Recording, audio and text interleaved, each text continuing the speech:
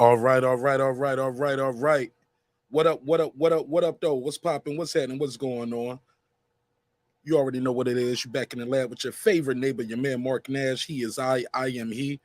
Back off of my sabbatical for another great episode of Breaking Beats. How y'all feel? What's the deal? Make some noise for yourself in the building. What up, though? Yeah, this should be a good one, man. I'm blasting the link out right now. I'm going to open the phone lines. I'm going to open the conversation up early on this one. And yeah, we're going to have a good cook-up. 2023, is it still going to go down? Is Spence going to give Terence Crawford the Keith Thurman treatment? Is he going to be like, nah, you had your chance and blew it? Should he say, hey, you know what? I'm not going back to the table with Terence Crawford. We're going to talk about all of that and more. So give me 5 minutes. I'm going to run this intro, let this room populate, and I'm going to blast the link out. And yeah, we're going to have a good time on this episode. Breaking Beats, your man, Marq Nash. Let's get it, baby. This is my passion. This is what I love to do. But some days, sometimes, I'm just like you, man. I hate this job. Damn, I hate this job. Damn, I hate this job. Damn, I hate my job. Damn, I hate this job. I'm just like you. Damn, I hate this job. Man, I hate this job. Man, I hate my job. From a good dream I wake, sun rays on my face, planning out my day, hoping this ain't the one that I catch a case. I feel so good, I feel so straight. My manager keep calling me saying, hurry up, you late. Hurry up, you lay off. Y'all, man, I hate this job. Man, I hate this job. Been trying to play it cool, but it's hard to play it off. I've been hanging on to this bullshit, cause my car still ain't paid off. I know I'm on my way up. My boy just got laid off, so y'all, man, I hate this job. Man, I hate this job. These hoes here so ratchet. These niggas here so sneaky. Y'all don't even really pay enough for y'all to only pay bi-weekly. I'm trying to double up my cash. Take this job, shove it up your ass. Yo, man, I hate this job. Sometimes I wanna say, walk in and slap my boss. This shit is getting hard. Damn, I hate this job. Gotta make it out of this struggle, bruh. And I don't really mean to take it out on you. You just a customer, but damn, I hate this job. Damn, I hate my job. Damn, I hate this job. Damn, I hate my job. Damn, I hate this job. Damn, I hate this job. Damn, I hate my job. Damn, I hate this job. We're the reason why your stockholders always stay afloat. Yet I'm asking, are they hiring? Like everywhere I go, schedule will say 9, but I think it's fine if I clock in at 9:04. I work 40 hours a week plus overtime just to be bro. So y'all, man, I hate this job. Hate that I applied. So much has transpired since the day that I was high. Told me I could advance, but you were telling me lies. Gotta give your notice before I quit, but you don't say shit right before I'm fired. Damn, man, I hate this job. Sometimes I wanna say, walk in and slap my boss. This shit is getting hard. Damn, I hate this job. Gotta make it out of this struggle, bruh. And I don't really mean to take it out on you. You just a customer, but damn, I hate this job. Damn, I hate my job. Damn, I hate this job. Damn, I hate my job. Damn, I hate this job. Damn, I hate this job. Damn, I hate my job. Damn, I hate this job. You and your procedures, you and your protocol, you and your policies, none of that shit don't apply to me. You and your quotas, you and your standards, you and your 2 sick days a year. Y'all niggas bananas. Wonder why the postman's posted with hammers, going postal with Popo on camera. His wage got him enraged, stressed out, it's hard to maintain. He flips the middle, grabs his. He said, if you don't get the picture, I quit, you ain't shoot. Mother, man, I hate this job. Sometimes I wanna say, walk in and slap my boss. This shit is getting hard. Damn, I hate this job. Gotta make it out of this struggle, bruh. And I don't really mean to take it out on you. You just a customer, but damn, I hate this job. Damn, I hate my job. Damn, I hate this job. Damn, I hate my job. Damn, I hate this job. Damn, I hate this job. Damn, I hate my job. Damn, I hate this job. Look, man, I hate this job. I put my pants on one leg at a time, just like you. I'm out here trying to take care of my family. Damn, I hate this job. It's not always glamorous, for real, but I do what I gotta do for me and mine, you know? Damn, I hate this job. Damn, I hate my job. Damn, I hate this job. Damn, I hate my job. Damn, I hate this job. Damn, I hate this job. Damn, I hate my job. Damn, I hate this job. Damn, I hate this job. Damn, I hate this job. Damn, I hate my job. Damn, I hate this job. I'm just like you, nigga. Damn, I hate this job. Man, I hate this job. Man, I hate my job.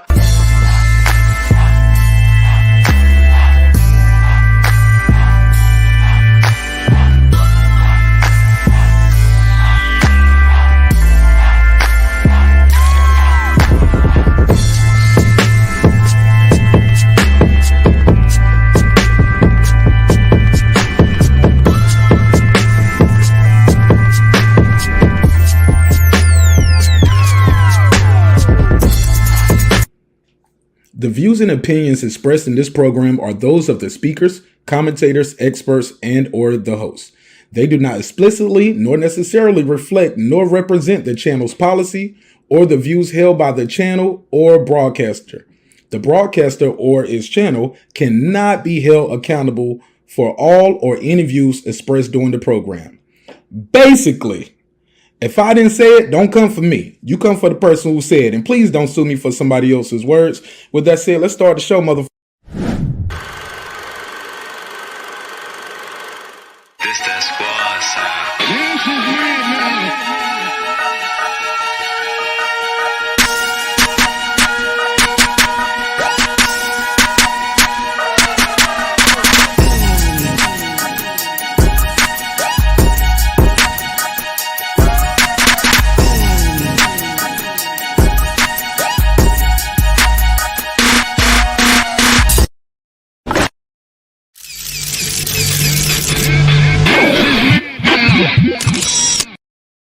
Yeah, man. What up, though?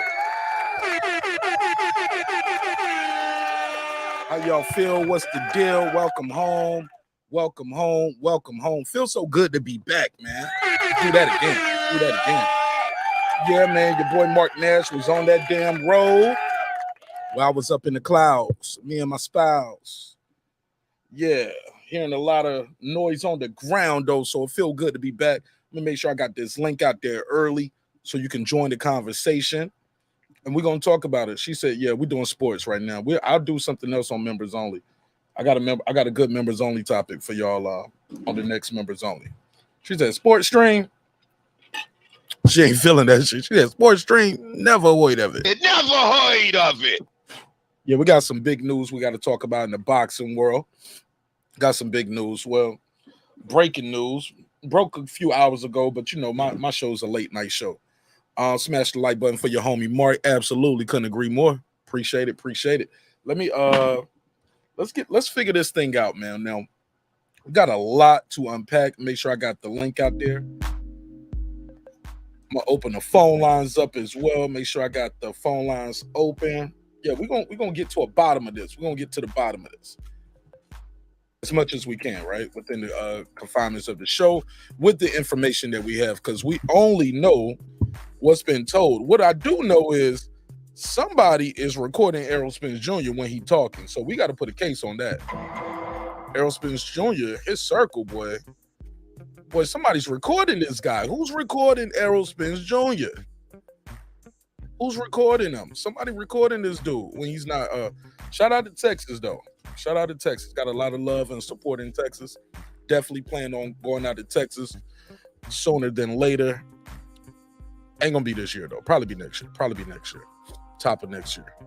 But let's get into it. As always, we got to do our members only roll call. Shout out to everybody who's here early. Let me make sure I got the other phone line open. We can take some calls because I definitely want to know what you guys think of this topic. Also, I'm gonna put a survey in the chat. What do you guys think is next for the big fish? Errol Spence Jr. Damn, I did not do that. Hold on one second. Damn, I didn't do that. Damn. All right, bear with me. Want to know what you guys think is next for Errol Spence Jr.? I'll put a survey in the chat. Damn. Let me change this up. I got to change a couple things real quick on the settings because you know how I go. You can't talk to me unless you subscribe.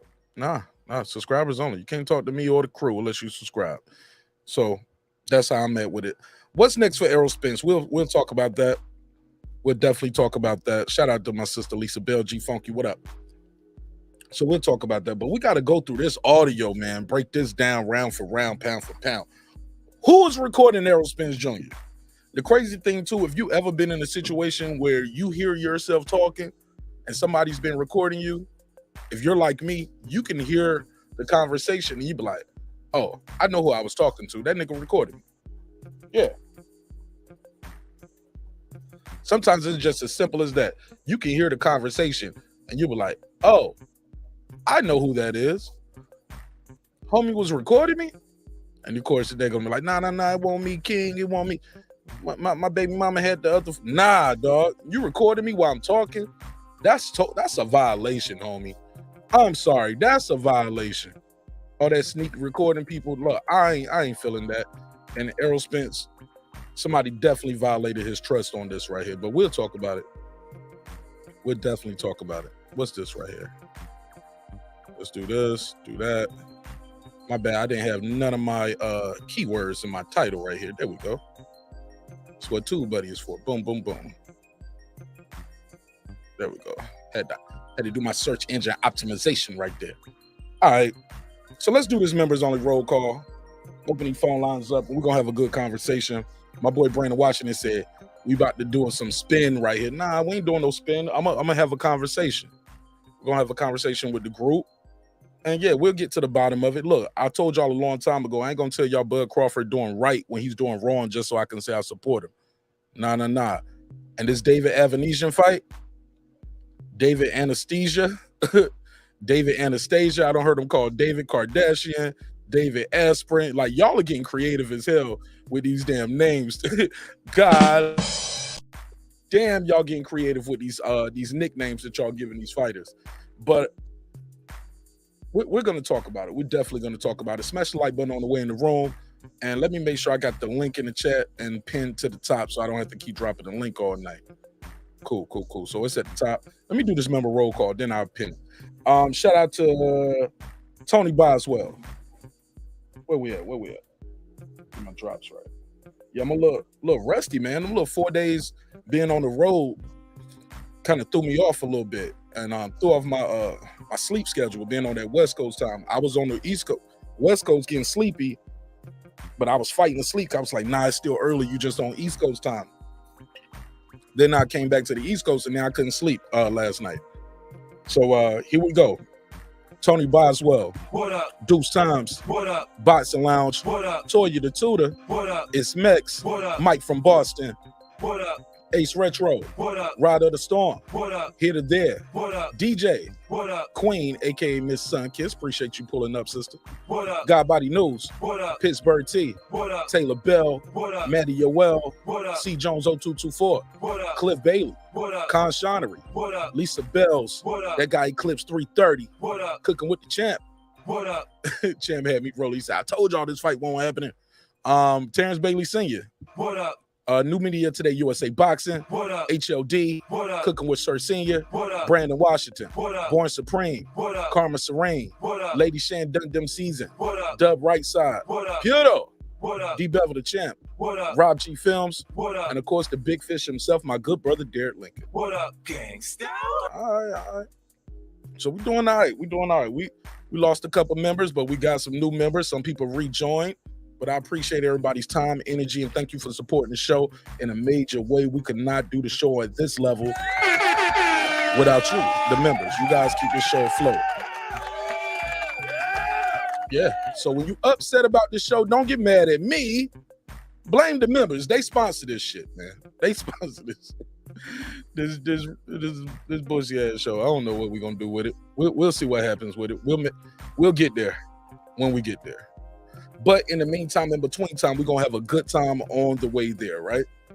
So let me make sure. Yep, YouTube already flagged my video. Let's go on. Just dispute that. I'm going to put a survey in the chat, and then I'm going to play this audio. Put a survey in the chat, and I'm going to play this audio. Shout out to Hap. I see you in the building. Juan, what up, though? Lisa Bells, what up? What's next for Errol Spence Jr.? Let me put a survey in the chat. Survey in the chat. Do y'all want to see him? Do y'all think Spence gonna give Terence Crawford the Keith Thurman treatment? And by that I mean like you didn't give me a chance when I wanted it, so now I'm not gonna give you a chance. What do y'all think? What's next for Errol Spence? Thurman? Move up to 154?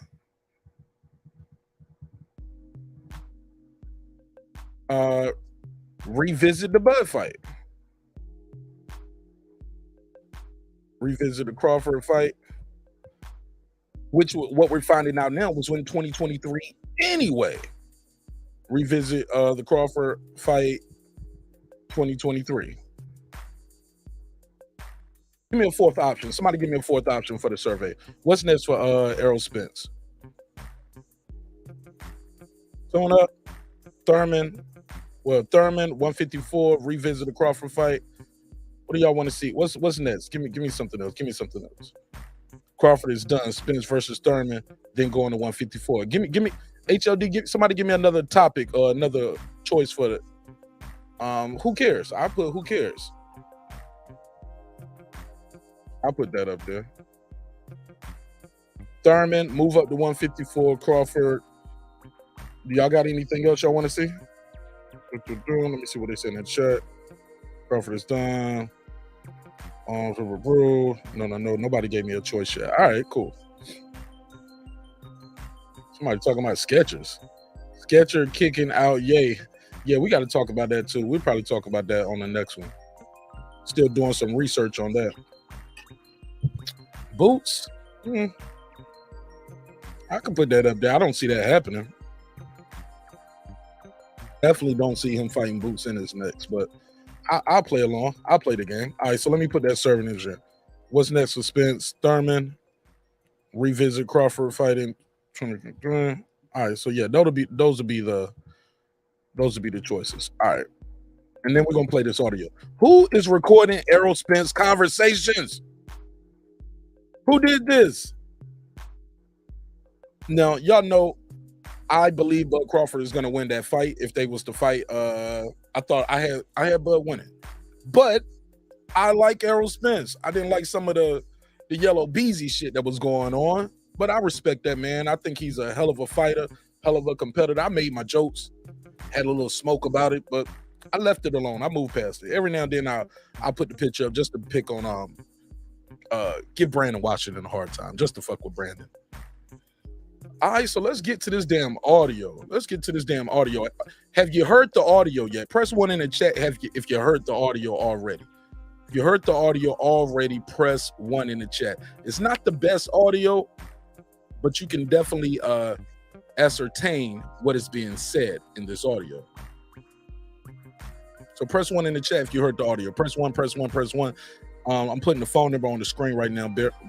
Pardon me for stalling right here. It's a live show, baby. It's a live show. Where we at? Where's the number? Call now. There we go. I'll put that number on the screen because we got 2 phone numbers. That you can call the main number or you can call the backup number. There you go. So he heard it. Sean T heard it. What up, Sean? Sean the Dawn. What up? Juan said 0. 0, I guess that means no. HLD, my brother in the building. HLD be having me rolling on Twitter. Make sure y'all follow him on Twitter. Cooking with Sir Scene said he heard it. He said, I thought all negotiations were recorded. Really? Nah. You might have somebody there taking minutes in a deposition or a lawyer office, but ain't nobody recording the audio. It sounds like a phone conversation. Oh, let me pin the link. Let me pin the link at the top, and then I can play the audio. Let me pin this link at the top. Where did I put the link at? Where's the link? Where's the link?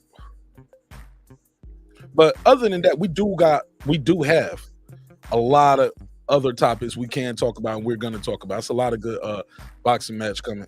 A lot of good boxing matches coming forward in the future for us. Shout out to my guy Hablo, UGC Flame in the building. What up, fam? Drumming for life. What up? It's popping, my G. All right, G Funky in the building.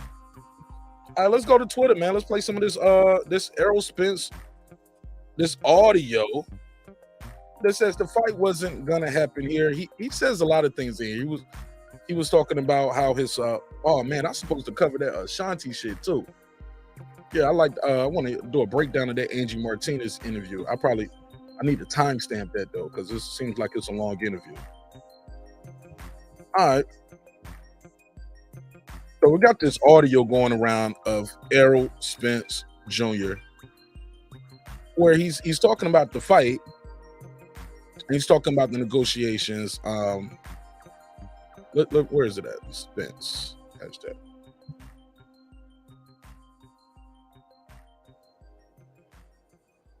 Ennis is pushing for that. Okay. Spence is pushing for that fight. I would rather see him fight Ennis than Stanionis, though, right? Wouldn't y'all rather see that? I definitely would rather see Spence versus more than Stanionis. Where's the audio? I lost the audio. Okay, I found it again. It's out there. It's out there. Okay. Not right there. Yeah, I found a different version of it. I don't want to play it from that channel I found it from because that audio wasn't the best. Let me see if I got it right here. I might have to just play it through the phone. Here we go. Let me retweet it so it'll pop up on my feed. There we go. All right. Let me retweet. Boom. Where's my retweets? All right. Sorry for the delay. Let's talk about it. Let's hear some of this audio. Yep. Not much tonight. Cooling. Just came back from Disneyland a year ago for my kid's birthday. You know what? All right, so first and foremost, we can all agree that is Errol Spence's voice, right? You know his voice when you hear it. So we can agree that is Errol Spence's voice. Nobody's disputing that, right? Nobody's debating that. Just wanted to make sure. All right, let's continue. Yeah, what are you talking about? He just said, I guess Crawford don't really understand what's going on. All right, now right there.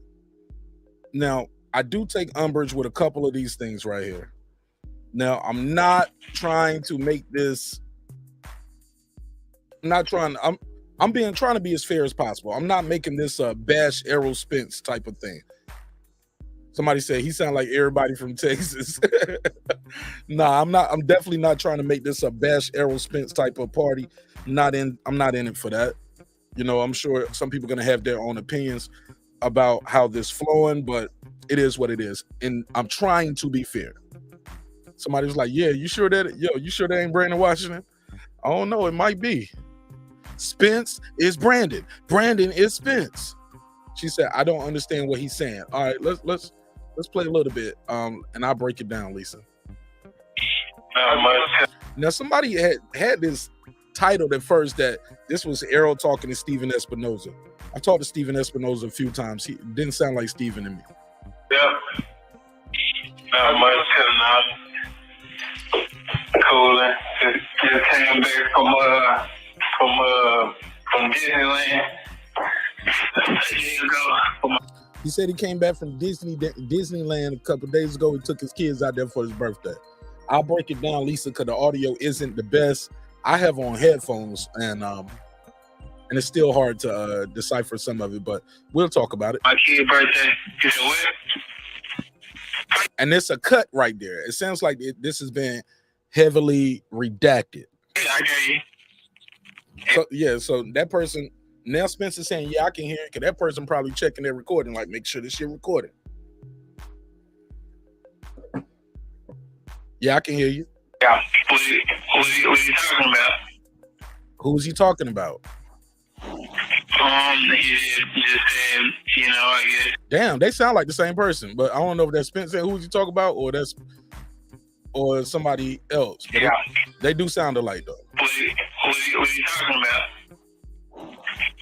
He just said, I guess Crawford don't really understand what's going on. Crawford don't really understand what's going on. He asked a question, and I guess He's asking questions. he don't really trust his attorney. So Now Spence is saying Crawford said he don't really trust his attorney. Can y'all hear it? Can y'all hear me? Somebody, yeah, the audio is bad. To be honest, yeah, it is. It's not the best audio. Earl is OJ from Nope. You a fool, man. He said that's definitely a violation of. Absolutely, we're gonna keep violating it though. now, personally, and He's saying Crawford questions about he don't trust his attorney. what's going on. He asked a question, and I guess he don't really trust his attorney. Crawford is asking questions. He don't really know what's going on, and I guess he don't really trust his attorneys. That's what that part is saying. Let's continue. So he want to talk to Al personally, and So he wants to talk to Al personally. I'm breaking it down for you. I'm trying my best to translate. ask questions about what's going on and this and that. He wants to talk to Al personally, ask questions about what's going on with this and that. All right. So I don't know what he said. He should be getting it wrapped up shortly. So And he's saying he's saying it should be wrapped up shortly. yeah, no, man, I'll be getting killed on media. Yeah. Everybody talking about I wouldn't go. Yeah, no, man, I'll be getting killed on media questions about what's going on and this and that. So I don't know what he said. He should be getting it wrapped up shortly. So Should be getting wrapped up shortly. yeah, no, man, I'll be getting See, that other person sound like they edited their stuff out. And he said, I know, man, I've been getting killed. Listen to what Spence said next. killed on media. He been getting killed on social media. They both have. I think both of these guys' names have been getting dragged. Let's play some more. Yeah. Everybody talking about I wouldn't go. I'm like, I ain't got time for it. Like, I know what's going on. And that was hard for me to understand right there. I need somebody from Texas to translate that. I know what's going on. He said, I know what's happening, I think. I mean, I'm thinking hopefully we can do it in January. I'm thinking hopefully we can do it in January. I mean, that's the only fight out there for me, so. That's the only fight out there for me. Shout out to Errol Spence. Make some noise for Errol Spence. Errol Spence said, this is the only fight out there for me. I like that energy. Smash the like button on the way in the room, even if you ain't no smash the like type person. Reggie. Yeah, I'm not fighting Thurman. So. I ain't. Hey, he clouded Keith Thurman ass. He told Keith Thurman fight. Errol Spence don't want that Keith Thurman fight. I ain't mad at him. He said, I'm not fighting Thurman, so I don't even know why I put that in the chat, but we've seen a lot of guys say they weren't going to fight somebody, and the right amount of money came, and shit, they did what they had to do. They went in there and got that work in. Let's play some more of this. But, hey, look, I ain't going to lie. I wouldn't be mad at a Keith Thurman versus Errol Spence fight. I wouldn't look at it like this.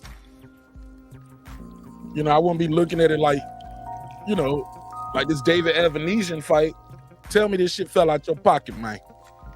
Tell me this shit fell out your pocket, man. Smitty, man. Hey, man. Tell me this fell out your pocket, man. Tell me. Nigga about to cry looking at the fight. That's how I felt. Oh, man, I was crying looking at the fight. I ain't reaching it all. No reaching it all. No go gadget arms. I'm not reaching, homie. Truly disappointed, but I understand it's business, homie, and it's not gonna always go the way we as fans think it should go. Let's play some more of this audio. No Keith Thurman. That's out the window. Yeah. I already told him that. Say, nah, he said that's out the window. Is Errol Spence gonna give Terence Crawford the Keith Thurman treatment? Should he give him the Keith Thurman treatment? It's a wrap for you, homie. You got up and walked away. Now I ain't rocking with you no more. I can't millie rock with you, homie. Get your millies off somewhere else. HOD Spence versus Thurman is 10 times better than Crawford versus David Kardashian. Shout out to my boy HOD in the building. Shout out to my sister Carmen Serene. What up, sis? She said, I remember last Monday, she said, happy Monday to everybody except Terence Crawford. Fuck you. His fans, me, I'm not fighting him. He ain't fighting Keith Thurman. I saw my boy Punch Drunk did a video. He said if he don't fight Keith Thurman, he's a double ducker. What do you guys think of that? Punch said if he don't fight Keith Thurman, he's a double ducker. Fight him. Why not? Because you didn't get the shot when you wanted the shot? How many fights would we have not seen if a guy just didn't get the fight when he wanted it? Damn, I moved to the marker. Did I lose my spot? That's a lot more quick. That really decides who's the best. All right, so I say, his fans, me, I'm not fighting him. He said, I already told Al, I'm not fighting him. I'm not fighting Keith Thurman. If I don't want, I mean, that's the most money, that's the legacy fight. Said fighting Terence Crawford is the most money, and it's a legacy fight. It's a legacy fight. I couldn't agree more. I believe it's a legacy fight for both guys, and I think anybody out there telling either one of these guys that the other guy ain't shit, you ain't got to fight him. You ain't got to fight Terence, he ain't shit. You ain't got to fight Spence, he ain't shit. I think you guys are doing the sport and both guys a disservice. Definitely doing both guys a disservice. I believe they both need this fight for their legacies, in my opinion. No, that's it right there. That really decides who's the best in boxing. Me and him. He said it really decides who's the best of what? Let me hear that again. Who's the best in boxing? Me and him. He said, who's the best what? Decides who's the best in boxing? Me and him. Yeah. Oh, you talking about Terence? Yeah. Well, I mean, somebody like, who you talking about, Terence? Yeah. I don't know. I just say you just think he got a lot more questions. He got a lot more questions with him than he did with Bob. I like that energy though. Shout out to Errol Spence Jr. He said he got a lot more questions for Al than he had for Bob. Got a lot more questions for Al than you had for Bob. Arguably he should, right? If you just left that promoter and you're suing somebody, now you were dealing with PBC Al Heyman, who is not your promoter. He's not the promoter. He's in charge of a TV show called Premier Boxing Champions. He's going to be an advisor. I saw a lot of people saying, hey, Terence Crawford went to the table by himself. I don't think Terence Crawford went to that table literally by himself. Like, so what y'all got? I'm sure he probably was in the room. Sure, he's privy. I saw Bernie the Boxer. He had some issues. He was like, why you didn't call him? Why you ain't how did he word it? Why you didn't come to the table, or why you're not at the table? Why you didn't call Crawford to find out everything you can do to make the fight happen? We'll get on that later. Somebody said, Errol Spence said, I think. I'm trying to translate this in real time. He said, Mark, you heard the Bomack video? Said everything we needs to know on how Crawford rolls. Click the link, HOD, or send HOD, send it to my IG. Send it to my IG on my DM. DM me on IG so I can play it. I'll play the audio right here. Hook me up with that, bro. All right, let's get back into this Spence audio. Yeah. He said he asked Bob all these questions. Now, to be fair, Bob, he had a guarantee. From what we've been hearing, if what we're hearing is true, I like to preface it with that. If what we're hearing is true, Terence was going into this with no guarantee, right? So you surely should have some questions. I'm sure some questions that need to be answered if you're going into this shit without no guarantee. But that's just me. I was watching that Dan Raphael interview that Reggie had put out too. I went back and checked that too. And Yeah, we're gonna talk about all that. We're gonna break it all down. Let's go. Let's get some more of this Spence audio in. Yeah. But he said, yo, you asking more questions for Al Heyman than you asked for Bob Arum. You ain't ask him all these questions. How y'all feel about that? You think Terence is playing hardball, or you feel like Terence like, hey, look, I just had a bad situation.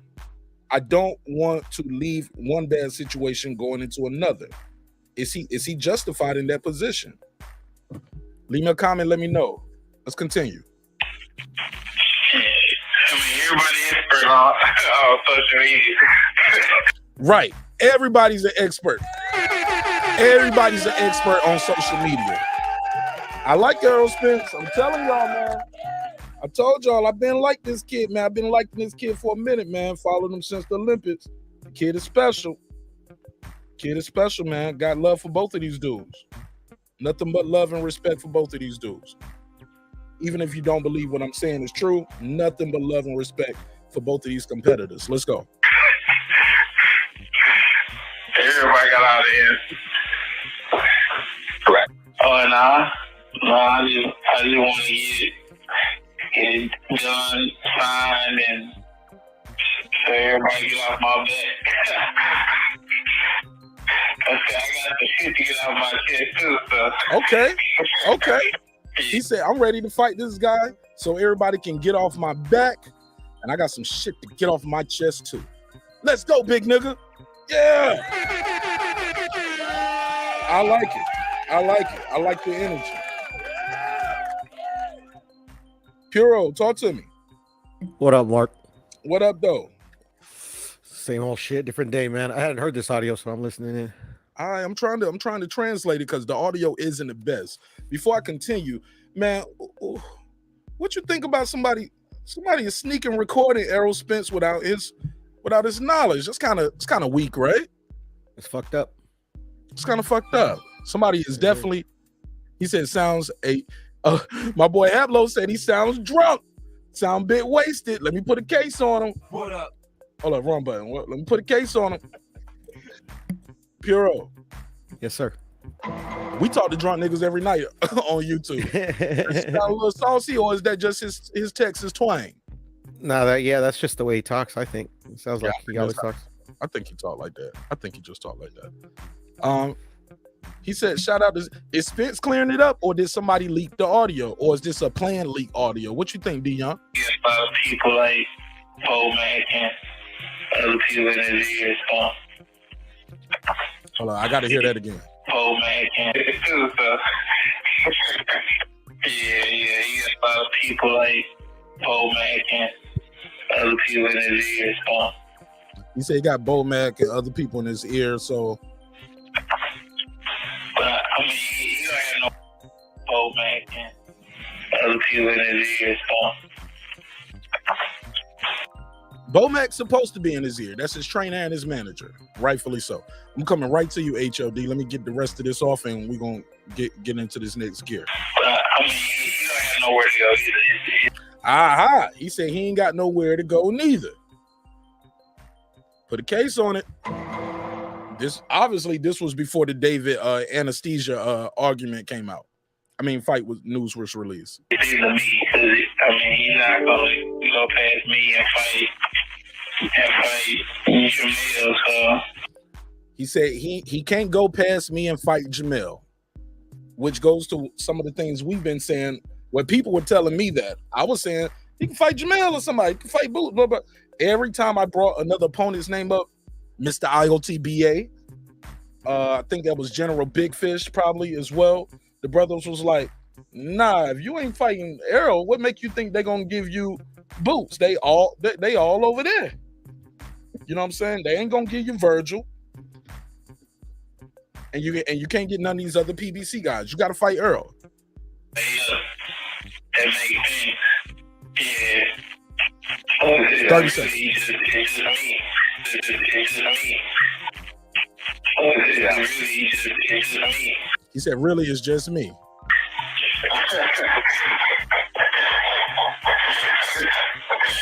Niggas laughing like we got him in between a rock and a hard place. Okay. Yeah, if you know, you know. If you know, you know. That's I'm not worried about it. He said that's why I ain't really worried about it. Yeah, he told me, it's like, stop. It's like how a kid called and asked him about, about what's going on. He's like, stop. Just don't worry about the fact. It's going to happen. You want it, it's going to happen. He told me, it's like, stop. It's like how a kid called and asked him about, He said, I keep calling, asking about the fight, and he said, don't worry about it. about what's going on. He's like, stop. Just don't worry about the fact. It's going to happen. You want it, it's going to happen. Don't worry about the fight. If you want it to happen, it's gonna happen. Just don't worry about it. It's gonna happen. You want it, it's gonna happen. I'm just gonna make sure it's in your interest. And it's in your business. He said, I'm gonna make sure everything in your interest. Is that what he said? Just don't worry about it. It's gonna happen. You want it, it's gonna happen. I'm just gonna make sure it's in your interest. I'm gonna make sure everything is in your interest. And it's in your best interest. And everything is gonna be good for you. Everything is gonna be good for you. Did you hear that? Interest. And it's in your best interest. And everything is gonna be good for you. Just stop worrying about it. Okay? All right. Now let me start off with saying this before I open it up to my esteemed colleagues here, and before we had this Puerto Rico versus Mexico beef between these two brothers. Joking, of course. What do you guys? You got to give me your first take on this. Who is recording Errol Spence without his permission? Because they conveniently edited their stuff out of the conversation. But Errol's no dummy. He knows who he was talking to when he had this conversation. Go ahead. It's open to everybody. It sounds like one of those FBI tapes from the 70s when they're trying to record the mafia guys. Yeah. Most definitely. Someone in the chat, I think it was Karma, who said that in Texas you don't need permission to record. One party consent state. Yeah.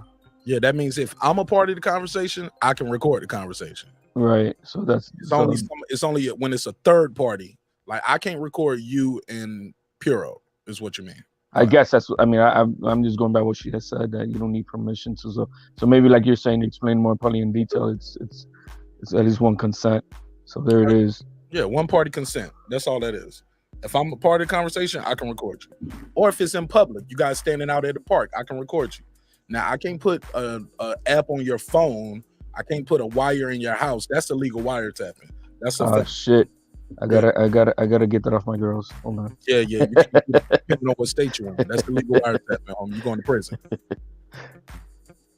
But it's still a violation of trust, though, right? HOD? I know. In the sense of morality, yeah. I mean, yeah. By law, it's not an issue, but still, there's, moral wise, you know what I mean. You're that's not cool. That's not cool at all. Especially something like this. This is more like gossiping type shit. It's not like you're trying to protect yourself from, from something. You know what I mean? This is just more like, trying to be exactly what I do. It's snitching out somebody's business. You know what I mean? That's different. That's totally foul. All right. Before I go to Sir Senior, let me go to Puro because he was here first. Then we'll go to. I sent you that thing on the IG, Mark. All right, and let me get everybody opening statement on this phone call, and give me your first reaction to this. Give me this first.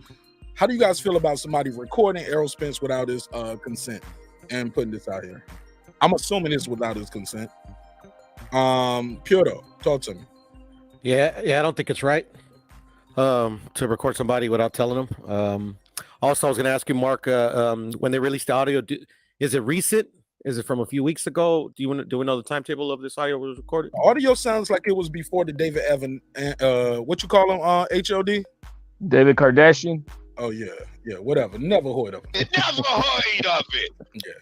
I'm joking. I know who the guy is, but not in the context of he should be in the ring with Terence Crawford. But it sounds like the audio was released. I got it today, earlier this morning. I heard it first thing this morning, probably like 9 to 10 o'clock. The reason I ask is, because it's been recorded like before, like he locked anything down with the people at Black Prime or whatever, or BLK Prime, excuse me. Absolutely, it definitely sounds like it's all before the Black Prime shit was put out. It definitely sounds like that. And also, could it have been sent to Terence Crawford? Could he got upset by what he was hearing about, like, you have no other options but me, and maybe he made this deal out of spite. I mean, I don't know the man, but I'm just trying to like contemplate the ifs. Oh, that sounds juicy right there, man. That's what Yo, you just stole my bar. I was gonna say that. Ah, shit. My bad. And and the way it looks like with BLK, man. I mean, you know, it does seem kind of flimsy at all. You know, maybe some type of spiteful shit. All right, Sir Senior, give me your opening statement. Somebody recording Errol Spence and leaking the audio. Yeah, I don't think you should ever record somebody and put it out to the public unless you're trying to protect yourself or protect somebody else. There's no protection in this. There's nothing. You just want to spill the tea, as you know, as a hood rat would say. So, nah, it's not right. It's not fair. It's really disgusting, and it shows where that person is at. Okay, Dion, talk to me. Oh yeah, man. I definitely think it's wrong. You feel me? Especially if it was without his consent. You know what I mean? So yeah, just to keep it short and sweet on that. All right, well, shit, it's open. Give me. We'll go in reverse this way. Dion, give me your interpretation of what you heard on the audio. Man, basically, what I just heard, man, is that he basically said everything that needed to be cleared up, bro. He said that, you know, Crawford asking a lot of questions, which, okay, that's a concern. But the part I don't understand is that how he don't trust his lawyers, you know what I mean? And then another thing is, what's wrong with questions? If you feel me? So, and how they know he asked him more questions than he asked Bob. You feel me? And didn't Bob say that Terence was also a difficult guy to work with? So that just proves everything. He dots every I and cross every T. He said exactly. So he just trying to make sure he ain't getting fucked. That ain't no ducking shit to me, man. It sounds like it's a power to beat problem to me, bro. And then he said the fight gonna happen and everything gonna be in your favor, bro. So that just kill all that shit. No, you said it would be in the everything, you know, the things would be in his interest. In his the same thing in his favor, bro. Doesn't mean the lean in his not all in his favor. It just means that you're gonna be taken care of. He said it was gonna be in his interest. I didn't hear. He said everything was gonna be in his interest. Yeah, he said that's what Al told him. So that's just basically telling you everything you need to know. The point of it is, bro, is that Spence said you don't get to it, HOD. Yeah, goddamn, bro. He said, I know. He said, I know, and I think it's gonna happen in January, which is next year. So that I mean, that ain't no what Crawford did ain't no duck move. He did his business. Now I get it. Okay. All right, go ahead, HOD Puro, start singing it. Go ahead. What's your interpretation of the audio? The interpretation was I heard the man wanting this smoke, not trying to run from the smoke, not looking for any other options, regardless of what they're trying to force him to do, because his people are telling him to what? Fight Thurman. No, I don't want that. I want this. This is legacy. My money. This is what I want. I want Bud Crawford. To be fair, I didn't hear him say nobody's telling him that. I heard him say, I've already told Al I'm not fighting Keith Thurman. Well, then that he's replying to that, and it's not the first time that the reports are out of you know them wanting him to fight Thurman. If this didn't happen, because it was supposed to have happened on the 19th. If Bud Crawford wasn't gonna fight, then it was gonna be Spence versus Bud. He rejected that. So that's not new news. What he wants Crawford. Period. What do you take of him saying saying everything's gonna be in your interest? I'm gonna make sure it's gonna be all for you. Well, he's his representative. That's what he's supposed to do. I mean, I don't know. But don't he supposed to be representing both of them? No, he's not. He doesn't represent Crawford. No, he represents premier bots and champions. He's trying to put a fight on for. He's not a manager. He's not a promoter. He's in charge of the TV show. Yo, man, that's cap. That's cap. No, it's trying to say like the head of the mafia says I'm a plumber and I'm not. You know what I mean? Or is Al Heyman capping? Al Heyman is the boss, man. We all know that. Exactly. He's the Wizard of Oz of that company. Exactly, bro.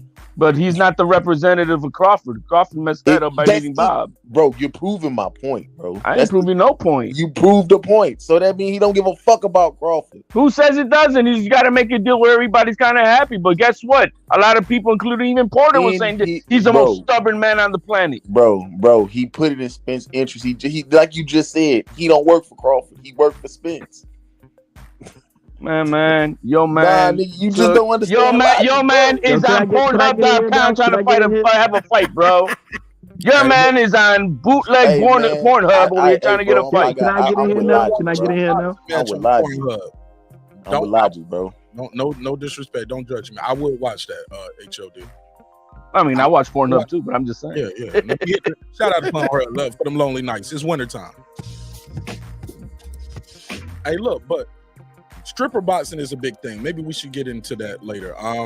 We're gonna crown us a Breaking Beach champion over there on stripper boxing. But look, on a serious note, HOD, you kind of seem like befuddled right there. You was at a loss of words, which is rare.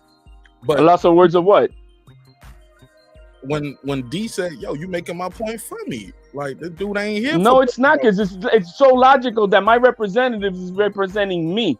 You're coming to me with your divorce lawyer over here to try to make a multi-million-dollar deal.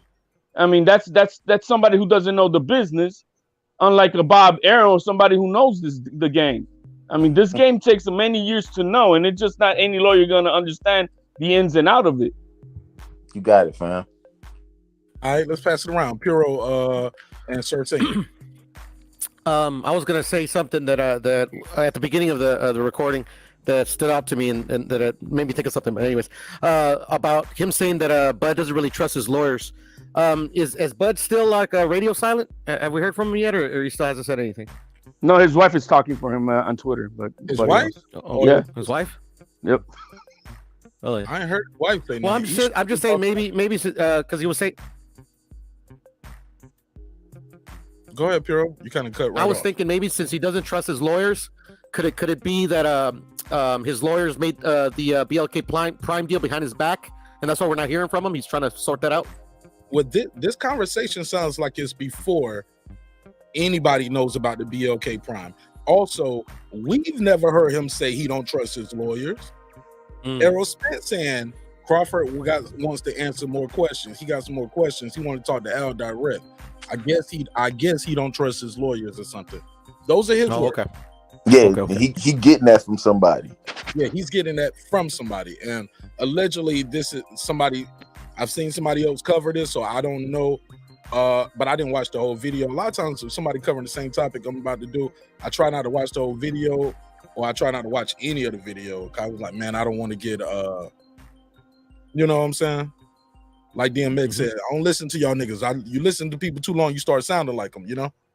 So I try not to listen to people too much. Other than people in the circle, you know what I'm saying? I listen to Reggie with his hating ass. But Reggie, click the link, bro. If you got time. Maz, snipe this out of here. This see, even that, I think they call them shooters or snipers on somebody else's channel. Matter of fact, I can do it right here. Yeah, see what I'm saying? Somebody trolling on the chat. I don't look at the chat. Start sounding like them. I hear people stealing my bars all the time. If not, Puro come tell me. He'd be like, "Hey, nigga, they using your shit over here too." Is he bringing you the recorded? No is he bringing you the recorded tapes? Is he bringing you the recorded tapes? You know they Marcus, I'm snitch. No. I remember Sir Senior put me on. D-Calico told me about niggas using my shit. I'm like, word, they stealing my shit. Facts. Yeah, like, yeah, they'll steal your sauce now. They'll steal the damn drops. I was like, all right, niggas don't stole the game night. Last time I heard somebody stole the damn title of Kyle's show. I mean, but yeah, man, it's all kind of shit going on over here. Small hats. Yo, you'll hear more of that too. You'll hear more of that. Small hats. Yeah, they using that too.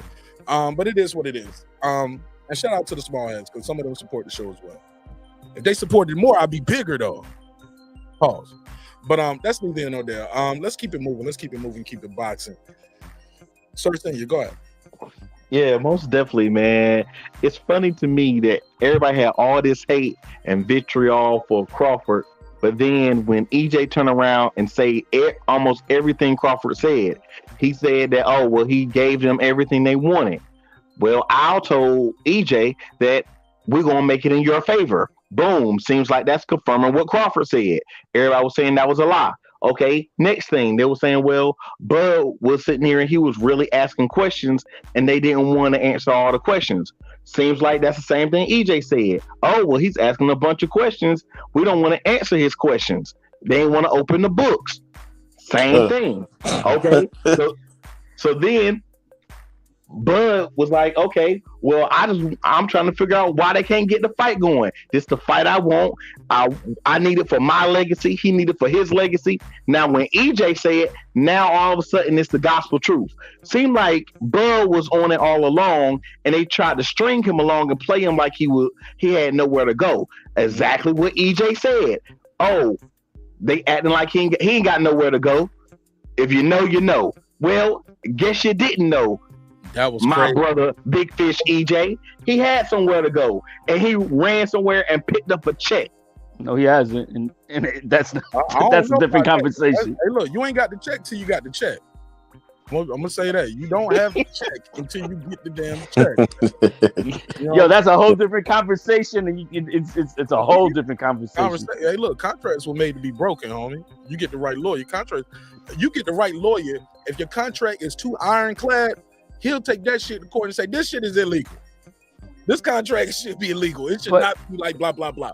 And they'll get you out of a contract that you thought that somebody else, I know this, bro. I know this. I'm here to tell you. Contracts were made to be broken. I know it sounds fucked up, but it is what it is. Let me do, before you do that, let me say what up to Matty. Thanks for supporting the show in a major way, bro. Major way. God knows we needed that. Thank you. I got 5 on it. Spent all my money in Vegas, man. I need y'all to send some donate. I spent all my money on the Reggie Owens and D Bevel the Champ meet and greet. Oh man, somebody help me out, please. Yo, man, you didn't get the midget kid trying to rob you this time. No, but you remember that story from Vegas? Yeah, man. It wasn't no midget. These were little kids for real. But the lady had a whole pack of them. And I thought she had sicked them on me. Like they was just following too close. And it was too much space behind me, left of me, on the right of me. It was not a lot of people there. And bro, they would be walking. And I would be like right here. And the kid would be like right here, like in real life, this close of a space. Like, why are you less than 2 feet from me? Like, I mean, it's about a foot. It was like, and they was like this. Had that little, you know what I'm saying? I don't know what they was about to do. I moved my wallet to my front pocket and I turned around and said, hey, you little niggas, go to the left or go to the right, but you're too close to me. Yeah. It looked weird on the strip. You carrying out on them, bro? Yeah, my wife said, she's like, I'm not with this nigga, yo. I know this nigga. This nigga screaming at some kids. He about to go to jail in Vegas. Yeah, she left my ass. I had to catch up with her down the block. Yeah, she ran when everybody else ran. Like something was gonna happen to her. I'm like, you funky. That's a whole nother story, man. No whole nother story. Cheaper to keep her though. I do know that. But shout out to Matty Yoel. But yes, HOD. I remember that story, and I had my head on the swivel. I was ready for all the little kids in Vegas, them little criminals, little nigglets. Yo, Mark, real quick, back to what we talking about here. Look, I don't got to fight in this game. I'm not Team Crawford or Team Spence. I'm trying to figure out the more of the truth of what's going on with the fact stuff that we're able to get out. The one thing that to me, make no mistake that the A side in this game, because there is an A side, and that's Errol Spence. He's the man with three. He's the man with 3 belts. He's the man with the network. Yes, he's the one also with the promoter. So I mean, he is the A side. So who's his promoter? Whether it's what he does, he has his own promotion because he's Down Man Promotions, or is it Tom Brown? Whoa, Tom Brown, EGB. So I mean, he's coming over here with his resume and his belt, 1 belt. You know what I mean? And so yeah, there is an A side, and it's Spence. Yeah, there's no question to me about it. Yeah, I mean, listen, bro. I mean, I don't really be with the money talk, But yeah, bro, the guy got 3 belts. He definitely deserves more. Right. So the interest, right? The best interest then does go to him. So, bro, you basically saying what I said, bro. The best interest go to him. That means he don't give a fuck. He don't have to negotiate. It doesn't mean he doesn't give a fuck about the other guy. It doesn't necessarily mean that either. What? It don't necessarily mean what? That it doesn't mean that he is not to give a fuck about the other guy. But he don't have to look out for the other guy. Well, nobody does, and nobody has to look out for Spence either, even though he may say that he's looking out for his best interest. But the thing of it is that he's with them, so they're gonna look out for his interests. Well, I see no problem with that. I know there's no problem with that, man. But it doesn't mean that they're gonna just try to bend over Crawford. That does not mean that either. Shit. All right, bro. I mean, unless he's that dumb. Well, I don't know. I mean, he is over there with BLK popcorn app over there. So who knows? Nah, yeah. Y'all niggas be tripping with that shit. Well, It's funny, man. When somebody start off, everybody hate on them. Well, guess what? Why did BoxRec remove the Crawford and David Kardashian fight? It was on BoxRec, posted, and then they removed it today. What? Right? What happened? Why did that happen? Do we know yet, HOD? Oh, I know. Get the Bike. We know who we call Get the Bike. Get the Smoke did a tremendous investigative work alongside Rachel Donaire. I do not call him that anymore. I do because I mess with him. And he told me that bothered him on Kyle's show. I apologize, and I told him I would let it go. He said, "Man, everybody calling me that now." I actually shared like 5 hours with him on his live today with Rachel Donaire. Man, he's all right guy, man. And he did look, my man did a tremendous. Is it okay for me to mention this thing, Mark? I don't know. Yeah, he did I subscribe to him. I'm sub to him. He did a tremendous job. He went to BLK Prime listed address. That's and what Reggie showed on his show. I saw it on Reggie's show. And then after that, this morning, he found out that they don't have a business license, that the place that they have an address is a defunct school. It's not there, but that the old principal that used to be there is now part of the media CEO of BLK, but they're not there. What? Yeah, bro, it's crazy. And then Rachel Donaire found out that BLK is tied up to another company in the UK who just actually got dissolved on the 25th, which is what, yesterday or today or 2 days ago? Got dissolved. They are without BLK's without a business license. Let me find out. You gotta get the smoke on the panel, man. Yo, let me find out. Terence Crawford about to have a whole nother lawsuit. My nigga. I'm telling you, bro.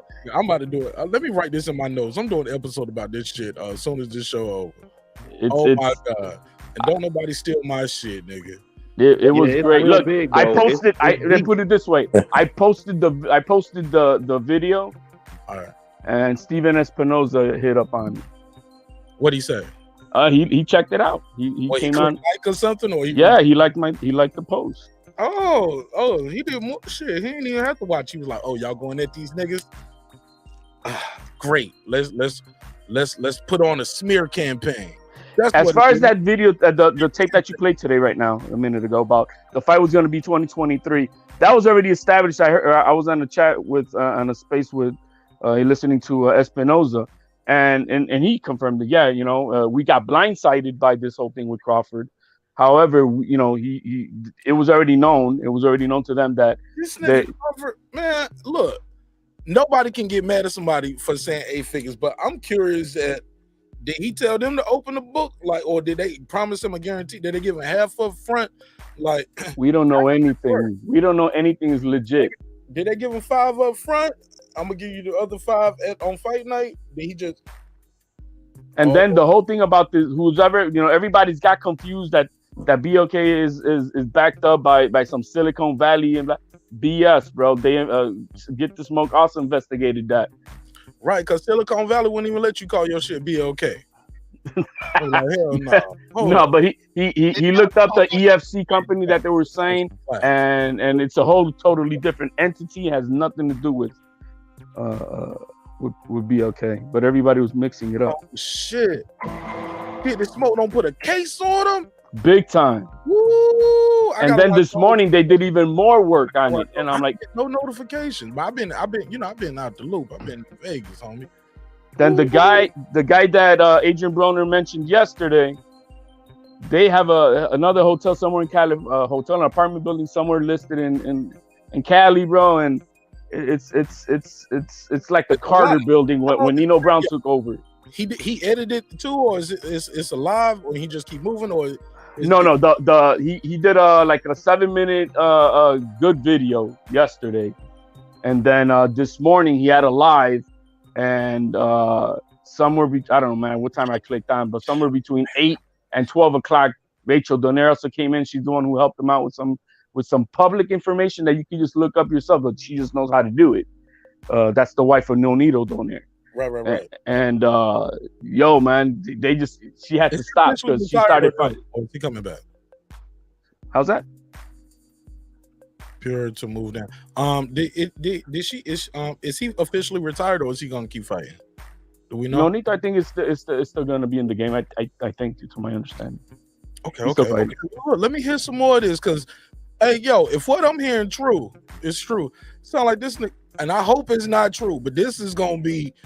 I'm telling y'all, man, I'm brutal with this shit. I got love for everybody, but my loyalty is to my audience and the comedy and the entertainment and the camaraderie of the brotherhood and the sisterhood. Because I'm telling you, this nigga better not have been signed to motherfucking Russell Red Entertainment right here. This sounds like some janky promoter shit going on. Dude, the place, the listed place for BLK was locked up with leaves, bro. They gonna have my boy in the car like Young Jeezy was when taking him to the weed spot. Y'all ever seen janky promoters? Hell yeah, classic. If you ain't never janky promoters, watch that shit before my next episode. I'm gonna watch it now, bro. Watch that shit before my next episode. The joke's gonna hit a little different. Oh shit! Let me find out. D Young said I got to get the hell up out of here. They don't sway Marq Nash. Yeah, he dropped it. He looking at a Bud Crawford ass fan. No, that's my guy. That's my guy. But hey, look, I fuck with D Young too. I fuck with D Young, but shit, it's all about it's all about having a good conversation, having some jokes. But damn, dog, my man, it's down. It don't just. I don't. It has nothing to look to me. Hold up. Why did Boxrec take the fight down? Well, because they found out this a con ass company, like we've been saying. Nah. We seen it. Nah, get out of here. It could be two things. Nah, we ain't gonna put that body on him yet. I'm not gonna do that, Reggie. Well, I'm gonna put it on him. This has nothing to do with the owner of this channel. This is Reggie Owens. This is a con ass company. Give him a big allegedly. Yeah, Reggie. Yo, Top Rank dropped the most heaviest top to bottom card. Dub, jump in whenever you want to. On December 10th, bro. That card is stacked. What is Crawford gonna do against that? They don't even have an undercard for themselves. Bro, Bob Arum's a cold motherfucker, ain't he, man? Well, this day was already established. They already had that card, man. But this is the problem. Okay. If you go look, and when Bud signed October 21st, that's when it came out that Bud was signing over there with BLK Prime. One of my favorite fighters is Brian Norman Jr. Back in August, and I've been harping on this shit hard recently. Brian Norman Jr., he signed with or he was on Blue Show, I believe it was August 7th, you know what I'm saying, announcing that he was signing with BLK Prime, right? And so I'm sitting here like, okay, so when I went in, when he came up and signed for the Avanesyan fight, I go look at the website and shit. I see Brian Norman, he got a fight for November 12th in Kansas. I'm like, okay, cool. You feel me? Hey, as long as my boy getting some work, brother, that's what I've been crying about is the nigga ain't been getting no fights. That's what I don't like. So then goddamn, I don't know what happened, but all of a sudden that card get thrown out the window. And then I asked Blue tonight, I was like, bruh, what's going on with Brian Norman Jr.? And the nigga was like, well, I can't really talk about that shit. I can't talk about that shit. I'm saying, like, wait a minute, he was the first nigga you signed. So you telling me the first nigga you signed, you can't get him a fight? That's what you telling me? But now I spoke to man. Come on, man. Come on, man. I'm telling you, and people are here trying to say it's about defending. No, it ain't about defending BlueBlood. BlueBlood ain't injected himself in some shit he should have never got involved with. He ain't studied on these people. He been putting out bullshit. The 7-Eleven story, when people was asking, somebody asked a comment about why you didn't record it. And then the response to that shit was bullshit. And this was leading people to be on this shit. Everything bullshit about this shit. Give a fuck how cool BlueBlood has been. Fuck, wrong is wrong, and fucking up is fucking up. He fucked up. I want to make an announcement. He was part of this promoting of the shit with Mickey Bay and Tevin Farmer. He was in the mix of that shit, and then the shit turned into a fucking scam. They tried to get both of those fighters in the fucking ring to beat each other up and wasn't gonna pay them. Like, niggas don't be looking into shit and think they niggas in the chat talk they making boss. Ain't no boss moves about that shit. Niggas just money hungry. Hey, real quick. I just want to say, I done had. Oh, go ahead. I just want to say this, Reggie. That you in the boxing business to get money, though, right? You're not in the boxing business to make fans happy. You got. But what do these niggas preach on here about how the boxing game mistreat these fighters and they do them like this and we got to change this and they doing no different. Ain't nothing being done differently. Ain't nothing being done to improve this game. No integrity. None of that shit. Then it's just trying to roll out bullshit. And that presentation was everything. That wrinkled up banner spoke volumes. That empty ass fucking room that looked like some abandoned shit spoke everything. That was in Miami. No billionaire investor. Ain't no billionaire investor. I can't talk about Reggie's talking because we get a double. Yeah, so this ain't no how Reggie. Whatever you got your audio set on, Reggie, it's double. Like if you're unmuted, it's double. If somebody's talking, so I don't know what you got to fix with that. But go ahead, Reg. Yeah, no, I was saying all this billionaire talk is bullshit. This ain't no rollout, no millionaire invested ass shit. And then everybody trying to deflect shit and bounce shit back to Al and PBC, and this dude left PBC. Broner's nobody. Then I'm seeing shit of Gary Russell. Gary Russell's nobody. Boo Boo Andrade's nobody. So what the fuck are y'all talking about? You guys are trying to improve. Slide somebody of note to this damn game of boxing. Not the people who ain't worth shit, who ain't gonna turn around and make you shit. You ain't gonna sell an event with no Gary Russell. You ain't gonna sell no event with Boo Boo Andrade, and you ain't gonna sell one with Adrian Broner. Adrian Broner ain't what he used to be. That horse has fucking hopped. That horse has trotted away. It's gone. Like these dudes is crazy. And then you didn't check into who this company is, and you destroying yourself as you recognize the brand. That fucking 7-Eleven video you run the bud was what got everybody on your head. And this company ain't got the decency to show face of who they are, what they are, to present it to the damn people. And Bud ain't even got the fucking appreciation to show in speaking about his next damn fight. That's crazy. And Bud been posting too. Is that the story? Sounds like that Juicy Smollett story, man. Like you smell it, man. It's bullshit. You know, I'm gonna make an announcement. I bumped into Kanye at 7-Eleven today, man. We're going into business making chancletas. That's, you know, those are you know, Caribbean style sandals. So you know, just letting you guys know, man. Me and Kanye, we going into business now. Bumped into him at 7-Eleven. This brother right here. Go. Okay. We got Warren G. Go ahead, Warren G. What's your name? Where you from, family? I'm from the Shy. My name is Warren G. All right, talk to me, Warren G. Get your bars off. So let me ask you gentlemen a question. When PBC started out, which was in 2015, they started out in the same way, just as the Zone. They started out in the same way. Right, billionaire. They had a billion investment, right? My point is that we started out with the fact that I know for me, I was like, they're not gonna make it, you know, because, you know, we were just talking shit. We were just talking shit, but Eddie Hearn is still surviving. You know, we could talk about whether they corrupt or whether they treating their fighters right or wrong all day long across the board. All I'm saying that PBC also started this way too, sir. They didn't start with $4 billion. Let him finish. HOD, he's new here. This is first time. Thank you. Let's be good hosts.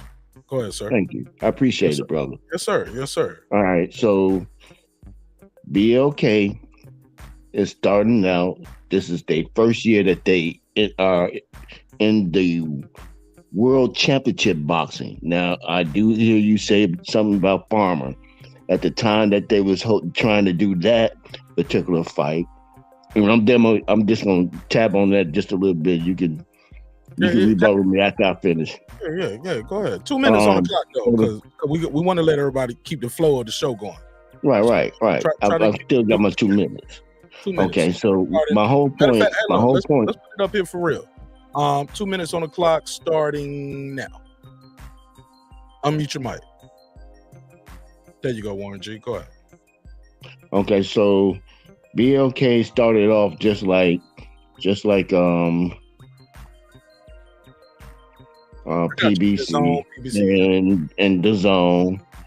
They had a run now. It still remains to be seen whether they're gonna survive this boxing racket, this game that we call boxing. Now, no matter where you stand on it, no matter how you stand on it, they still made some powerful moves or some good moves for them just beginning. Now, we could talk about Adrian Broner being washed up and all of this. I understand that. I get that. But the fact that they offered the man, the amount of money that they offered the man, now you might want to debate that. I get that. The amount of money that they offered Terence Crawford, and then they're still talking about trying to get some other pieces. So let's at least allow it to see what's happening before we just throw them to the wolves and say they're not legit.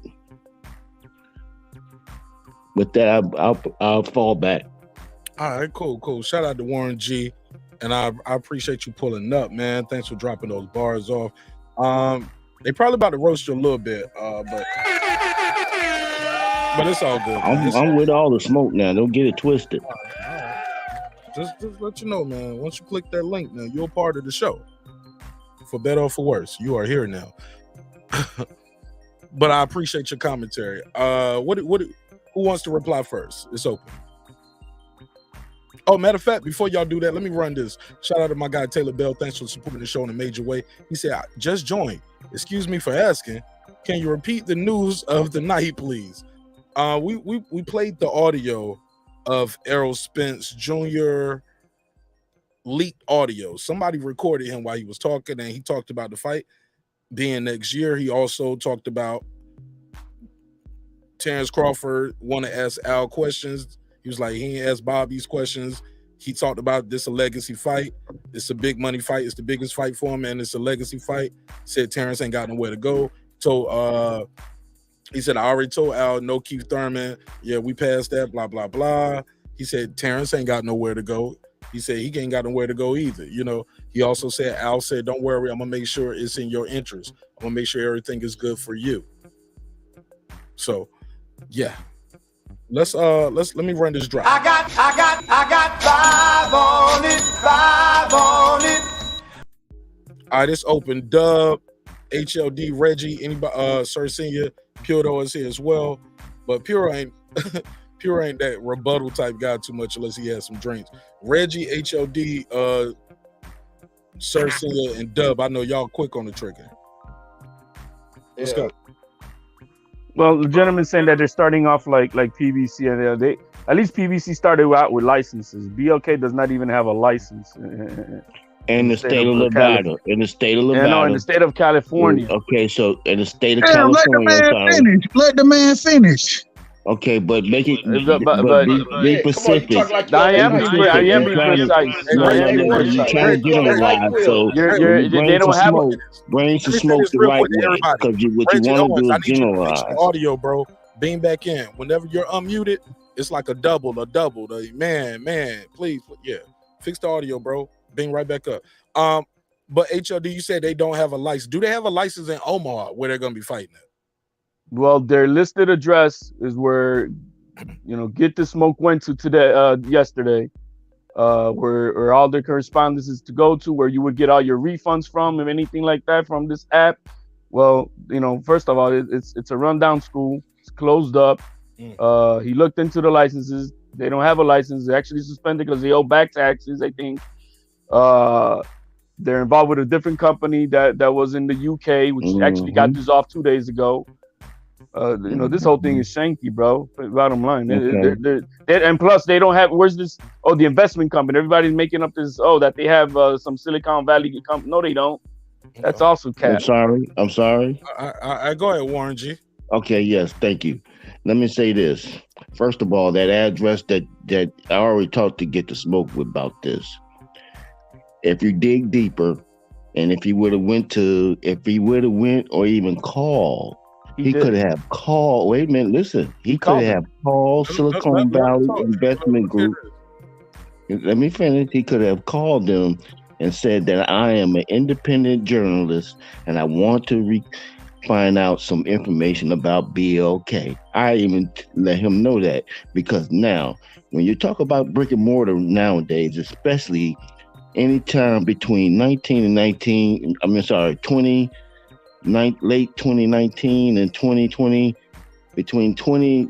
I'll just say 2020 to 2021 was the pandemic. Most major corporations now work remotely. I've been working home from ever since the pandemic started, and they haven't brought us back into the office yet, because they find it. Fair enough. We can move that. Is there a headquarters though? So if you want to, you should, or you can contact. There's a phone number listed for Silicon Valley, which is located in San Jose. Wait a minute, I did my research too. So there's a Silicon Valley. The group investment is also located in San Jose, California. They have telephone numbers, and we're not talking about, you can't just go on the Zoom at the Zoom website, because the Zoom website is created by two independent Gotta wrap it up, bro. My man. That's the mic. Go ahead. Just real quick, look. Get the Smoke. He called the listed person in charge for media and contact at BLK, and they went, we're still waiting on that. You know what I mean? So you're telling us to go in. What is an investment company going to tell them? That's their private business. You got to wait for him. Go ahead, HOD. What is an investment you were calling out? What is that going to do? They're not going to say shit. The person who needs to speak up and tell you is who's listed as the CEO and the media contact for this company. Those are the people and it ain't Blue, because he ain't nowhere listed anywhere. So, they're the ones who have to respond, and they're not. And there's no business license, and there's no anything else. And if you keep on tracking the name that the Gus name that Agent Broner mentioned yesterday, man, that shit gets weirder and weirder, man. If you follow his track. So now you got that from Rachel, right? We got that from Rachel, yes. So right, you getting your sources. Let me ask you this: do you work for BLK Prime? No, just do any of those. Get the Smoke work for them? No. I don't. I just had to ask. I'm just saying, Get the Smoke. So what I did was I did my own fact check. Okay. I did my own research as well. So you called the investment company. So if you go ahead. That was HLD just keep blurting in while I'm talking to you. And I've asked him several times, let me get my bars off. Because Warren, I don't know you. I never met you before. I don't recall trading dialogue with you, my brother.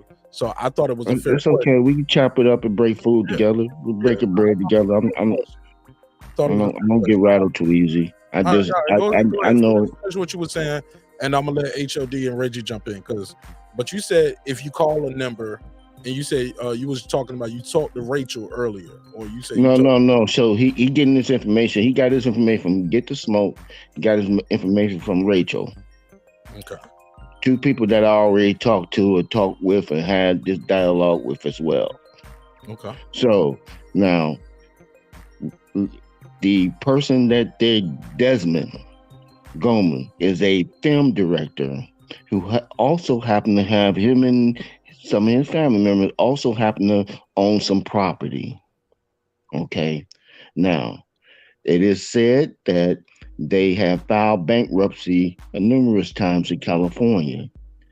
Now, if you look at the time that they filed bankruptcy was the time that we was going through not only we was coming out of a recession. Yeah, but that's irrelevant. Okay, for me, Warren. Let's move forward because shit, okay, Trump but no, it's all valid to my Donald Trump is broke. So it's all to my point about BLK because HD was about to hit on all of those points. So I'm trying to hit on those points for him to let him know where I'm at, so he don't even have to bother with going over those points because I can rebuttal those points as well. But if you want me to fall back, I will. Okay. No. I was just making the point that bankruptcy is neither here nor there. I wanted. No, that's the point that he was going to make about Desmond Gumbo or GUM. So he's going to make that point because that was Rachel's point, and that the property that he had or that he was the owner of was a rundown kind of motel.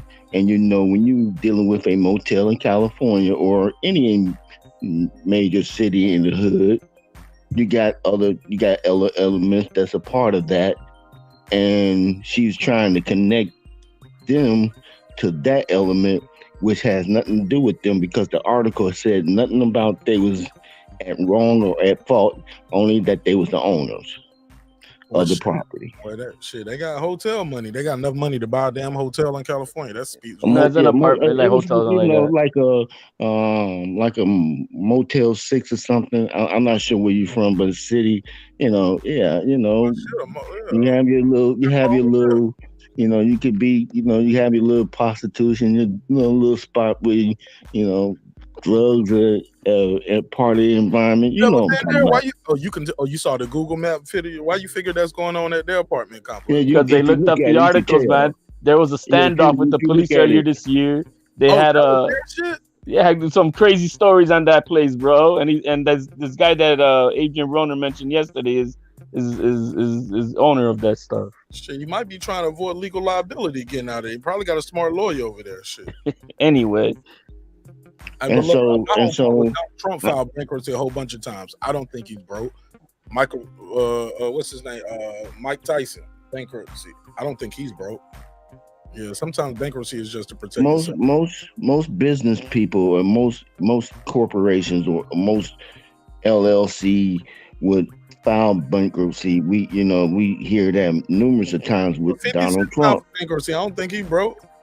No, it just shows that you're not running your business nice and tight most of the time. Bankruptcy than pay to some of you motherfuckers. That's what that means too.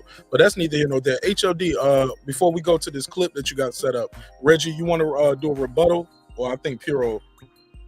This guy in his defense of this company makes me think that he works with him, or maybe he just he wants to hope for the best for him. But everything looks shady with them. The thing of making them a comparison to Al Heyman is this company's nowhere close to it. At least when Al Heyman came into business, he had a track record. People knew who he was, what world he came from. When Bob Arum came in the game, he had a track record. People knew who he was, what world he came from. Right. These people, we don't know nothing about them. You can't even track none of them. It's one thing you can be in the shadows of stuff, but people still speak of who runs the company, who has the company, the positions in the company. That's not true. You cut him off, bro. All we know is BlueBlood, man. It's that night court taking effect on Warren G. Huh? You got a double, bro. It is. I'm gonna switch over to my phone. Yeah, I don't know what. All right. It's a computer. All right. Okay. Cool. Yeah, Warren. You gotta respect those folks the same way they respected you. For Reggie didn't jump in. He didn't cut you off just to say you're telling a lie or it's not true. Just show him that same respect, because if not, we're gonna have chaos, especially when he got bad audio and it's doubling. I'm a little more lenient if everybody got good audio, but we really couldn't. Yeah, we got to have good audio. If we ain't got good audio, we ain't got nothing. But you said that's not true. What was he saying that's not true? Shout out to I Know Boxing. What up? Mad Dog H. What up? KTB. Salute. Go ahead, Warren. What you said that's not true. When you try to, Reggie said you try to chase. So what I'm gonna do is just drop a link in the chat, right? Of all the people that's in, put links in my, at least about the CEO. You got to put it in the private chat. Yeah, I'm gonna put it in private chat. I'm gonna drop a link about the CEO of the company of a department of the company. Now, this app is international, right? So the Belize, if you search Belize Film Commissioner, if you type in Belize Film Commissioner, you'll find out that they're invested in the company as well. And then they have a brother that they elected, the government of Belize elected I have his name, I can't pronounce his name, but I put that in the link as well. Okay. I mean, I put that in the chat as well. How they went and elected a film commissioner and they're partners with BLK as well. And then you can make your judgment about this brother for yourself. I mean, the CEO, I'll let y'all guys do your own research and let you guys come up with what you feel about him. But this guy has a Facebook page. Drop the link, man. You ain't got to belabor the point. I'm with you. Just drop that wow. link. Okay. Y'all, now you controlling. Okay. No. Because I got some other people that pulled up, and some of them are members of the channel. Okay, go ahead. But I've heard you. Do what you do. I'm kind of short with it. It's a late night show and it's a live show. Like, once I hear it once, I don't need to hear it 2 and 3 times. But it's no disrespect to you. It's a high energy show because it's late night and we can't put them to sleep, Warren. No disrespect though, absolutely none. But put that link in the private chat and we'll do the research. Reggie Owens, audio, check 1 2. Pittsburgh T in the building. Sean T. Check 1 2. All right, talk to me. Go ahead. I think Pittsburgh T was next. Go ahead, Pittsburgh. No, let Reggie go. Let Reggie go because he's cleaning up his audio. If he got his audio clean, let him go ahead. I'll wait on Reggie. Reg said, my guy Warren said y'all are being judgmental without doing your own due diligence, and you guys are just going right along with what you heard on Rachel and what you seen on Get This Smoke, and that's all the research that's been done. You want to reply to that before I go to Pittsburgh T, John Santos? Matter of fact, some of us been talking about this before. Get the Smoke and them done the research. We've been talking about that. Things I know I've been, because I've been pissed off with this and looking into this company, not finding nothing. And it just added more into confirming a lot of things when Get the Smoke went up there and they looked into this company and researched. They did more diligence into looking into this company than the people who were said to be signed with them. And that's a sad thing because a lot of people. Okay, I dropped that link for you. I see it, my brother. I see it. Come on, man. Go ahead, Reggie. But yeah, but you trying to defend them, they must have gave you a little bit of money, or they told you they're going to give you some money. And I guarantee they probably gave y'all contracts with payday being the 32nd. You talking about me, sir? Hey Warren, you didn't drop the link. You put the name. You put names. Right, but if you put okay, all right. Let me get that link. Let me get some. It's not. That's just part of it. Okay, let me get that together. All right, come on. Give us your cubicle up there. So Reggie, but that's all I got. Go ahead, y'all. All right, let me go to Sean T. I'm sorry, Pittsburgh T, and then Sean T. But real quick, what I'm gonna say is pretty much as far as the negotiations, they were negotiating, and for whatever reason they didn't agree, and we know for a fact that Bud got out of negotiations. We don't know why. We're assuming it's money, but we don't know why. So I think it's weird now when people are making all these connections that we can't connect. That as far as like what Al Heyman and PBC, what they're doing and how they're doing it, we have no idea what's going on. And we also know that it was floated out of his account as far as Bud, that he agreed to all terms. So he can't float that out that you agreed to all terms, and then at some point you back out of the deal. And then we have to do all this research to figure out who the hell BLK Prime is. Like, that's the issue. So we don't even know who the fuck is representing it. We don't know a lot about it. I know this gentleman's saying what he's saying about the company, but that don't look like good business when you're dealing with one company that's dealing with Showtime and another company that has no face, that has no record, that people have to look up. So that can't. Go, hey Warren, you gotta keep your mic muted, bro. Like, you kind of interrupting people while they're talking a little too much for me for this to be your first time right here, bro. So I'm gonna ask you again, please stop cutting people off. Just how you can use the private chat. I see it, and yeah, but please don't cut him off, especially Pittsburgh T. It's my guy. It's my guy. He's one of the members too. So go ahead, Pittsburgh T. Well, what I was saying in closing is that, like, we can't praise Bud on one end that he got the bag, he got the money, and then on the other end, the people he's associating with, it just don't look right. And then there's conflicts on what was being said and what he's actually doing.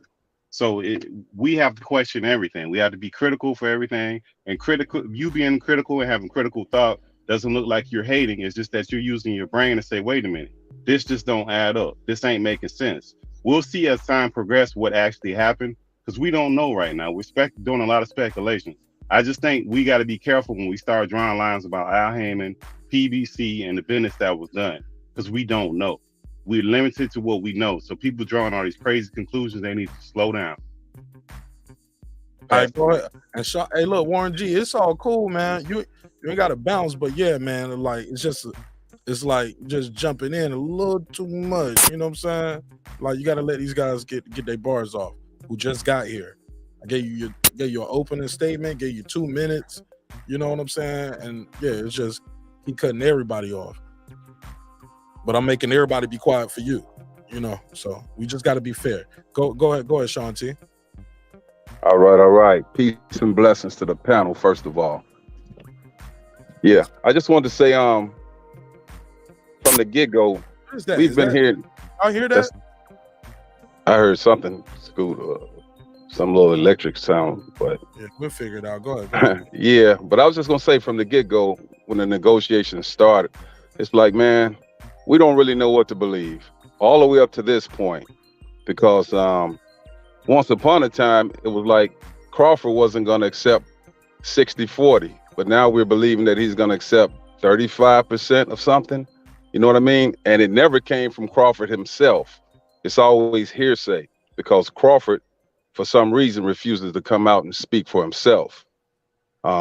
This BLK Prime thing, like, they just popped up out of nowhere.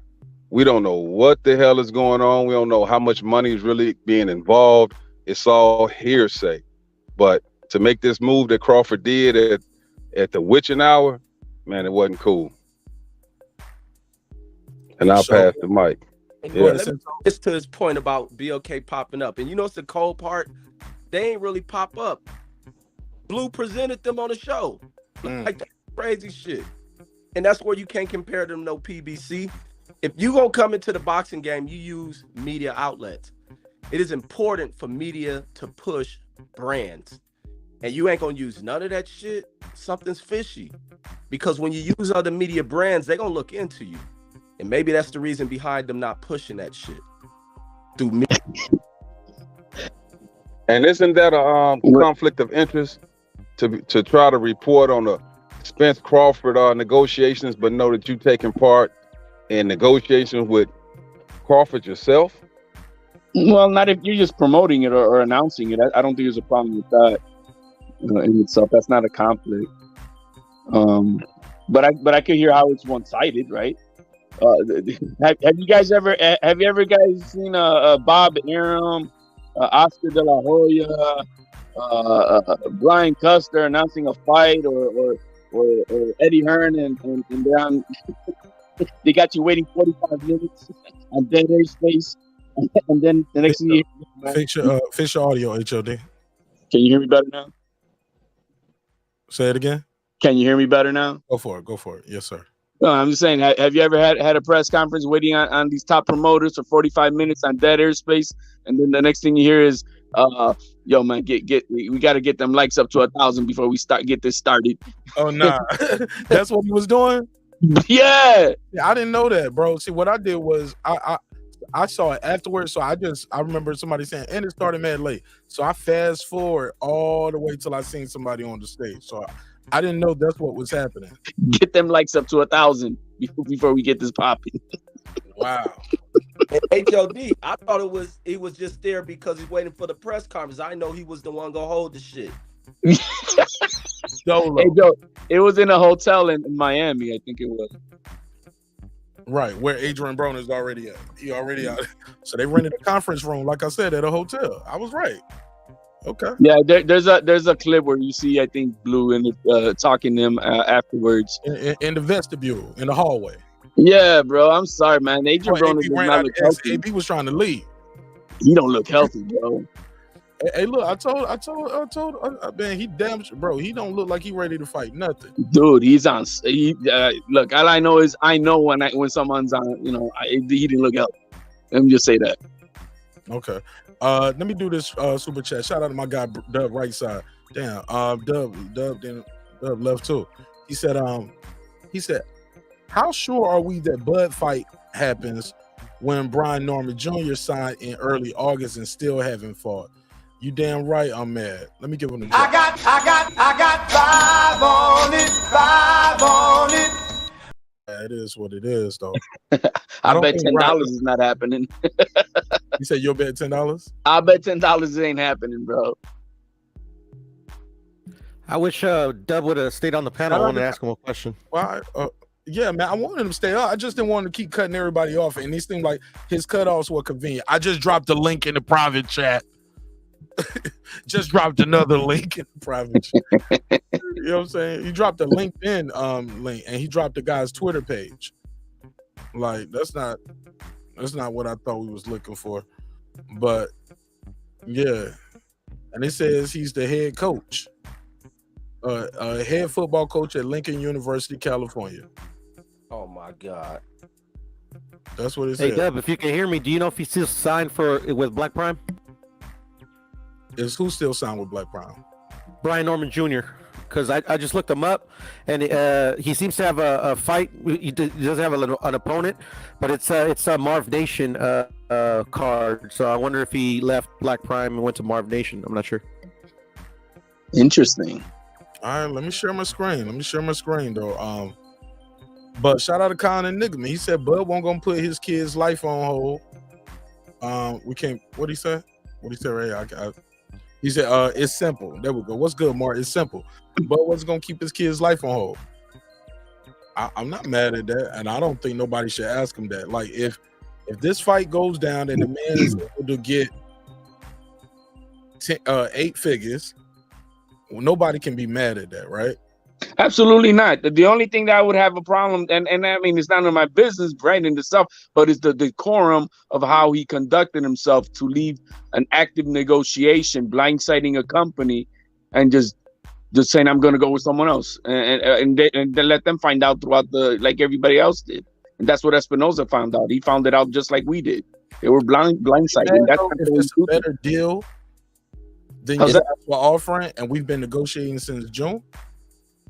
It ain't even, and even then, the deal that you're offering is for next year. That shit ain't even a better deal. And the bullshit about no. If he's getting 8 million, I mean, or well, whatever. Let's just say it's even 8. Let's say something comes up and he don't even get the whole 10. I mean, 10 million or 10 million plus, whatever it is, whatever that cut is on that pay-per-view revenue. You get what I'm saying? Yeah, I mean, the money thing can be good for him, but as a fan of boxing, I won't support the motherfucker. I won't when get you, too about him. When you play that other video I sent you, you're gonna tell me what you think about it. Yeah, and let me set the clip up.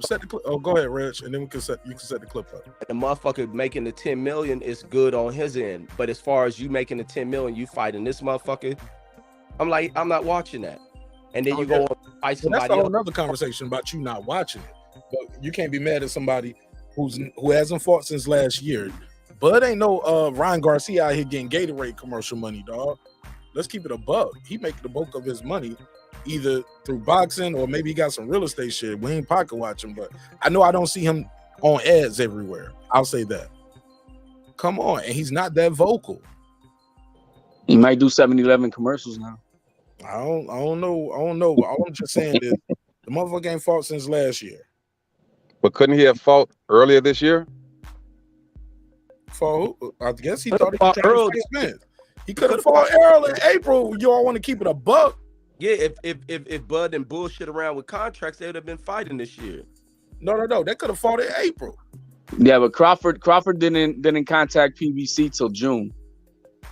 No, they didn't start negotiations till June. That don't mean that's when he contacted them. No, that's what I heard. I think Bud himself said that. I heard negotiations started in June. So, Mark, you would rather see Errol Spence fight Ugas for undisputed instead of Crawford? I don't give a fuck if I don't even care if they even did undisputed. They could have fought each other twice, or moved up and fought Jamel. I didn't give a damn about Ugas. I don't give a fuck about no Ugas fight ever. 4-loss Ugas, no. 12 knockouts with 30-something fights. Come on, bro. No, my question Crawford was, doesn't mind fighting those type of guys, though, Mark.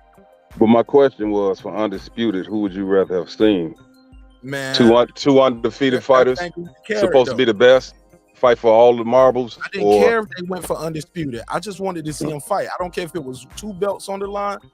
Like I would have loved to see him fight when he had a belt and he had a belt. Okay, you got right after the Sean Porter fight. I didn't need the Danny Garcia fight.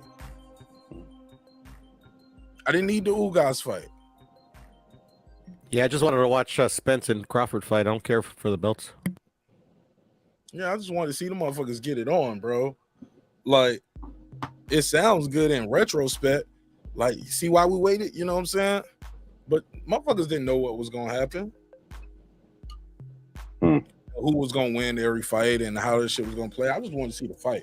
And then more shit just started happening left and right. I thought this shit was a goal, like for early spring, yo. After he left Bob on stage, you talking about he didn't go see PBC? Why they didn't go see him? HLD. Right after that, let's get it on. Next fight. They want that leverage because they knew Ugas had no pop for that kid. Ugas was not gonna keep Spence off of him. We didn't know he was gonna stand there and be a punching bag like that though, and just get broke the fuck up. Career. He didn't get broke the fuck up till later in the fight, man. Stop. Man, it's accumulation of punishment. Okay, but after the 7th round, it was a decent, good combative. You know, it was a good competitive fight. That's that Marq Bud fan shit he got coming out. Nigga, I'm giving EJ his power. But the more I look at Crawford, bro, I'm giving EJ his flowers. He beat the dog shit out of Ugas. Your man is a cherry picker, I think, bro. I always knew Ugas was gonna get his ass kicked. Bro, brutally. I didn't know he was gonna beat him up that bad though. He punished Ugas. How am I giving? I don't even know how y'all bring Bud into that. I'm talking about Spence. Motherfucker beat the dog shit. But Bud saw that. He said, "I don't want part of that." All right. How did this move similar to how when EJ saw Bud knock out Porter? He laughed at it. He said his daddy helped him out to get that KO. What the hell? Just like I did. Really? So y'all paid the refs off? Y'all paid his daddy to come up there and throw the title I thought that was a bullshit stoppage. Yeah, I did. I was like, what the fuck? Oh. I didn't like Earl's response to it neither, but at least Earl showed up to fight. Speak up again, Rich. Say it again. I didn't like Earl's response to seeing Crawford stop Sean Porter and the response and then the way they walked out rather than going to the ring, but at least he showed up to the fight. Crawford should have been at his shit.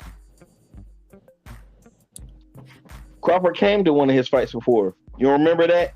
Hell no. You remember the guy from Texas threatening him and all that kind of crap? Yo, my man, this is now when we're trying to get a fight going. Where does Crawford go from here, man, after this fight with David Avanesyan? If that 10 million's real, he retires. Yeah, he retired. If it happens.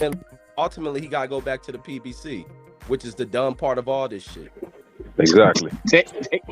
I don't think I to even sit on gonna the want show to. and not make a bag, and as y'all say, get aged out and get old and rusty. For what reason? For another hope that it might possibly soon be, it should be close, happen in January. Didn't that happen? How many times did they say, oh, well, it's going to be announced on the 4th of July? It's going to be announced this time and at this fight and this fight, and then the Wilder fight, then everybody and their mama fight, and nothing ever happened. And here you go with this. Jannar Hill said, at Mark Nash, why isn't Showtime moving forward with the fight? This is Spence's first negotiation where it's not the smoothest. Not every negotiation is going to be perfect. The fight was slated for 2023. Why not still fight the guy in 2023 when you were going to fight him?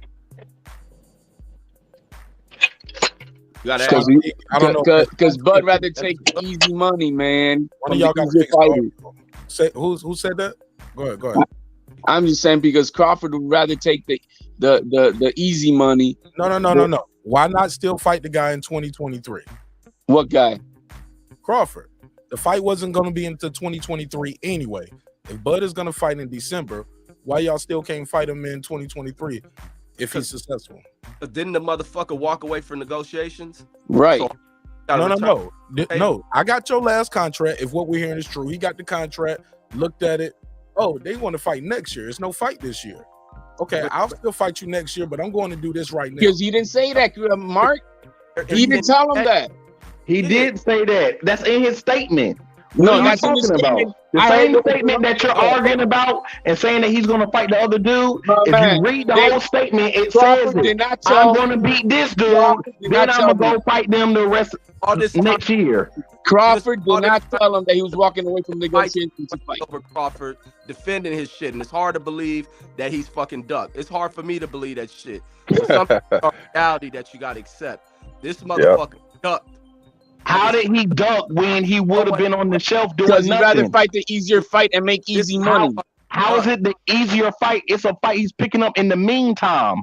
Man, it's an easier that's like fight if I get a contract to work for you, and then I'm supposed to come and do work for you next week, and then this weekend I go ahead and do some work for somebody else, and still be ready to do your work next week. How am I not honoring what I said with you? I'm just Yo, when you play that Bomack video and they tell you how Crawford thinks and how they think about making their money, you'll understand why they do their thing. All right, but let me play the audio for this clip. Shout out to HLD for sending this in. Kind of threw me off with the screenshot, but let's. Like I said, it's a no-brainer, man. If a motherfucker's gonna give you $10 million to go fight somewhere, and you don't know who's gonna see you. And you get to fight, a mediocre guy, why not take the money? You know what I'm saying? Because you got to think about it.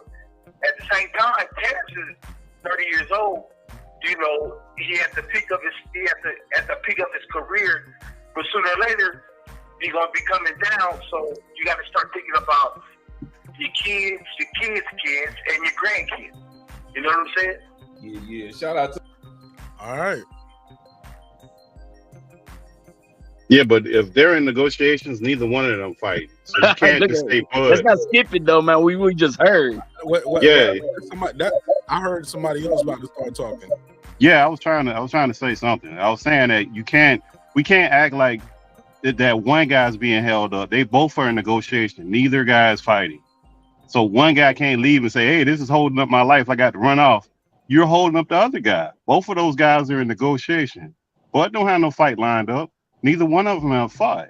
So we have to take the whole thing into account here. What you mean exactly?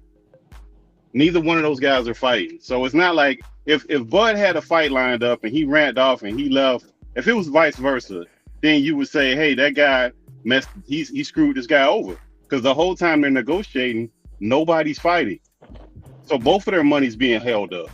Yeah. Man, the problem is this. The problem is Crawford kept asking for more and more shit. That's what pushed the fight back. You understand? That's all these revised contracts to go all the way to next year. came from Crawford not being happy. Facts.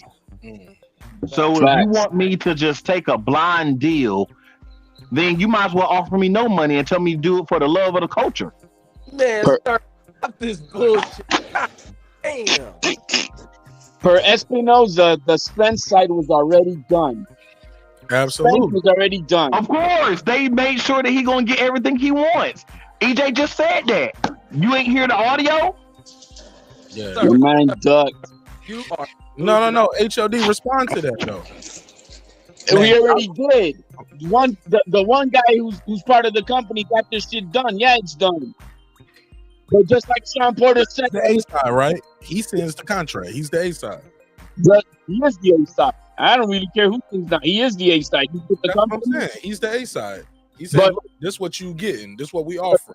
Just like Bob Aaron has been saying, just like Sean Porter said it in his podcast, Crawford is the most stubborn MF ever, probably on the face of the planet. What else did Bob Aaron say? Since you want to quote Bob Aaron, what did he say to Errol Spence? I'm quoting right there to Sean Porter. No. But what did Bob Aaron? So you brought up Bob Aaron. What did Bob Aaron say? He said the smartest thing you can do. Hold up. You quoted Bob Aaron saying the guy's stubborn, but he also told Errol Spence to his face, the smartest thing you can do is stay away from this man.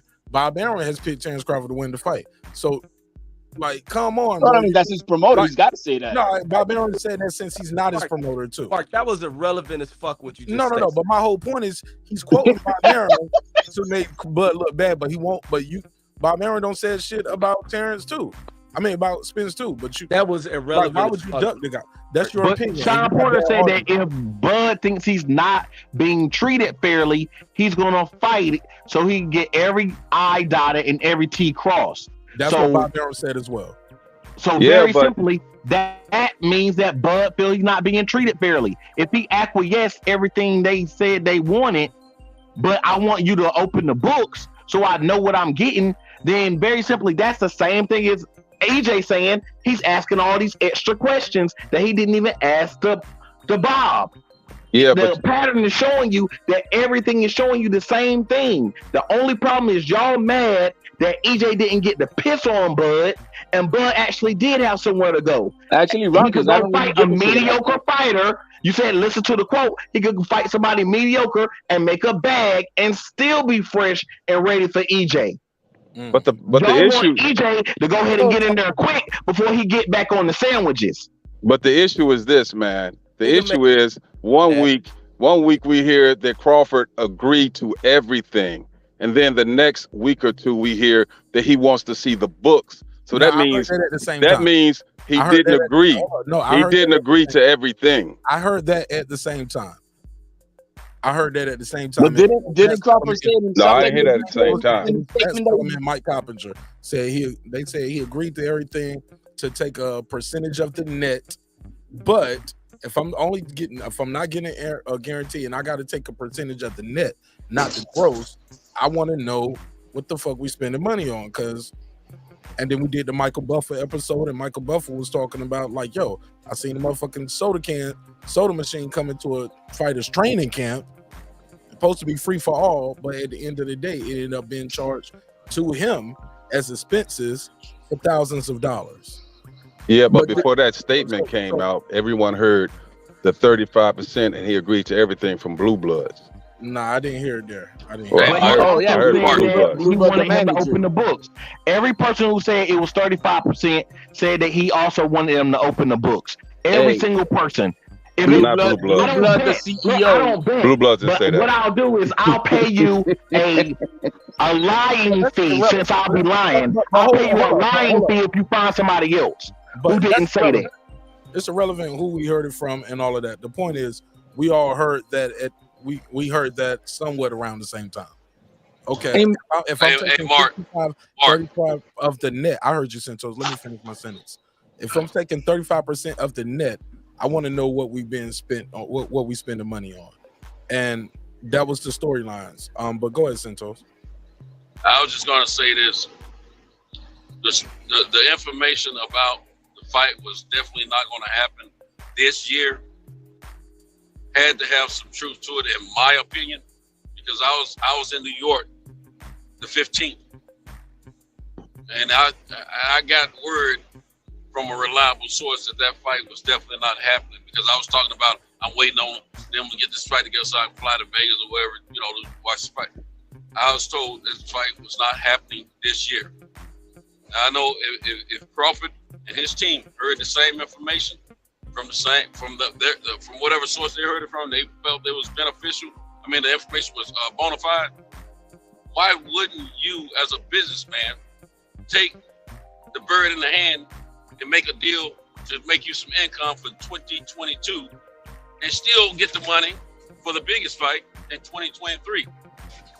Especially if the money was no problem to get you 8 figures, and there was a problem getting 8 figures with the other fight possible. Okay, so how do you go about doing that? Since y'all want to use that, and no one on this panel can tell me honestly that they would turn down the same opportunity for their family that Terence just did when they know they can't get the money for the biggest fight right now. Yeah, right. No one to tell me that honestly. If you are, you lying, and you don't love your kids. That's a bullshit defense, because he's gonna get the same money fighting this fight. It don't matter about the money, Reggie. It's a matter when you get the money.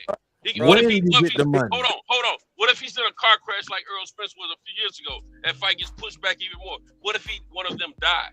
You don't get that money. You take the bird in the hand. Going into the camp. 101. Is you thinking like that? In between this camp, you can get in a car crash. Exactly. So why not take the money now? Reggie, what he's saying, the guy ain't made no paycheck from boxing since 2021. Man, he made millions of fucking dollars. He got enough money to fucking sustain. We don't know what he spent it at. How do you get to tell him how much money he got is enough? We know a lot of these. Reggie, we know NBA players live check to check. NFL players live check to check. That's why they can't fight no lockout. He's talking about fighting in December. Broke the next Sunday. He's talking about fighting in December, and they're talking about fighting January or February. February. Y'all look at 22 and then 2023 and thinking it's a whole 12 months. No, it's February. Guess what? What if you can put 8 million or 10 million on your tax financial? Reggie, your shit is breaking up. Reggie, your audio breaking up. If you can put 8 figures on your financial statements and your taxes for 2022, good. Because when they look at the history of all the revenues you've earned over the years and everything, when businesses are looking at other business, they want to see your financial records not for 1 year, but for a few years going back. So if you got that in there, that's marketable. Just like what PBC and Showtime don't like, that 10 million he'll get is marketable. They're gonna have to come to the table with more money. That's what they're more pissed about. The problem is, if he can get 8 figures fighting some who y'all call a bum from nowhere, then of course he got to get more than that fighting EJ. The problem is that he walked away with improper decorum from a negotiating table. Exactly. Because you're supposed to let him on. You're telling me that, my man. You're telling me that this fight is not happening, Espinoza or Al Heyman, or whoever it is. Okay, it's not happening. Well, I'm gonna let you know. I'm gonna be taking this fight, and then we can keep on negotiating. But you don't just go and blindsiding and say, you know what, fuck it, and I'm not telling you shit. And that we. So you just said that he wasn't supposed to open the book. They're supposed to work for EJ because that's his side. But now Bud's supposed to be open and honest and tell them everything and run and answer to them. When they wouldn't reply. I want to hear this. Yeah, you supposed to. The fuck y'all. Yo, my man. No. Why? When they wouldn't open their books is the reason why the fight wasn't made in the first place. That's something that they're actually obligated to do. You're now that he doesn't have a promotional company. He acts as his own promotional company. The same way you go to court and you don't have a lawyer, you work as your own lawyer. It's the same thing. Get off that nigga nuts. Nigga Bud turned into a bitch. He did some hoe shit and you defending it. Nigga a hoe. The problem is, again, I'm gonna hold on. Let Reggie finish. Reggie, I guess he was done. Go ahead. More than nigga hoe. Like y'all niggas defending this shit. You don't walk from nobody's shit, like HOD was saying, and you don't say nothing. You think you gonna go take a fight? Don't talk to nobody, nigga. I'm back. Like, get the fuck out of here. You don't fuck with nobody like that. Like y'all niggas crazy. You don't do what the fuck you want and shit. Yeah, if you found a fight, Rich. Hold on, Santos. Hold up, Santos. Let me Go say ahead, my Rich. point. I don't rock with y'all point. Y'all point is bullshit. You don't fucking just leave. Don't talk to niggas you communicating with for a potential fight for your future and your kids and all that other shit. That you just leave. Let me and say go. something, Rich. You tell these people because you got to come back to the table. What You about don't what hang about in what there. Errol Spence said on the recording? Where Bud wanted to speak to Al Heyman. And he Why is spoke that? to Why him. is Why did he want to speak to Al Heyman? why not speak to Al Heyman? What you mean? Why he wanted to speak to Al Heyman? No, you missing a point. Why did he say he wanted to talk to Al? He didn't trust. He said, I guess he don't trust his lawyers or He something. did not trust his lawyers, so he wanted to talk to him. So this nigga don't trust nobody. Nigga crazy. Hey, can I ask Red something real quick? Hey, So Red. because he cover his own butt, that make him crazy? The nigga, why you hire a lawyer? Hey, Reg. You don't watch your lawyer? But you must never hired a lawyer before. If you don't watch after your lawyer, make sure he's doing what you're supposed to do. Niggas who don't even appear to court and they let their fucking lawyer go to court. You don't know what's going on. And some of them same dudes get locked up for a failure to appear. What are you talking about? Tone it down just a little bit. Relax a little bit. Why we screaming? Why we screaming? Hey, a lot of people have trusted CPAs. Now, tax attorneys, they were trusted corporate attorneys and all that, and they've been screwed. So I want to applaud Terence Crawford for doing his due diligence, for asking the right questions about his business, who he would be held responsible for if anything went wrong, not the people representing him. That's the way business works. Now, this other thing, let me tell you something. You, Reggie, you my dude, you know that. You said it. If he was walking away from a future deal for which affects his kids and all that. What about now? He's trying to make sure his kids and his family are taken care of now. Now, at the same time, I'm gonna tell y'all something, man. We are fans. We're not on the interior, inside information getting situation that these guys are. We don't know exactly what all they talk about. They telling us what they want us to know. This has been going on for years in any aspect, business, government, whatever. If these people are talking about millions of dollars, we on here. I don't think neither one of us are millionaires on here. We ain't dealing with that on a daily basis. We $1,000 heirs or something. These guys are multi-millionaires. They dealing in business in a different level, a different sense. They gonna tell you what they want you to know. And the thing is, from what I understand, from what I heard, and from what I understand, they're the ones that let Terence know that the fight wasn't gonna happen this year. So they had to already know the man's about to do something. And from what I also heard, is before the announcement was made that Terence was making this other fight, Al Heyman, PBC, and Espinosa, and Showtime knew the information. So it ain't all what they said about blindsided. They knew what time it was. They want us to know something else. We don't have the truth about everything. I applaud this man for looking out for his family, looking out for his well-being, and getting him some money on the book. I'd be damned if somebody gonna tell me I can't make no money this year and I gotta wait the next year. Bump that. All right, let's pass it around because people was jumping in and I had to mute some mics. I just want to be fair to everybody. Go ahead, HOD Pittsburgh T. I think y'all. My man, look, I don't have a problem when you saying, but when you start pointing out some bullshit, that's cat. That they knew, that's cat. Because I heard it from the horse's mouth. From the horse's mouth myself, I heard him say they got blindsided by Crawford's announcement. They did not know. They did not know. So when you come on here, then you start spreading these narratives that are bullshit. That's a problem. That's a problem. Now, I'm not a fan of either side, either Crawford or Spence, I'm not a fanboy to either one of them. I would have loved to have seen a great fight, but I'm not a fanboy to either one of them. I'm right here just trying to get the facts as best as we can. Now, the thing that I had a problem with, you're telling me that, he's a smart man trying to dot his I's and T's and blah, blah, blah. So then you're going to leave the table for one of the world-renowned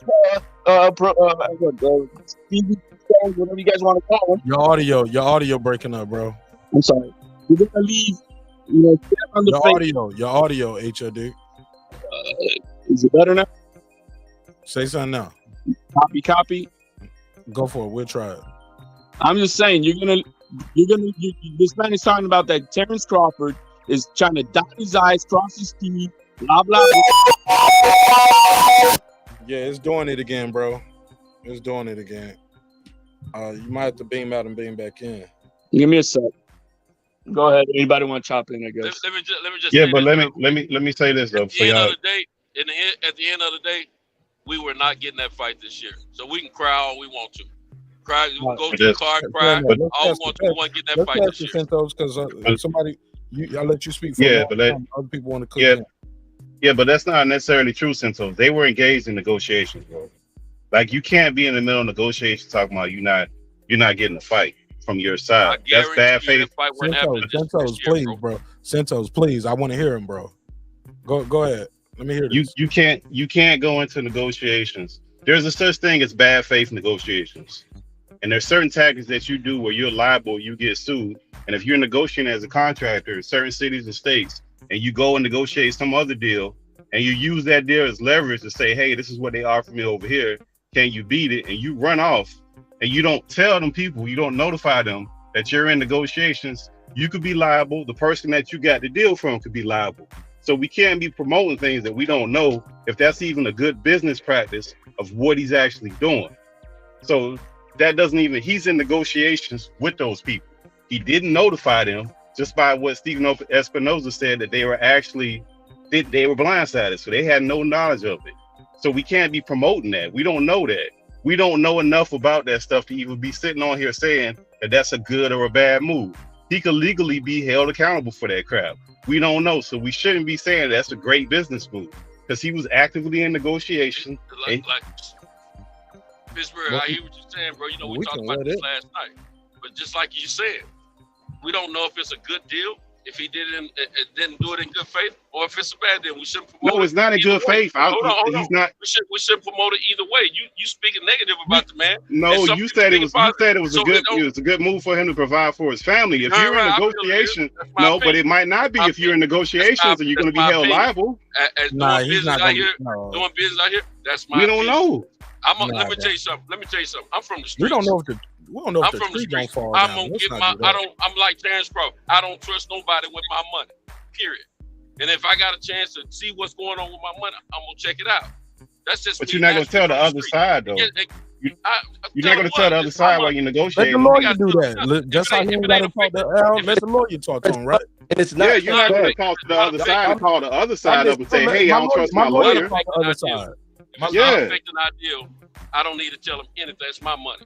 Yes, but that's what he did, though, Santos. He called the other side and said he don't trust his lawyer. Why would you do that? We didn't know. You can tell your boy you don't trust the lawyer. No, he said he hold on. You don't know when that timeline was when he dropped when Earl said that and they played that video earlier today. You don't know when that timeline was when that.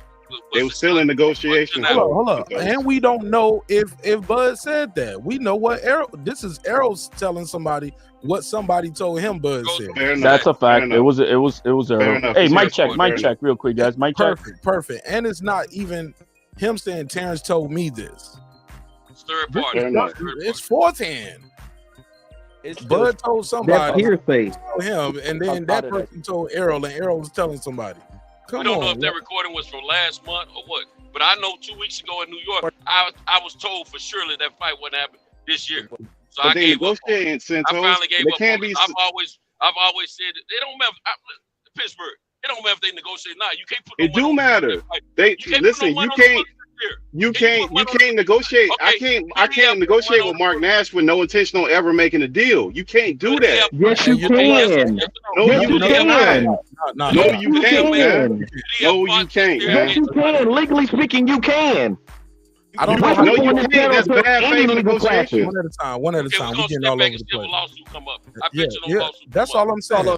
That's all I'm saying. Stephen Espinoza has never said we plan to take any actions. He never said we coming back to the table. No, he didn't say that. He's still been fairly. He's trying. Yeah, I don't think so. Not with. Now I know if you do that in a publicly traded stock, things like that, it's a little trickier. But these are independent contractors. Damn, since we talking at the same time. Go ahead. My bad. Yeah, I'm with you, Mark. When you got shareholders and all that kind of stuff, that's different. This ain't no shareholder thing. We can't be. You don't have to have that, Mr. Toast. you're totally wrong. All right, So look up bad faith. Look up bad faith negotiations. That's what you do. Yeah, and let's just agree to disagree, and we can move forward on that part. I just wanted to finish my thing. Everybody's talking about that he had it right. So he leaves and you know, in a slap in the face to one of the biggest companies who makes fights in the world, to then sign with this janky company to insult them. Do you think they're gonna want to deal with Crawford again? And then if this and is he gonna get paid? Are you guys sure? You want to bet $10 this fight doesn't happen on December 10th? I mean, you know, it ain't gonna happen, my man. Wilder might get knocked out, and he knocked the dude out in Yo, like I said, for some reason, BoxRec already pulled that fight off their schedule. We got to bet. Hold on. What's the bet? I'll be there in December, and I'll bet you $1,000 that fight do happen. Okay, hey, look, Santos. I don't like bets that big on the show with motherfuckers I care about, because I don't think motherfuckers need to be putting that kind of money on the show. If they sure, like, no. If they sure, they sure. Well, you know I'm gonna need my cut when it's a bet. I'm gonna need my standard fee for facilitating this shit. We don't have an undercard. Hey, look, it's Breaking Beats Prime over this motherfucker. It's MN Prime. So yeah, I got to get my cut. So HOD said he got $10 on it though. So I guess he's only doing $10. Santos, and y'all can keep that. Y'all keep that. Y'all keep that. I'll take $10 bets that this fight ain't happening.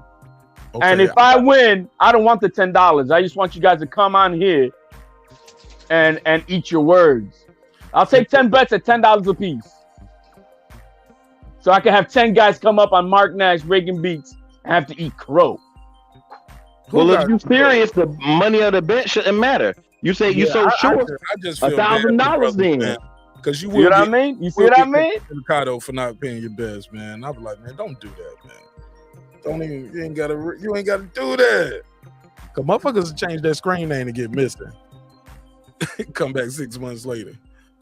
I don't get why we upset by a man trying to make a living, man. I don't get that, man.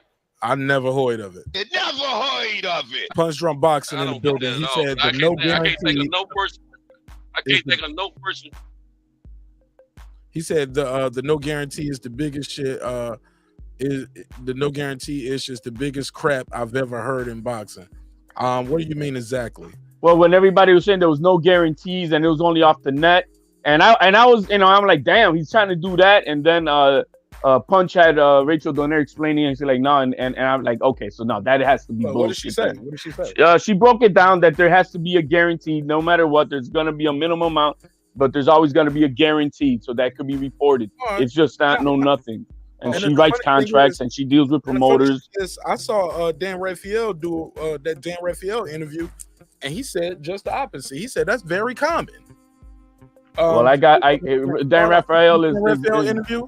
Lion's share, like he said, you kill what you eat. You got to promote and build this shit up. Did you hear the Dan Raphael shit or Reggie? You know what I'm talking about? Yeah, that's what he's talking about. They got to kill. It's kind of the opposite though of what he's saying. He said it's very common nowadays where it's no guarantee. You gotta, you know, you get paid off the pay-per-view. You get money off of that and the t-shirts, the soda, everything. But maybe the undercard guys, not the multi-million-dollar guys. Did Kovalev take a zero guarantee? Guaranteed with a purse, and they can minimize that purse, and you work everything off of the split of the percentages and shit. Say it again, Rich.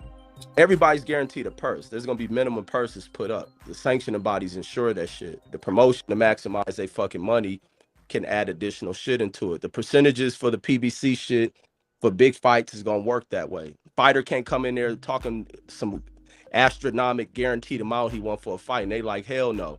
And especially for a motherfucker like Bud who don't want to do promotion. You gotta promote this shit, build this shit up. They gonna because the sanctioning bodies they're gonna want to at least an upfront cut from that. Yeah, so the bigger the fight, the more promotion behind it. Like they said, like Earl said, I think it was in the Earl interview.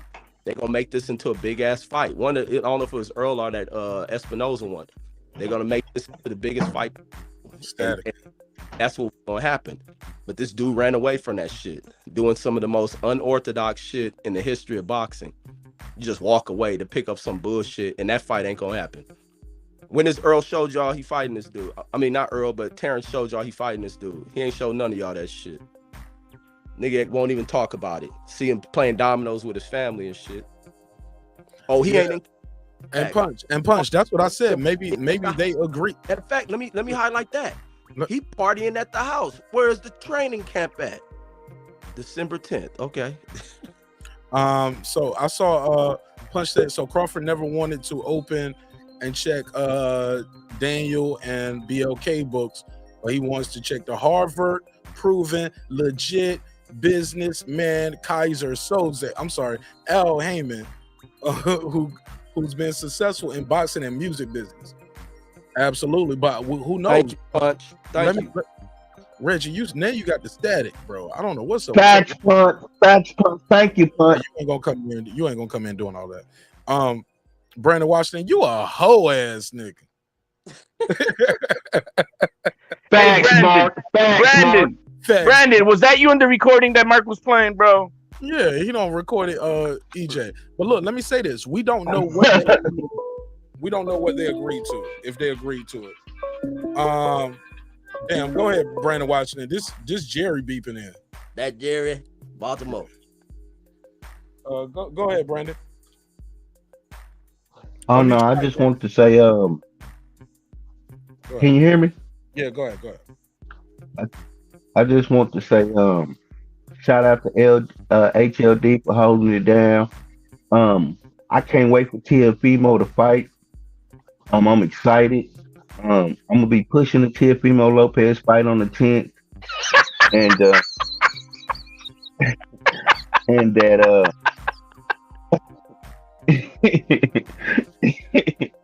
and that I'm gonna make sure that we all tune in to ESPN. And if you want to watch a free fight, I'm streaming it on my channel. I'm picking up subscribers right now. I will be streaming the Bud fight on my channel. It's called Boxing Streaming with Brandon and Reggie. Please tune in. We will be streaming that fight. Reggie will be commentating. Yes, I'm gonna put you in jail. Austin White, I told you. I want to see Brandon Washington and Reggie in jail. Hey, Brandon is playing your enemy is my enemy, and we friends type of shit. Yeah. Hey, Brandon, he say nigga when ain't nobody around. Now, I'm gonna just let you know. Put a case on. That's right. It's the N word. I'm joking, but maybe I'm not. Who knows? Shout out to everybody who's pulling up. Smash the like button on the way in the room. She said Marq is going to spend everything to make Bud look favorable. Karma, I don't know where you been tonight. I think I've been very fair. And I've been letting motherfuckers cook. I think that is very false, my sister. Yeah, tonight is Sirs and Centos.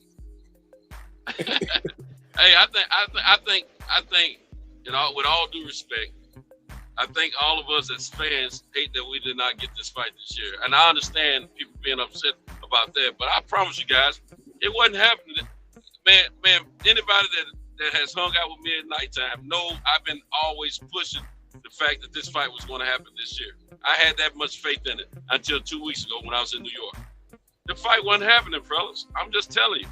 And I've been pushing the whole time. It's happening in spite of what everybody's been saying. I said, this fight happening this year. I'm waiting for them to tell us a date so I can get my ticket. But 2 weeks ago when I found out what I found out, nah. So I'm not upset with what's going on right now because I wasn't gonna get my fix this year anyway. Fair enough. Let me go to my caller. All right, let me go to my caller. I got Jerry from Baltimore. Welcome home. What's good, man? Talk to me. I'm on that late night grind. What's poppin'? I hear you. I woke up just and called in. Let's get it. Just a couple things. They was talking about this the other night, and they were talking about Bud negotiating for another fight while negotiating with the PBC, and the guy pointed out that the PBC, after they started negotiations with Bud Crawford, they made it public that they had made an offer to Canelo to possibly fight Errol Spence and Jamal Charlo, and that was right during the same time frame when they was negotiating with Bud. So I don't think it's valid that you can't negotiate other fights while negotiating one, simply because and the guys on the panel all know, tons of fights fall through. You see what I mean? So if you negotiate for 6, 7, 8 months and the fight falls through, then that's all that time wasted. Of course they negotiate and take other offers. Now, there are some instances in business where there's no compete clauses and things like that, but that wouldn't apply here. It just wouldn't apply. And secondly, I don't know how anyone could blame Bud Crawford for moving on. He can't really make the fight. He can only know what he's worth and let them know. And if they come back with some bullshit offer like 35% of the net and you don't get to see what the net is, there ain't a fool on this planet that would sign that deal. Now, I like Spence and Bud, but let's be honest, man. Nobody's going to sign a deal where you got to trust a boxing promoter as to what you're going to get. It's laughable. And I tell you what, it's so laughable that it makes me believe that they didn't even make him that deal, because I don't think they would have to think he's the biggest fool on earth to accept a deal like that. So I don't blame Bud Crawford. I wish he was fighting up a higher level opponent, but man, if he can get $10 million to dust this guy off, shit, I can't hate on him. All right. Let's rebuttal that. Let me rebuttal that, because that was the dumbest shit I ever heard. Let me hear it, Brandon. That Go was ahead. dumb. Go ahead. Okay, first of all, he don't know what the fuck he talking about when he said they were offering Canelo and Charlo to PBC. He's a damn liar. He's a goddamn fan, a casual fan who calls around to these shows spreading this dumbass propaganda. Okay, let's keep it cooking. Like, damn, man. Like, let's stick to the boxing. Now. So, you right. My apologies. Let's So I just debunked that the PBC never formally offered Charlo or Canelo to Errol Spence during negotiations of that fight, just like he said, which that's not true. Let's debunk that. Now, when it comes to dealing with promoters and all that, Al Heyman is not a promoter. Al Heyman is an advisor / manager. So Al Heyman does not advise Terence Crawford, nor does he work for Terence Crawford. Al Heyman is a Harvard-educated lawyer, and he deals with lawyers and paperwork and shit like that. So when you come to talking about Bud should be asking Al Heyman, Bud don't have no business talking to Errol Spence manager / advisor. None. He out of pocket. And then when you talk about signing a deal with PBC, now let's talk about him signing that janky ass BLK to an app, running away from negotiations. That's a fact. So everything Jerry said is debunked. 35%. He heard that from BlueBlood. He heard that from his YouTube daddies. He didn't hear. He's never heard that from PBC. Hold up, Jared. Mike, Jared, let him cook. Sorry. Go ahead, Jared. Go ahead, Brandon. All right. So when he's talking about numbers that have been thrown out, he's never heard that reported from PBC or nobody on PBC side. What he's heard that from is junky YouTube channels and junky YouTube promoters, and he's going around spreading it. All right, Jerry, you can reply, and then I'm gonna go to Sir Senior. Go ahead. Okay, first off, he didn't debunk anything. How is what I said debunked? Because he says it is.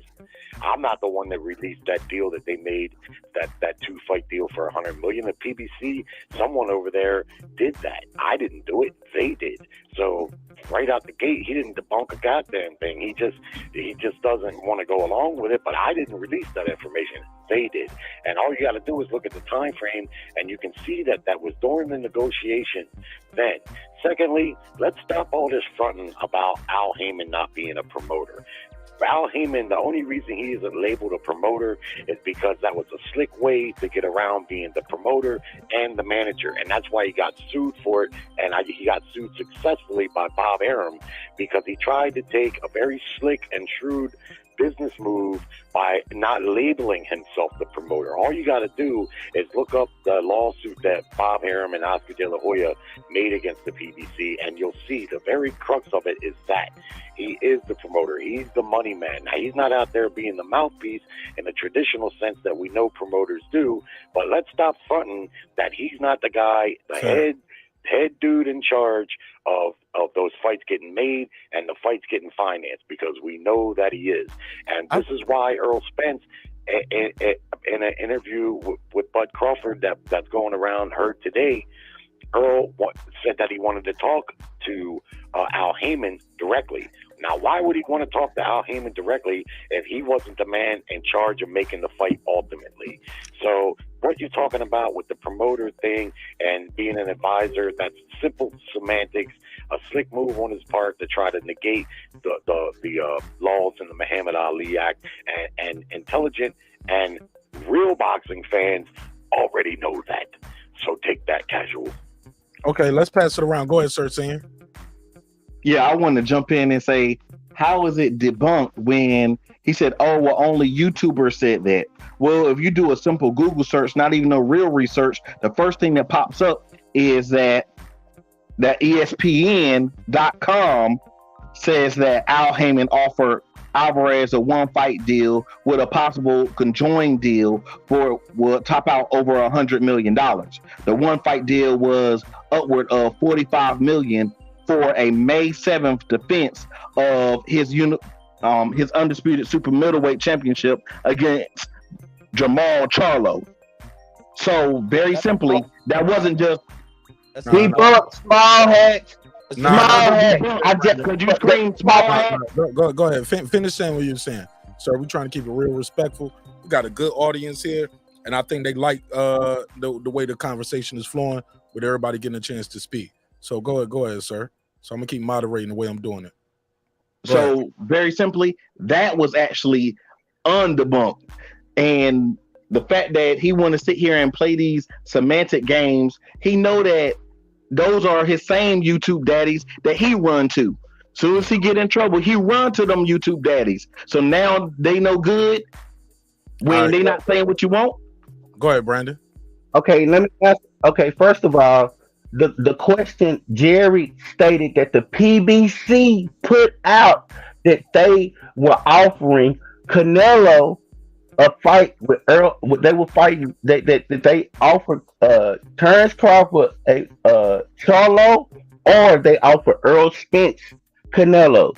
That's what he said. He said it came from the PBC itself. I said that was a damn lie, which was true. I debunked that. The PBC didn't put that out. You just proved that ESPN put that shit out.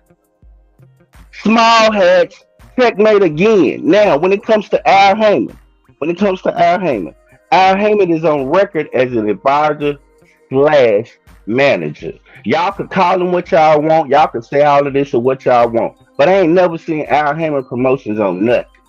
So at the end of the day, you can call it semantics. Y'all can call it whatever y'all want. You saying BlueBlood Promotions on something? Because you called him Terence Crawford promoter last night.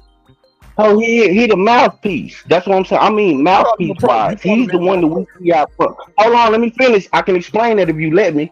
I can give you context. Yeah, I don't want Do you want the context? My joke off, but go. All right, that's what I thought. Yeah, I know you did. Go ahead, Green B. Go ahead, okay. B. So that was beautiful too, bro. I give you that. Stroke of genius. But my brother, go ahead. So I did debunk that. The initial argument was Jerry said that came from the PBC itself during the negotiations. I said that was a damn lie. And I was proving it to be a damn lie. And thank you for your help with your Google search, Senior, because you just debunked your own self. Smile hat. Didn't Canelo refute that article? And how did I debunk myself when you the one said it only came from YouTubers, janky YouTubers? I said it actually came from ESPN. I didn't say only. I didn't say only. Rewind the show.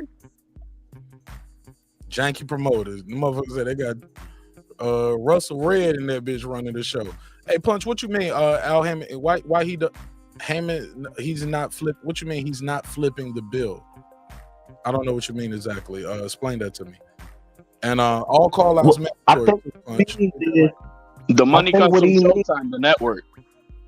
Right. I think what he means is because Al Heyman is the manager / promoter of Spence, or not promoter / advisor, he gets a customary 10 to 20% cut for being the manager.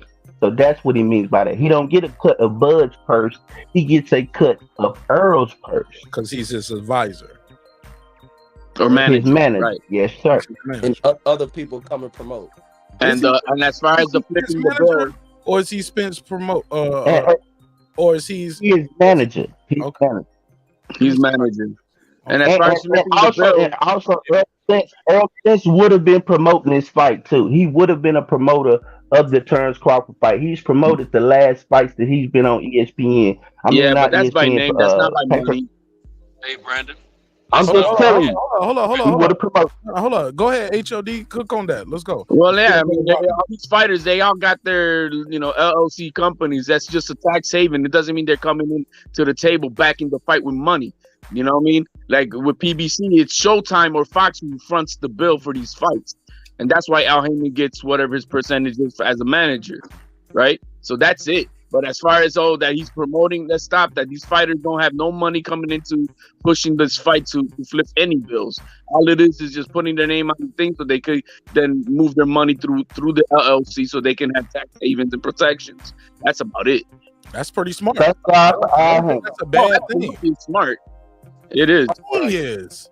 We should have been doing this. Al Heyman. Brandon. Hold on. Thank God for Al. Yeah, thank God for everybody, man. We need people. You can't lead people without people. Rotman, let me go to Rotman first, Santos, because he just got here, and I just want him to give his opening statement on everything we're talking about. Rotman, hey, what's up, everybody? Yeah, you got your. What's up, everybody? What's up? You want to call, son? I got the windows up. Brandon, please. Say that again, bro. Yeah, I got the windows up. It's a truck, you know what I'm saying? Okay. Truck is kind of nice. Go ahead, get your opening bars off. 2 minutes on the clock. All right. All right. 2 minutes. Yeah. All I'm right. gonna click the button and just unmute your mic. Unmute your mic. All right. Ready? Yes, sir. Go ahead. All right. The main thing everybody's missing is that Tim Smith said it wasn't enough money. Leonard Ellaby earlier said the fight's not happening. Floyd Mayweather been saying the fight's not happening this year and whatnot. And what we're finding with that phone call that happened, I guess the end of September, is that the fight wasn't going to happen to 2023 anyway. And then we get the revised contract coming back that February 2023. You know what I mean? But meanwhile, we got everybody getting so emotional and trying to blame a particular person or a particular fighter and whatnot. And I think that's just what they wanted us to do. You know what I'm saying? To create a buzz for the fight and whatnot. You know what I'm saying? Which is probably genius, but at the same time, it's detrimental, you know what I'm saying, as far as us being fans of the sport. You know what I mean? And not being distracted or even being tricked into believing that it's either one of these fighters that's holding up the fight. It's the business. It's the business. They didn't want to put the fight on this year. I mean, we getting reports that Showtime was bought out by Paramount. This is the last quarter of the year as far as business goes. 9 times out of 10, if that budget is not in springtime, then they're not going to be putting on anything by surprise, especially of that magnitude. It's going to be in the next year's budget and whatnot. And that's pretty much it. Like I think everybody should save their emotions and whatnot and stop telling a millionaire what he should do, saying that he's dumb and he's this and he's that, and this guy doing way better than us. Like that's the craziest. That's crazy talk. You know what I mean? To criticize a millionaire, right? You know what I mean? Who's getting it out the mud? You know what I'm saying? He started out the same way we did. You know what I mean? But he's using his body, his talent. You know what I'm saying? Put his life on the line. Bro, relax. But go ahead. We talking about boxing. I'm talking about boxing too. I'm talking about boxing. I'm talking about boxing too. When we talk about boxing, when you talk about boxing, you talk about business as well. Hey, look, you can't separate the two. All right, then. So we're talking why we can't talk about all aspects of it? If we talk about business, then we talk about millionaires. No, you talking about you have no aspect. Hello, my man. Hold up. You have no aspect. You have an opinion, but you ain't got no aspect. No, But you have no aspect. you not contributing. No, You not. Hold on. If you butt in, if you butting on my 2 Your My 2 minutes minutes, been if you over. 2 minutes, my 2 minutes is Your 2 minutes over, homie. Your 2 minutes been over. Your 2 minutes been over. If you really want to know. Now it's back and forth. Okay. So now is that Mark Nash saying my 2 minutes been over? Yeah, yes, sir. Yeah. I had the clock. Okay. Go ahead. It's been over. All right. It was open when I put the I know you're driving, so you probably, and I don't want you to look at the screen, but I put I put the wrap it up, B. Okay. I see that. I see that. Okay. But I don't say wrap it up. I just flash it on the screen. No, you can say it. You can definitely say it because I can't look at it. It's all love, homie, and I appreciate your time. Appreciate your energy. I'm gonna mute your mic though, because you got some background noise, and I'm gonna let Brandon and Reggie. They're gonna give you some free smoke real quick. But I do get back to what I was talking about, that money interrupted. So, but go ahead. Well, finish your bars up real quick though. No. Go. I want to hear other dudes and say they probably gonna build on whatever they're gonna build on. But I do want to chime in on. You here. It's all love. How long is your trip? About 2-3 hours. Oh no, I'm going from North Carolina to Virginia right now. Yeah, we might not make it through your whole trip, but we're going. Oh no, we're gonna have to do a toll or two. Go. Definitely. Truck driver special, breaking meats. Let's get it. All right. First of all, let's get to his rebuttal. And I gotta go back to Jerry too, because Jerry's still on the call. Jerry, you still there? Oh yeah. Oh yeah, Jerry was debunked too. Bible, I saw what you put up. Al Heyman was not sued successfully, Jerry. You were wrong again. I told you, stop going around spreading propaganda, Jerry. No. Jerry, can you see the screen? A federal judge granted Al Heyman's motion of summary judgment Thursday in Los Angeles, dismissing the lawsuit filed by Oscar De La Hoya Golden Boy Promotions. And I don't think that lawsuit was about Oscar lost, not Bob. Okay, well, Oscar lost. Okay, well, Billy Bible English. Pull up the top. Shout out to Bible English. I got to get him a wrench, him or her a wrench, because they in there doing they doing moderator type shit right there. That's how you get your moderator's wrench, Bible English. Fact checking the fact checkers. When we talking about this shit, the shit is not accurate. Pull that shit up and put it in the private chat. Pause or whatever. Y'all know what I meant. Put a case on me. Fuck it. Whatever. But yeah, might have to wrench you up. I like that energy. Keep that going. But go ahead, Brandon, and we can pass it around. Get HLD, Sir Senior, Robin back into it. HLD as well. Go ahead, Brandon. Yeah, and also I wanted to make the point where he said that Tim Smith said that there wasn't no money in the fight. Man, stop misquoting Tim Smith. He did not say that. Rockman, I respect you because you got a Muslim name. So you're going to get respect off the top, Rockman. Saludin. You got a beautiful name, brother. And it means a great thing. But that's neither here nor there. So you're gonna get your respect from me off the top. But you were wrong on that. That's everywhere. Right. You're going to get. So when you talk about Tim Smith, that's not Tim Smith quote. I wish we would actually start quoting Tim Smith. He did not say there was no money in the fight. He didn't say that. He even started off with great respect to how he didn't want to disrespect Bud, and he talked about how they didn't even really know how to come to Bud because they didn't want to disrespect the man.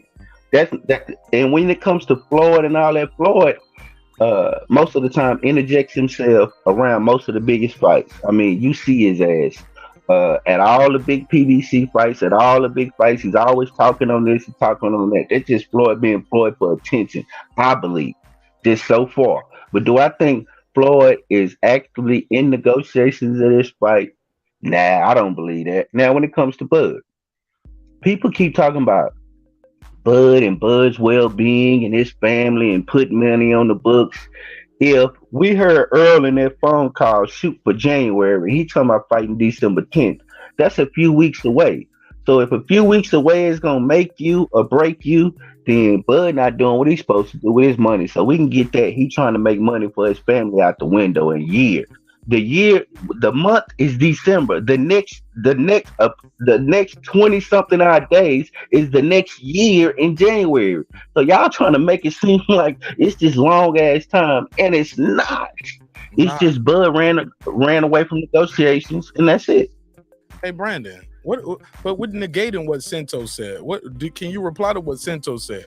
Like when you're dealing with, when you're buying houses or businesses, they want to see your revenue. Bud Crawford, can we at least agree he is a business? Whether you think he's doing good business or bad business, he's an independent. So how does Brandon? So how does Brandon? Hold up, Brandon. That was a rhetorical question. I thought I was gonna get a quick yes or no. Oh, my bad, bro. My bad. I'm sorry. I didn't want you to fire off another question at me. My whole point is this: the man has bills, business, and things he needs to take care of. If you're a person who's in a certain tax bracket, we all know everybody get in trouble with their taxes a lot of times because they don't pay their taxes. Some people pay their taxes at the end of the year. You get what I'm saying? I'll pay the taxes I owe y'all from last year in the fourth quarter of this year. I get extensions. It's loopholes you can get through if you owe money. Some people don't never owe money. Some people don't even know what that's like to owe money. Most people always get, I ain't gonna say most, majority of Americans get a refund. Can we agree to that? Quick yes or no? Yeah, yes. I'm gonna say this, Jerry, you were wrong again. Bob English debunked you again, Bob Law. Bro, I'll get to that. Let me do my thing, bro. Like, I'm sorry, bro. You content that going at Jerry. Enjoy the ride, man. We got time. We got time. We kicking it. You're right, my brother. I apologize. Enjoy the flow. Yeah, when you ain't got, yeah, he gonna be here. It's all good. And if not, and I'm ignoring Sir Sing. No, it's all love. Go ahead. I'm done. Fuck it. Go ahead, Reggie. All right, well, let me know. Okay. Here it is right here. Reggie, you are chopping up terrible, and I spent more for you because you are a YouTube daddy out here. What's going on with your audio, Reggie? It's like chopping. Mark, I think that's on your end because I've been listening to the audio. It's doing like that, bro, and it's only happening with you. It's not happening with nobody else. It's only your audio. Am I the only one hearing it? Can y'all hear Reggie chopping when he trying to jump in? Oh yeah, yeah, he chopping. Anybody else here other than No, I heard it. I heard it. HOD here. Start singing. No, I don't hear nothing. He sounds good to me. No. Well, Brandon don't want you to talk. Brandon wants you to be choppy so he can talk more. So it's not just me, Reg. It's Brandon TB. Get these niggas, Brandon. It's chopping right now. Even just then, it was chopping. I think the biggest problem or not the biggest problem, but the thing that inflated this whole thing is that, all right, so he left us to make this other fight, and we're all, okay, he's got to feed his family, but he signed up with this janky company that probably nothing gonna happen from it, but maybe a possible FBI investigation with the district attorney, you know what I mean, or attorney general, because this looks just all fucking janky everywhere. Where's his money coming from? We really don't even know that. We don't know where anything of this company is about. So all we know is that, this may fall through. And then what? So then you slap the face of the company that's, a real company who's trying to make this fight that you've been in negotiations with for so long. And you embarrass them to leave for this bullshit ass company that now it's probably, I mean, in my opinion, I don't think it's going to happen, or something funny is going to come out of it. And then you're gonna expect to come back. That ain't gonna happen. I don't see Al Heyman doing that. Ask Boom Boom Andrade how that worked out when he slapped Heyman with his bullshit and left him for Rock Nation. See how his career's happened after that. Hold up. Now, I'm sorry. Go ahead. I didn't mean to cut you off. No, I'm just saying. I don't see. I mean, hey, I could be wrong in change of heart, but money changes everything, right? But I don't see Al Heyman wanting to deal with Crawford ever again. Yeah, it's very but if they can work, they trying to bring Keith Thurman to the table. Yeah, but Keith Thurman didn't burn Al Heyman. This is just a person of vendetta with No, he didn't burn him, but Errol has said, "I'm not gonna fight that guy." Well, right, but that's a different scenario. That's just because I think. Hold up, that's personal between Errol. Let me finish this one part to bring it back to Boo Boo, because what he said. If I'm not mistaken, and if I'm wrong, shout out to Bible English. Correct me in the chat, somebody, or HAD as well. Anybody who do that. I love the people that do the fact checking. People who fact check the fact checkers. I love that shit. Well, here's the fact PB. check Hold on, real right quick, Jerry. That was just me taking a deep breath to say. I didn't even finish saying it. All right. PBC Al Heyman paid to get Boo Boo out of a deal. If I'm not mistaken, am I wrong with that? I think that was correct.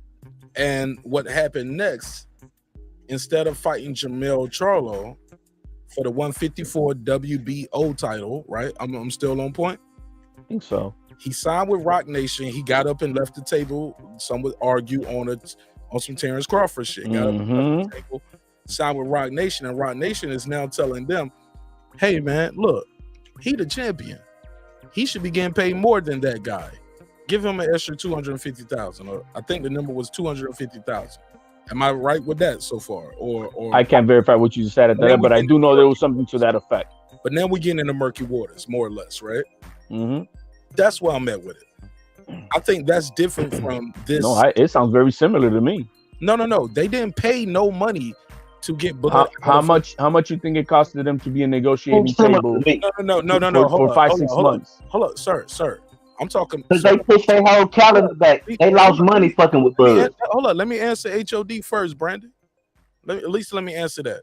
Me helping you with my legal expertise to get a fight for you, and I'm thinking you about to sign up with us, and you're gonna fight my guy over here, and you're gonna be under our umbrella, and we're gonna rock with you.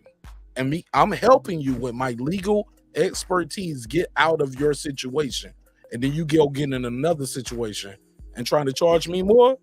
That's different from this situation. They didn't use any legal expertise. I agree.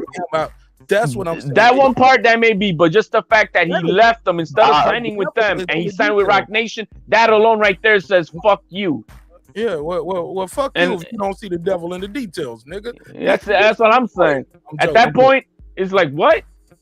I've been courting you all this time for 6 months, and then you're gonna leave for that ugly motherfucker? The same. My whole point is, I like the way you make that sound. Go back and make that sound. I like that, HLD. I've been courting you all this time. I done bought you this ring, and now you go and run off with him. You do the runaway bride. No. It's not the same. It's not the same, fellas. That's Bud. Yeah, hey, that's Bud's new name, Runaway Bride. I like that. Runaway Bud. Call him Runaway Bud. No. You can't call him Runaway Bud. Matter of fact, don't put. Oh, you already did that. Nah, Marq, you coined it. Everybody heard Marq Nash coined it. That ain't on me. Runaway Bud. I'm here for the jokes, but I don't like when, like I said, man, like y'all created this monster when y'all start calling the motherfucking Toby Top Rank. I'm not down with that. I never heard that. I never heard nobody say that. I never heard nobody say that. Nigga, please. Nah, fuck out of here, Brandy. You know you heard that shit. I know where you frequent. Small head. Yeah, but that's a different lane. I'm not into that shit. Yeah, that shit ain't cool, bro. I ain't into that. I don't know nothing about that. Saying it. But Brandon, you was on record as saying, "Oh, this Bud Crawford, Bud Crawford Spence fight, Civil War." Yes, I was. I'm not gonna lie. Yeah, you did say that. I was gonna go in the training camp. I was ready to go in the training camp and everything. Let the white man talk. Yes, go sir. Ahead, the white man, let him spread that fake propaganda. White power. Oh, what a drop in. What a drop in. Wow. White power. Yeah. Go back to your country, white power. Yeah, go ahead, Mr. Jerry. All right, Mark, check it out. Right off of ESPN's website. Just a couple things. 10 months after top-ranked promoter Bob Arum filed a $100 million federal antitrust lawsuit against PBC creator Al Heyman. Speak up a little bit louder, Jerry. They settled on Thursday. The stipulation of dismissal was filed in federal court in Los Angeles, and it's a matter of public record. Aram told ESPN.com. We settled, but the terms of the settlement are confidential, and I'm not going to talk about it. I'd be pissed if they said anything about it, and I'm not going to either. Oh yeah. Bob Aram settled with the PBC. Oscar's case. And he didn't lose. Nah, Brandon. I got to hear this. I got to hear this. Okay. He And on then the phone, secondly, and you screaming in my ear, Brandon. I got sooner or later, boxing fans are going to realize that just about every fighter in boxing has a promotional company. And it sounds like a big deal, but really what it is 9 times out of 10, it's not the fighter that has the promoter's license. It's somebody in their circle that has it. And George Kambosos, Lomachenko, Canelo, Golovkin, Devin Haney, you name it. They all, even the Charlo brothers, they all have it, but they're not active promoters. All you got to do is look and see who they're tied to. Lomachenko has a promotional license, but he fights under the Bob Arum promotion. And why is that? The same reason all the other fighters do. They only have that promoter's license on paper. They can't finance the fight.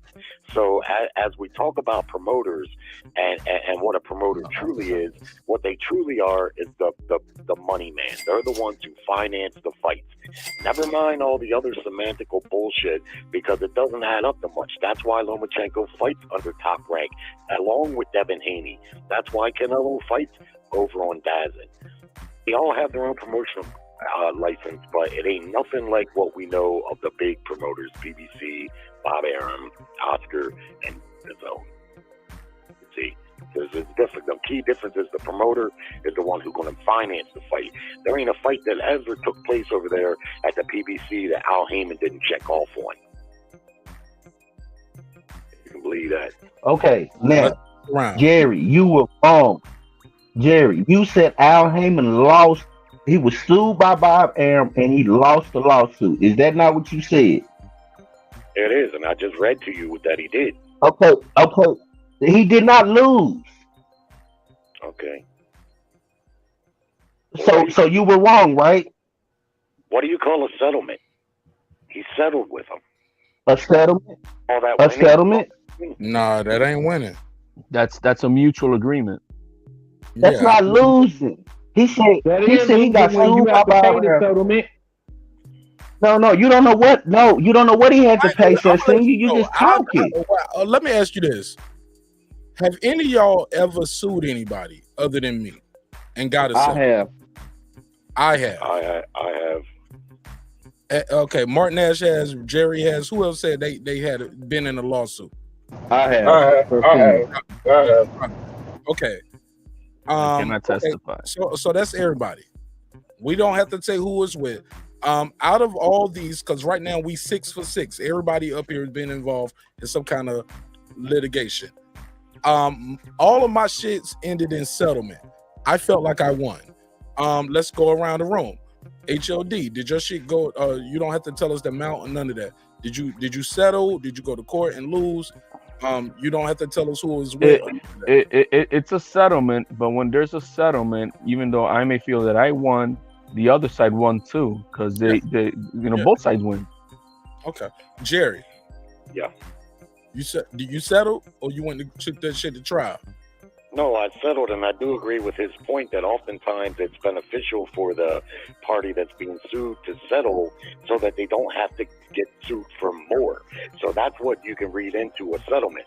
What it is they came to some agreement, which Arum doesn't disclose, probably because he couldn't, but that's what happened. Now, Jerry, you filibuster. Oscar lost. Okay. Bob, they settled with. Okay. Rodman, did you settle or did you take it to trial and lose? I settled. I got a settlement and received funds. I'm sorry, you settled and what happened? And received funds. Yeah. Hey, look, they can't pay us in gum. They ain't gonna pay me in cotton, nigga. That's right. There you go. I'll pay you with your family. You get your family back. Right. Okay. You want your wife? You want your kids back? We'll just drop the suit.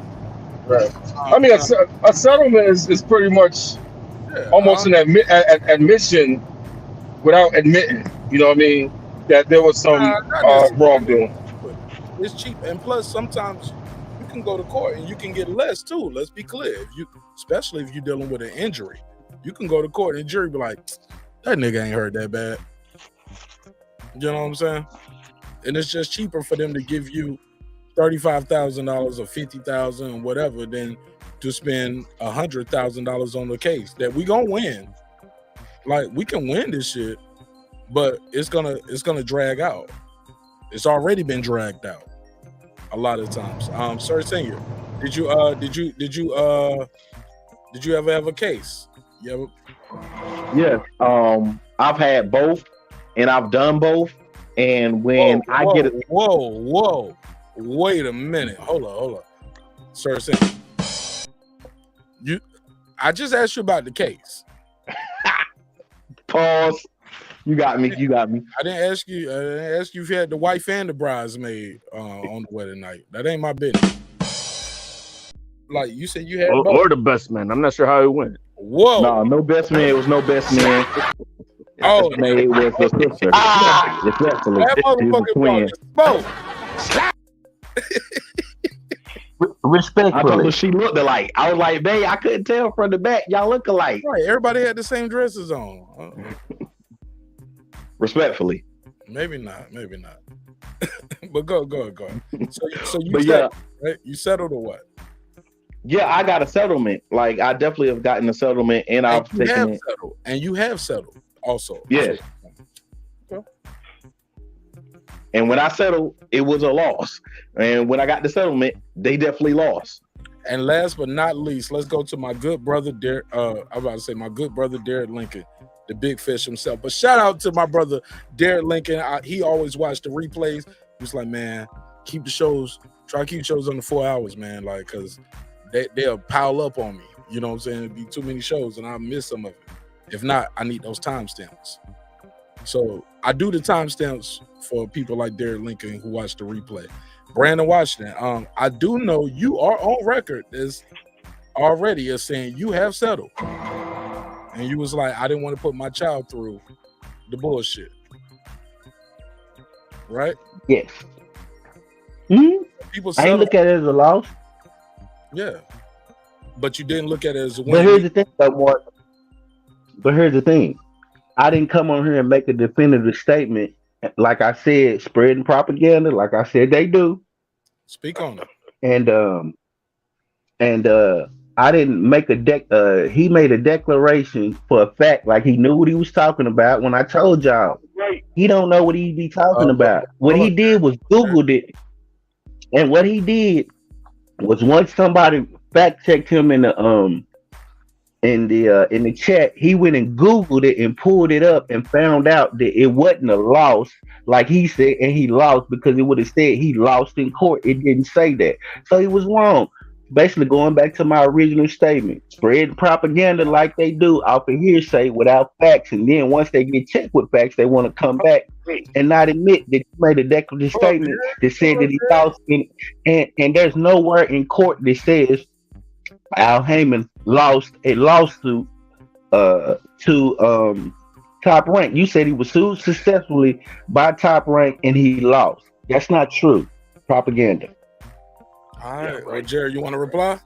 Yeah, I mean, the guy apparently can't, I don't know what he can't read or he can't understand. When you settle, that means you're conceding. You see, that's what it means. That's not a win. If you want to put up a whole bunch of gray area and try to make it a gray area subject, you can do that. But best believe, Bob Arum walked out of there with something that was the PBCs. How much? I don't know. The suit was $100 million. They didn't disclose the terms of the settlement, but they settled with them, you see, so they conceded something. So Bud Crawford has a lawsuit against Arum right now, I guess, for like $10 or $12 million.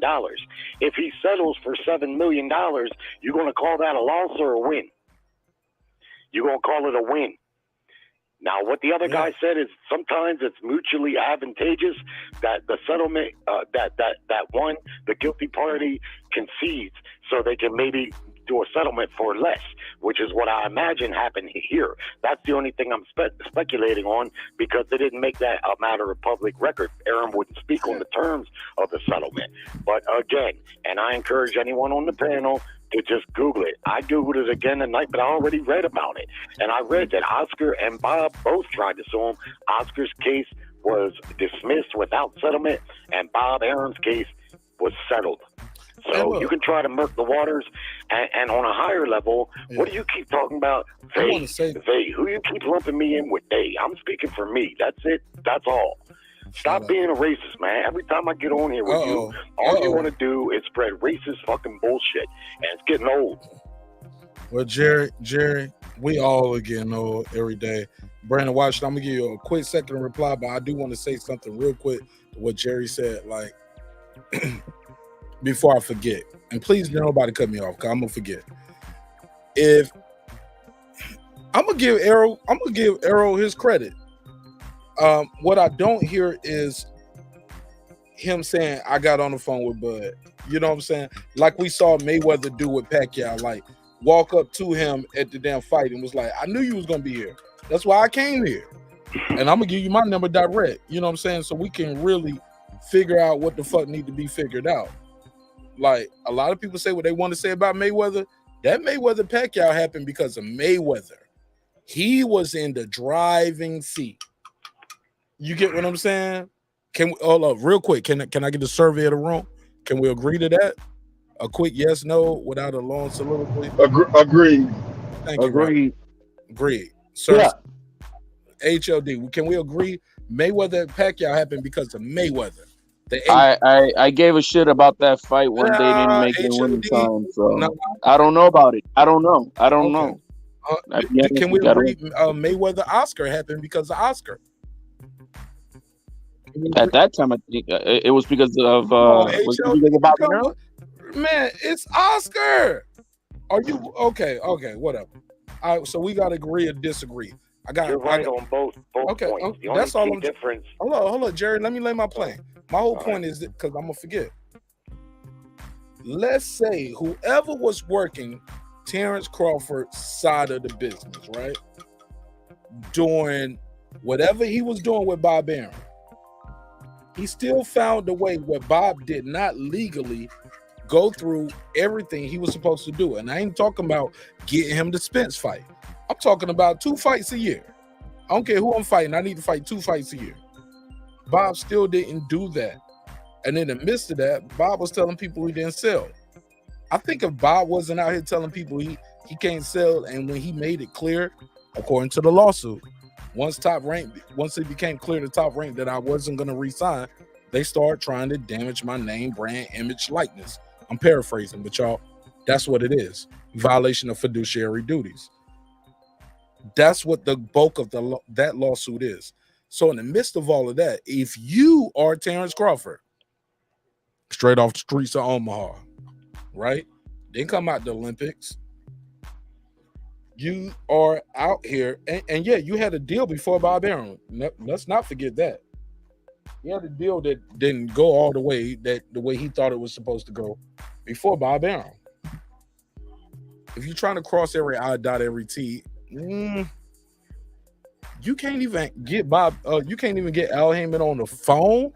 You can't do a face to face. We hear the audio now of Spence saying, Al said, "Don't worry about it." And then Spence is telling us on that same audio, he ain't got nowhere to go. He can't do nothing. It's basically take what I give you, knowing, according to Spence, everything gonna work out in your favor. According to HLD, Brandon Washington, everybody who's been up here, he does not work for Bud Crawford. He is not in negotiations to get the best deal for Bud Crawford. We do know, if we believe in everything that we say is true, Ugas got what? 50-50. Danny Garcia got 60-40. This the legacy fight is undisputed, and it's the biggest fight of your career. It's the first time you fought a real punch. Hold on, now I'm getting into some bots and talk. I'm gonna keep it moving, but come on, this is the first time he fought a real puncher. Since when? A guy who gets knockouts, man, and everything's working in your favor. I'm just saying, like, it just seems like Shit is not just on the even kill sometimes. And Let- move forward. I didn't hear that like that. I didn't I hear want to say, Errol Spence. What you heard, I didn't hear that. Of course he did. Of I course he want ain't to hear point, it like that. but what I heard, dude, you gotta get your audio fixed too. If you gonna chime in, you want to get some of this. Nah, his audio, all right. This truck driver special. My whole point to that at the end of the day is this. People are mad that the guy wants to dot every I, cross every T. No, everybody's ignoring the fact that in that audio, you hear Spence with his own voice saying, everything's gonna be, Al told me, don't worry about it. Everything gonna be in your best interest. I'm gonna make sure everything is good for you. That's the quote. I didn't hear that. Okay. Well, you know, I got the file right here. Y'all want to play it through one more time? Can we hear Yeah, it? please, because I didn't hear Errol Spence. Let's hear Al it. Heyman said, Yeah. "I'm gonna make sure everything want to go in your best interest." I didn't hear that, but go ahead. Everybody expert on social media. If I don't want, I mean, that's the most money. That's the legacy fight. You know, that's it right there. He says the most money is the legacy fight. Who's the best in boxing? Me or him. Who's the best of our class? Me or him? Me or him? Yeah. Oh, you talking about Terence? Yeah. Well, I mean, I don't know. I'll just say he just think he got a lot more he got a lot more questions with him than he did with Bob. Got a lot more questions for Al than he did with Bob. Yeah. He said he asked him, like you asked him, Bob all these questions. He said, did he ask Bob all these questions? Yeah. I mean, everybody expert on social media. Everybody got out of here. Correct. Oh, nah, I just want to get it done, signed, and so everybody get off my back. I got the shit to get off my chest too, so. Yeah, you got a lot of people like Bomack and other people in his ear, so. He probably got Bomack and other people in his ear, so. But, I mean, you don't have no Bomack and other people in his ear, so. But, I mean, you don't have nowhere to go either. He ain't got nowhere to go either. To me, because, I mean, he's not going to go past me and fight Jamil, so. So all the people who are mad is like, well, why you fighting him? He said he ain't got nowhere else to go neither. He ain't gonna go past me and fight Jamil. He ain't gonna fight Boots, and I'm paraphrasing, of course, but you're not about to fight Boots in this. Or fight anybody else. Or anybody else. So I just say anybody else. Basically, PBC stable. That makes sense. Yeah. It's just me. And they get a good laugh off of that. They got a good laugh. Now, it's been edited. It's been heavily redacted. So whoever recorded You framing this wrong. No, sir. I'm framing it how I hear it, and I promise I'll give you a chance to rebuttal. But that's what I'm hearing. I don't mean to put it in no kind of frame at all. I'm just trying to present it. But they are getting a good laugh after that. But to be fair to Errol Spence, I just said it's been heavily redacted, and somebody edited a lot of this conversation. This conversation is way longer than 4 minutes. This person was very strategic and what they edited out and what happened. So, but let me play the rest of it.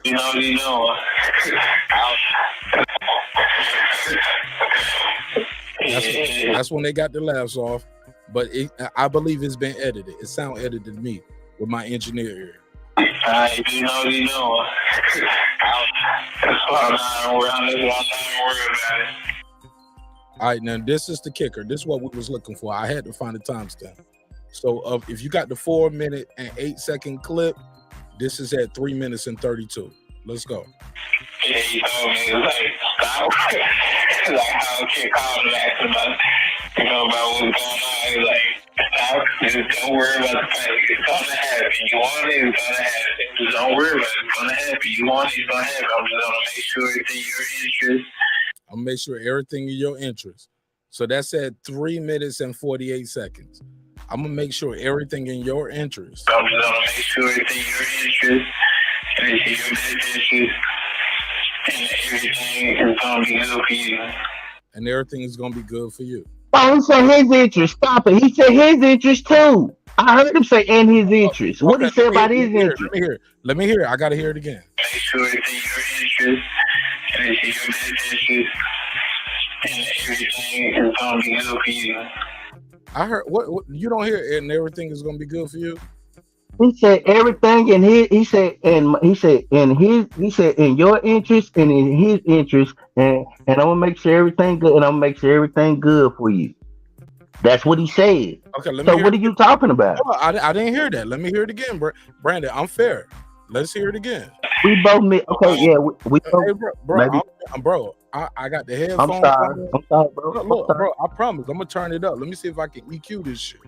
If I had this on the big board, on the big computer, if I had some real, hey, look, if I had some BLK Prime support behind this motherfucker, like nigga, we had a big board in here. I can EQ this shit. Let's hilarious. I need that BLK Prime support. Let's go. Just don't worry about the fight. It's gonna happen. You want it, it's gonna happen. Just don't worry about it. It's gonna happen. You want it, it's gonna happen. I'm just gonna make sure it's in your interest. And it's in your best interest. It sounded like I heard him say everything in your interest twice. I didn't hear his interest. Let me hear it again. I heard, and it's his interest. It's gonna be good for you. Just don't worry about it. Okay? I didn't hear that.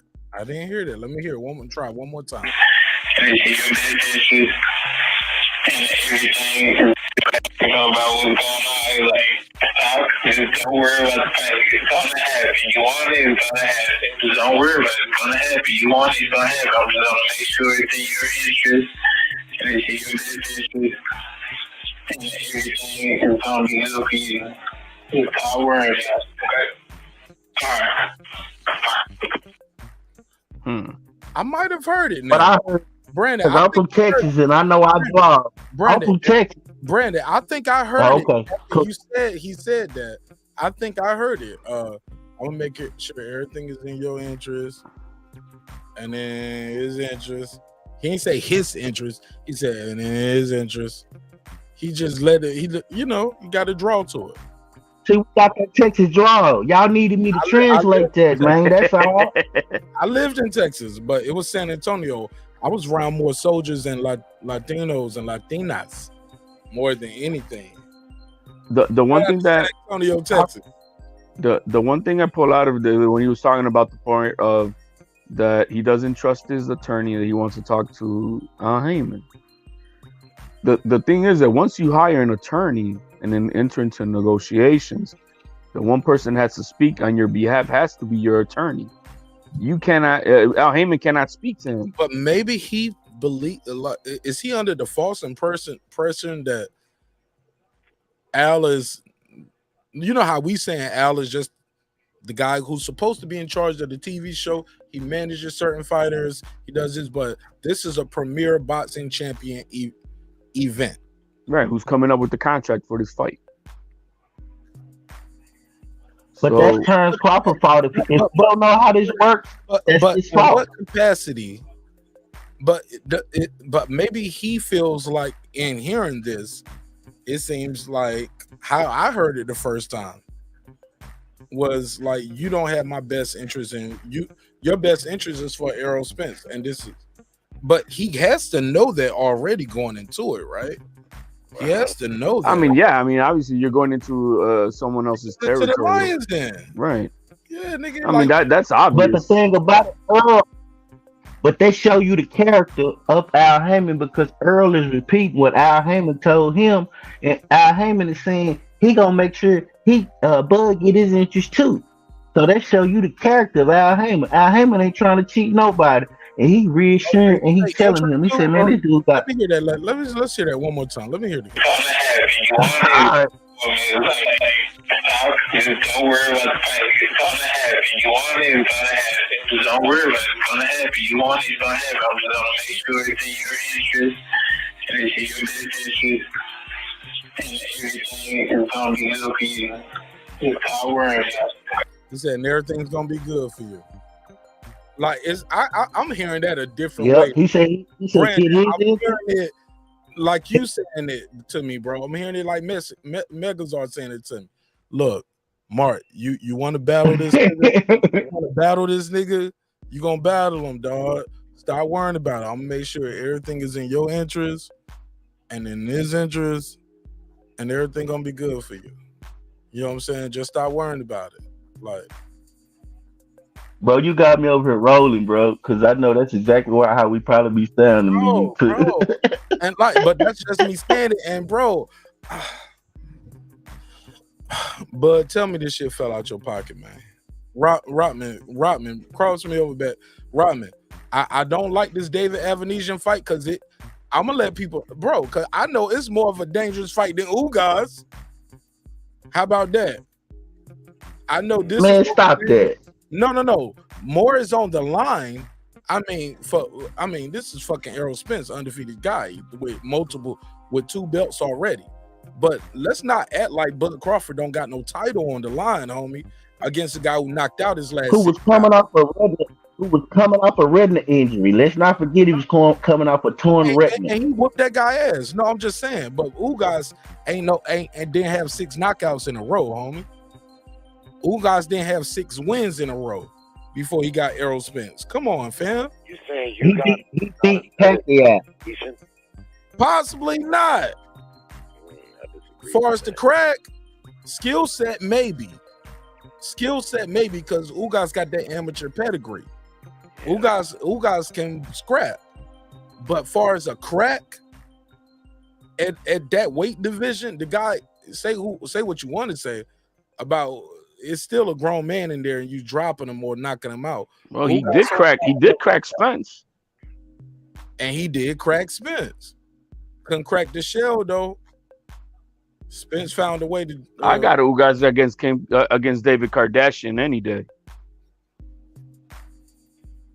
Well, maybe I don't know about that. Well, I got that. Yeah, I don't know about that. I saw that man beat Porter. I don't care what the scores cards were. He beat Porter. I see that. Yeah, he beat a lot of debatables, homie. I don't know why he. I agree. I think he beat Porter. Got a lot of look. I said that with the Spence fight. I was like, this shit. I think he dropped him. Niggas know who know. Like they know I bought the fight. You know what I'm saying? Like ain't nobody heard of or talked about Avanesyan until this fight was announced. Absolutely. The guy, he's a propped up easy opponent, and I'm not trying to discredit him, but if he fought six guys that were well beneath him, they're gonna knock him out. Just like Golovkin knocked out all those title defenses that he had. All it takes is one punch, though, homie. And yeah, well, I know that, but I'm just saying.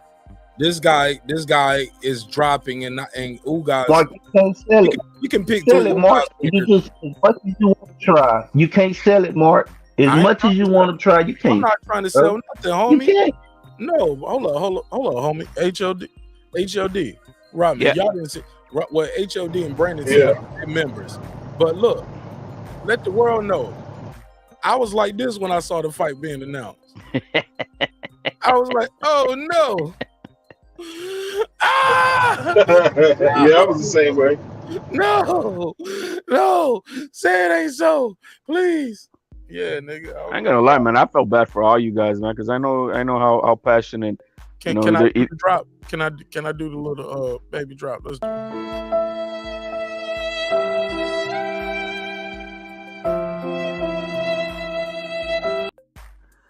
Oh, definitely, man. And all you hardcore fans who either Team Crawford or Team Spence, I definitely understand the emotions but then it just escalates because then look, nigga got one more fight out of me, bro.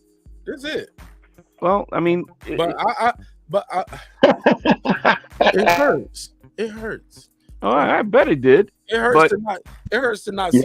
I was angry. Hey, So I was angry. I was lashing I can't wait at to see everybody. I can't Everybody wait could to see get it. all I of was these angry. YouTube niggas cry when my boy go in there and do his work. But you know what? I'm still happy that I still get to see my guy fight this year because I ain't seen him fight since last year. Maybe. Maybe. I hope so. Look, HLD. I got $10. You shut the fuck up. You ain't your $10. You know what? I'm about to put you in the same class with Champion Heart. Champion Heart and HOD, the only two people I know that want to make bets on bad things happen. Like I bet you this child grow up to be a crack baby. I bet this crack baby grow up to be a crackhead. Like they play like the long game. Like I bet you he go to jail before he's out of high school. That nigga gonna have a record before he have a diploma. And the old niggas make little bets like that. Bet you $100. This shit gonna go up every year. Oh, they say, HLD. They say. Bernie the boxer said that they in Colorado now in training camp. HOD. Yeah, okay. Yeah. I bet you she can't fuck Magic Johnson and not get HIV. Let's see. Oh, you could do it now. Like that nigga want to play. That nigga play. He want to play the worst bets ever. Let's see this prostitute over there, the fucking raw dog. She don't even know who Magic Johnson is. She from Yugoslavia or something. Yeah, but now you can. You can't even detect that he's got it. So yeah, that's a good bet. HLD. So I like it, HLD. HLD, you do know I am streaming the fight on boxing. Get out of here. Get out of here. Go ahead, Robin. Go ahead, Robin. Go ahead. For me, hey, look. for me, it was like I got some smoke for this nigga too. I got some smoke for you, my brother. What's that? Brother. No, I was talking to Brandon. With the green B right here, Mr. Green B. The green B right here. He up there saying, I can't. What did he say? I'm waiting to see Terence Crawford fail. Oh, I wish for the day. What did you say? I should have put a star beside it so I could come to it. Shut up, Haplo. I love Haplo, but shut up, Haplo. Click the link. All call outs mandatory. Hey, look, Brandon. I'm disappointed you, black man. You out here up here wishing, praying, hoping. Talking about you want to see Terence Crawford fail? Why? Just because Errol from Texas? No, he's just trying to support he's trying to support Teofimo and his.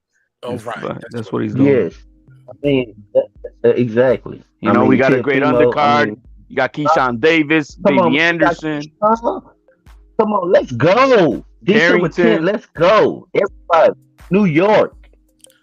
You know, Bobby Aaron. Runs that card that you talking about, right? You okay with that? Small hats. Man, listen. With what Kanye going through, I'm damn okay with that. Shit, I don't want none of that in my life because ain't nobody gonna help.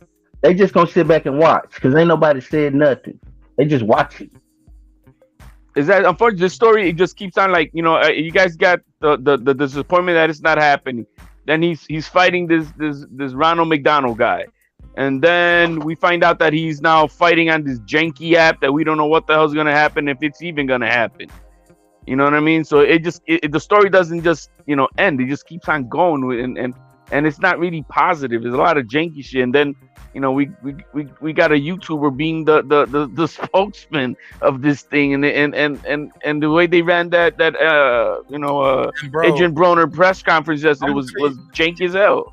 I'm gonna tell you, man. They didn't look. I as a DJ, I have a banner board, right? It came with a green screen, the white screen, but you know you can use it to put banners up, and I use that like when I do weddings and other events. My G, it comes with clips to make that screen a little tighter.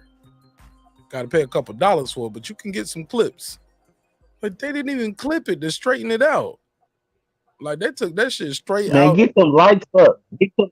Get us to 1,000 likes before we get this press conference started. I did not know, bro. I just learned that tonight. I did not know they did that. I did not know they did that, bro. I remember seeing. Did they get the 1,000 likes? That's Hey, we don't got we got over 1,000 people on here. We don't got 1,000 likes. We got to get them likes up. You know. Did they get the lights up and then started when they got the likes up?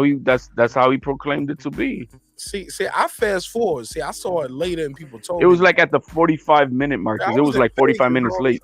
Like I landed to that shit and I was like, nigga, what? Okay. But the biggest news for me is and then AB looked drunk while he was talking. I felt so bad for AB, man. AB looked drunk. His voice I said, Brandon, early when they had like a conversation in the hallway with Blue, they were doing the thing. That man did not look healthy. That's what I'm talking about. You know, and I'm not talking about not drunk type of stuff. He just did not look healthy the other style way. I'm like, damn, he itching over there. I mean, he just didn't look well. He was fidgeting. AB exactly. Don't look like he's taking care of it. Yo, my biggest question is this. No.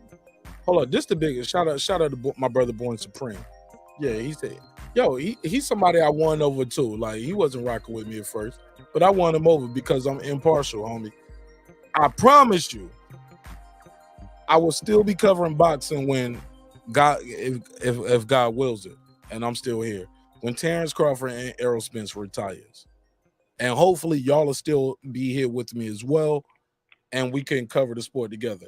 I'm not about to throw away a lifelong relationship with good people over some people that I ain't never met and won't even call. You know what I'm saying? I can't call Terence Crawford Errol Spence. I could call HLD Brandon Washington. You know what I'm saying? I could call Terence Crawford and Spence. Yeah, all right. Well, congratulations. I wanted war though. I think that Civil War would have been good for boxing. We ain't really had one since Pacquiao, Mayweather, maybe a good Sugar Ray Leonard, Hagler, something like. We need that. I was ready. I was gonna go into training camp. I had all my talking points ready. Oh my God! You know what I mean? I was put a case. I did it, bro. I had all my talking points ready. I was ready to be dissecting the 24/7. I was ready to be looking at the side-by-side training. You know what I mean? Jerry, I was gonna be. Jerry, you believe it? Brandon Washington. Yeah. I was just doing a mic check, making sure you still here. He said, I wanted war, man. But I got one question, Mark. I heard that Andrade signed with this BLK also. What? Hold on. Breaking news. Hold on. Let me do this ad real quick. And we'll come back with the breaking news.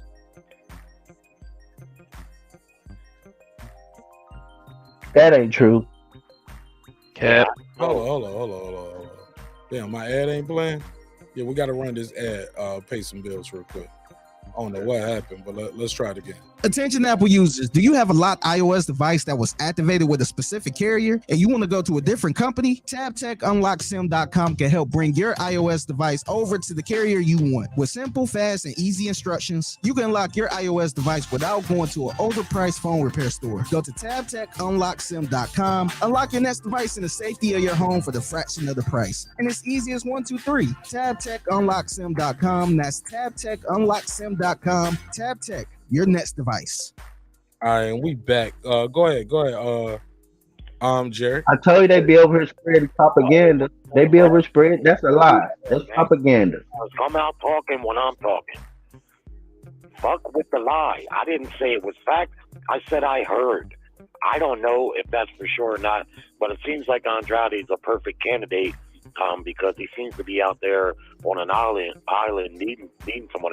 And secondly, when it comes to this app and whether or not they can pull it off, I agree, and this word janky keeps coming up, but the bottom line is, if they can pull this off and get Bud Crawford that payday, and Blue and them can pull this off, it's probably going to be a good thing for boxing and something that we should have seen coming, because everything is going to app format, and somebody has got a clue over there as to what the innovative part.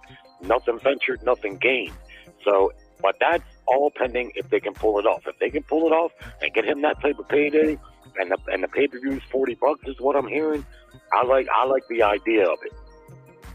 The numbers don't make sense that they're gonna make any money on this. If this $10 million is real, they gotta sell 400,000 pay-per-views. I'm gonna buy one of them. You're gonna be one of the maybe 25,000. I think maybe 50. One of them. So come to my channel. Come to my channel. We stream the free. You got a special. You got a special over there. Yeah, I'm a lock Brandon Washington up. Lock him up. Lock him up. Lock him up. Shame on you, Brandon. You know, if don't buy the fight, but shame on you.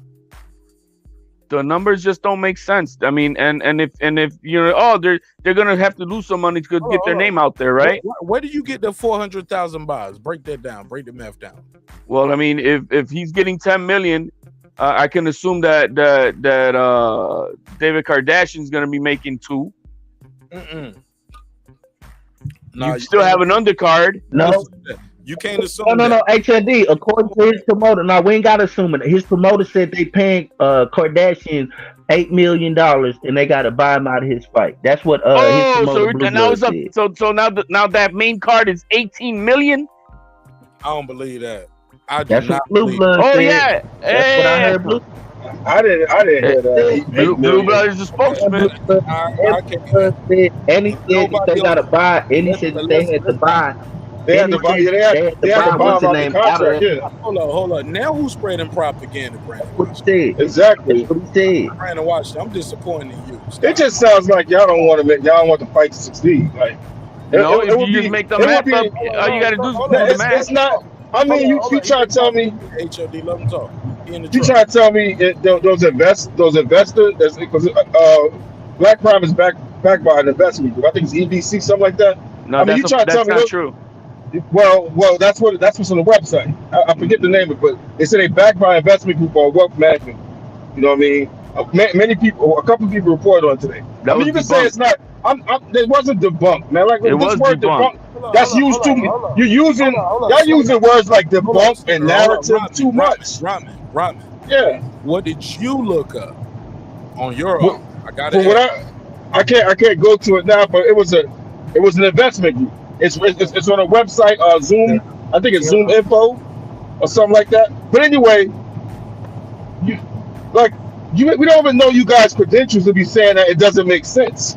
Like stay in your lane. Like you could. All right, I understand talking about it, and you know what I mean. We we're in the barbershop or whatever. You know what I'm saying.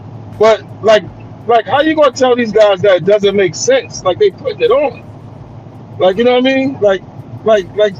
Like just come back from the ledge a little bit. Like and let these businessmen do what they're doing. You know what I mean? That's all I gotta say. It only takes a 4th grade math to come up with the numbers. HLD, pull the math up. The CHI, we already did this. The CHI Center holds 18,000 people. See, Rockman, this is mad. It's basic, man. This ain't business. Let the businessman handle the business. Let's go. So the stadium, the stadium that they're holding this supposedly is going to hold that is the 18,000 capacity. The last fight that he had in Omaha, Nebraska, the highest paying tickets, buying tickets were $128. Then you had some $78 tickets. You had some $58 tickets.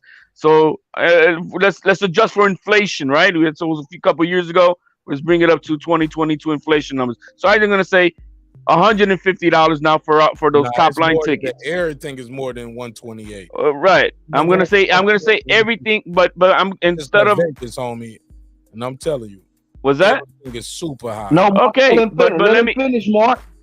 So, but not all the tickets were $128. That was just the main ones. But let's bring it up to 150. But instead of being just a few around the ring, I'm gonna say all 18,000 are 150. That's $2.7 million at the gate. All right, let's go. That right there. It's $2.7 million that they're only gonna make at the gate if you have every single one of them at $150. You say this is $10 million for Crawford.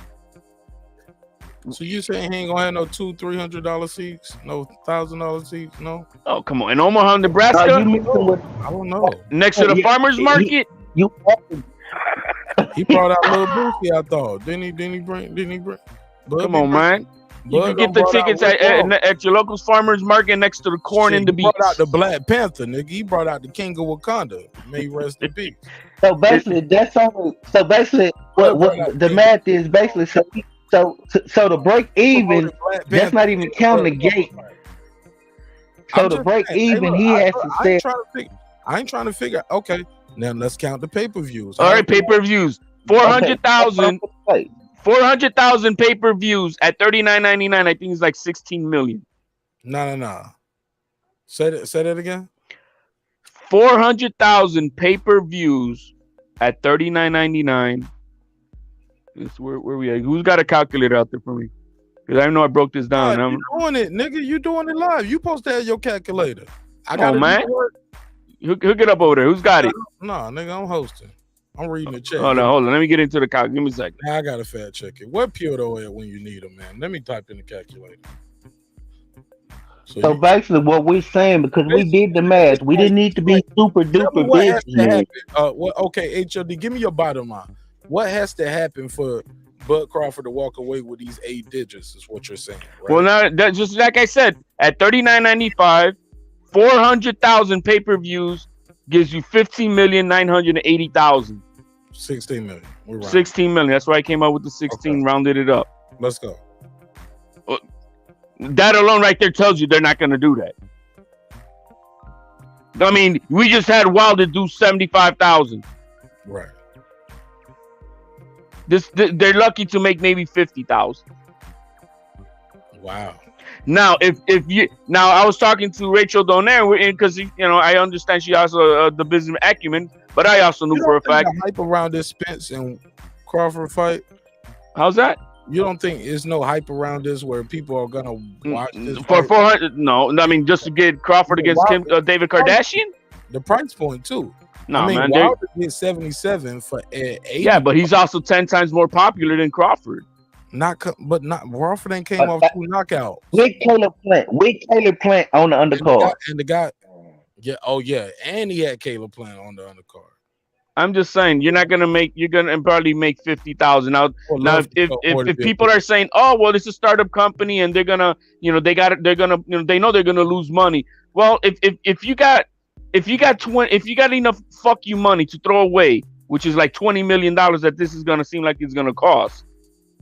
That means you gotta have at minimum at least $1 billion backing up that they can say, yeah, we could afford throwing away 20 million. To throw away 20 million, you need $1 billion, bro. That to make it seem like it's nothing. Yeah, that's minimum. Hold up. Maybe it's somebody investing into this fight for this company. Then there's got to be a paper trail. The money can't come from nowhere because there's got to be money laundered. Everything has to be accounted for. Hold up, without saying too much. That easy that was to break down, though, Mark. That was just easy. We didn't have to be businessmen. We didn't have to do none of that. We just did simple mathematics based on purses and what we know and what's been told by the spokesman. That was easy. So much that we ain't got to stay in our lane. We're doing good. Hold up, but it's so much you don't know. Like you can Google. We talked about what we do know, though. Well, let me ask you this. Let me ask you a question that I'm sure I can ask you if you do know. I'll be surprised if you do know. What is PBC's net worth? What is the net worth of their company? Brandon Washington, off the top of your head, do you know? HLD, do you know? PBC is not a public company, publicly traded company, so I wouldn't know what they reported net worth. I wouldn't know. They're not publicly traded. I wouldn't know. Sir, now you asked me about PBC. I didn't know you was making a comparison. If you making a comparison, then make the comparison. I didn't know you. I know the zone. Specifically about PBC. Brandon, relax. It's all love. Just say I don't know, Mark. And we can keep it moving. If we're trying to compare if you don't, you don't. Like we I don't know. I don't know. A company that has an app, like the Zone. HLD, do you know? A company that has an app. HLD, do you know? Oh, PBCs? No, we don't. Okay, because I was looking up, and I don't got to go around the whole circle. I'll just say this: I was looking up, watching a lot of people do their content, and a lot of people's like this company, BLK Prime, is only worth like $5 million. How can you give guarantee Bud $10 million? We don't know what PBC's net worth is, but we know the numbers they was throwing out for Canelo and other fights that we hear, right? Yeah, because that now money comes from No, I Showtime. seen PBC. No, what I do know is I seen PBC get a $300 million deal from Showtime, and then I seen them get another $200 million deal from Fox. That's Right. what we know. Right. Their money comes from the networks. But that's been a while ago, Brandon. Yeah, that's why they're running out right now, and we don't know what's going on with them now. They may go under too. That may be a possibility if they don't find a home. It's been a lot of fights, bro. It's been a lot of fights, and the numbers. These guys. Deontay Wilder was just on Fox pay-per-view, and I just seen them do a PBC Fox countdown for him. Bro. So, and Brandon, hold on. Brandon, we know he didn't do record-breaking numbers. Cause the whole Let world me finish. Trying to make a point about PBC in the business that we see them doing on a fight by fight basis. You don't even know what I ain't talking about like 8 times, bro. But it's all love. All right, go for it. No, I said, but you can't predict what I was. You trying to make a comparison that's not the same. You trying to equate them to an app that's not the same. Finish. That's what you've been doing. But go ahead, Cook. Let's hear it. But compared to the Zone, if you want to compare that, they got $2 billion. The page that the homie sent over here talking about these were facts, and y'all should do your research. Man, I put up the shit he put up here. This ain't favorable. I put it up though. I ain't got no dog in this fight. Motherfucker got 1,500 subscribers. The thing is, and it got him listed as head football coach at Lincoln University. Husband, father, Alpha Phi Alpha. Shout out to the black and gold. My G, like, come on, Brandon. The only way this money makes sense is somebody throws it away is if somebody's trying to put money in the washing machine. You know what I mean? Somebody from across the pond who can't probably fly to the United States. You know. So whoever put up the money for Deontay Wilder's fight, they was laundering money too. No, because that money is from a network. I'm pretty sure they lost money on that though. That's a network. That's a network. They still lost money on it. That's the network. But how do you cover those losses though? Because they promoting their brand. See, Showtime can afford. So BLK promised promoting their brand as well. Let's go. And they got investors. You don't know. Showtime. How do you know that the Wilder Helenius fight was a loss according to Showtime? You don't know that. You just talking. They had that at the Barclays Center. Do you know they said it cost $500,000 to turn on the lights at any stadium in New York, or in particular Madison Square Garden? $500,000 just to turn on the lights. Come on, man. They lost money on that. $77K? Come on, they lost money on that. I'm not just talking. Yeah, but Showtime can afford to do that because they're do the math. 77,000 buys times what? $80. What is that? 77. That's 6 million. That's $6 million some dollars. That's like $6.1 million. All right, what was Wilder's guarantee? $10 million. Damn. Wilder got $10 million to fight Helenius? Yeah, it's on Twitter. It's on Twitter. I think Yahoo or somebody. Wilder got $10 million to fight Helenius? Doubtful. You said that's doubtful. You don't believe that. Go ahead. I mean, somebody that got Google, look it up. Look it up. That's why he needs Fury to get another fourth ass whooping and make some money.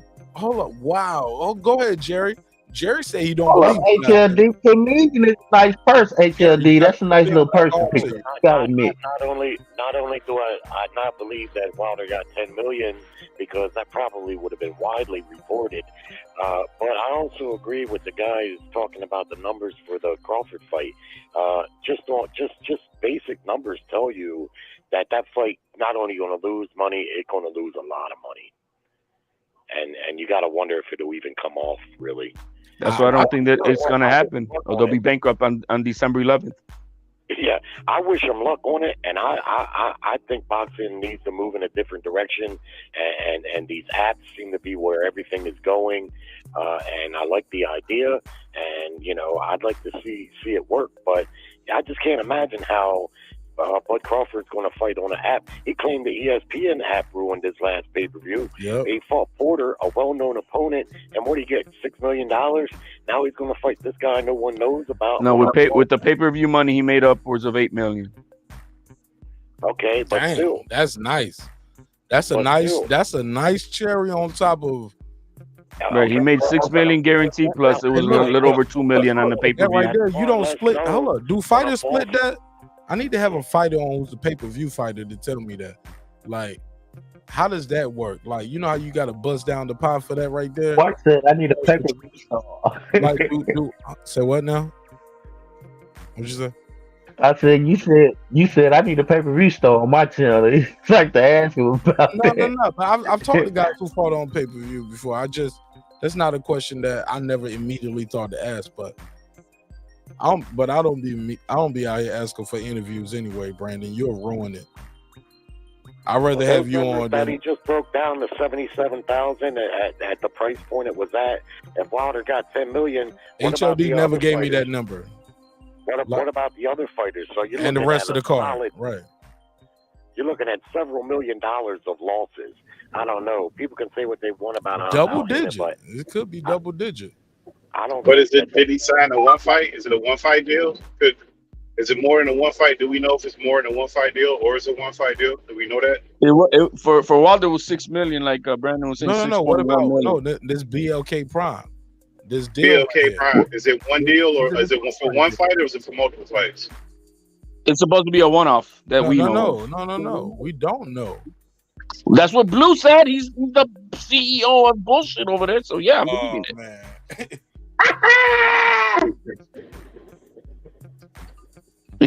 Why you gotta be all of that though? Because I dude. Have you ever reached out to hello, HOD? All that bullshit. I'm gonna ask you some real shit live on air. You ready? You ever reached out to him? Nah, man, I don't bother with that bullshit. No. You call it bullshit. Have you ever just hit him on Twitter, hit him on Instagram, be like, hey, yo, my man, blah, blah, blah. You know what I'm saying? When I got into this YTBC shit and I seen what was going on over there, I'm like, fuck that shit. That was it. And then when you hear all the little reports that everybody puts out by him, it's just bullshit. But what did Blue do? Like I'm missing it. What did he do? Breaking news. Yeah, he's breaking news at 3 in the morning, man. So y'all are mad at his title. No. I feel like he clickbaits people. He just makes up shit. That's what he does. Breaking news at 3 o'clock in the morning, man. YouTube business.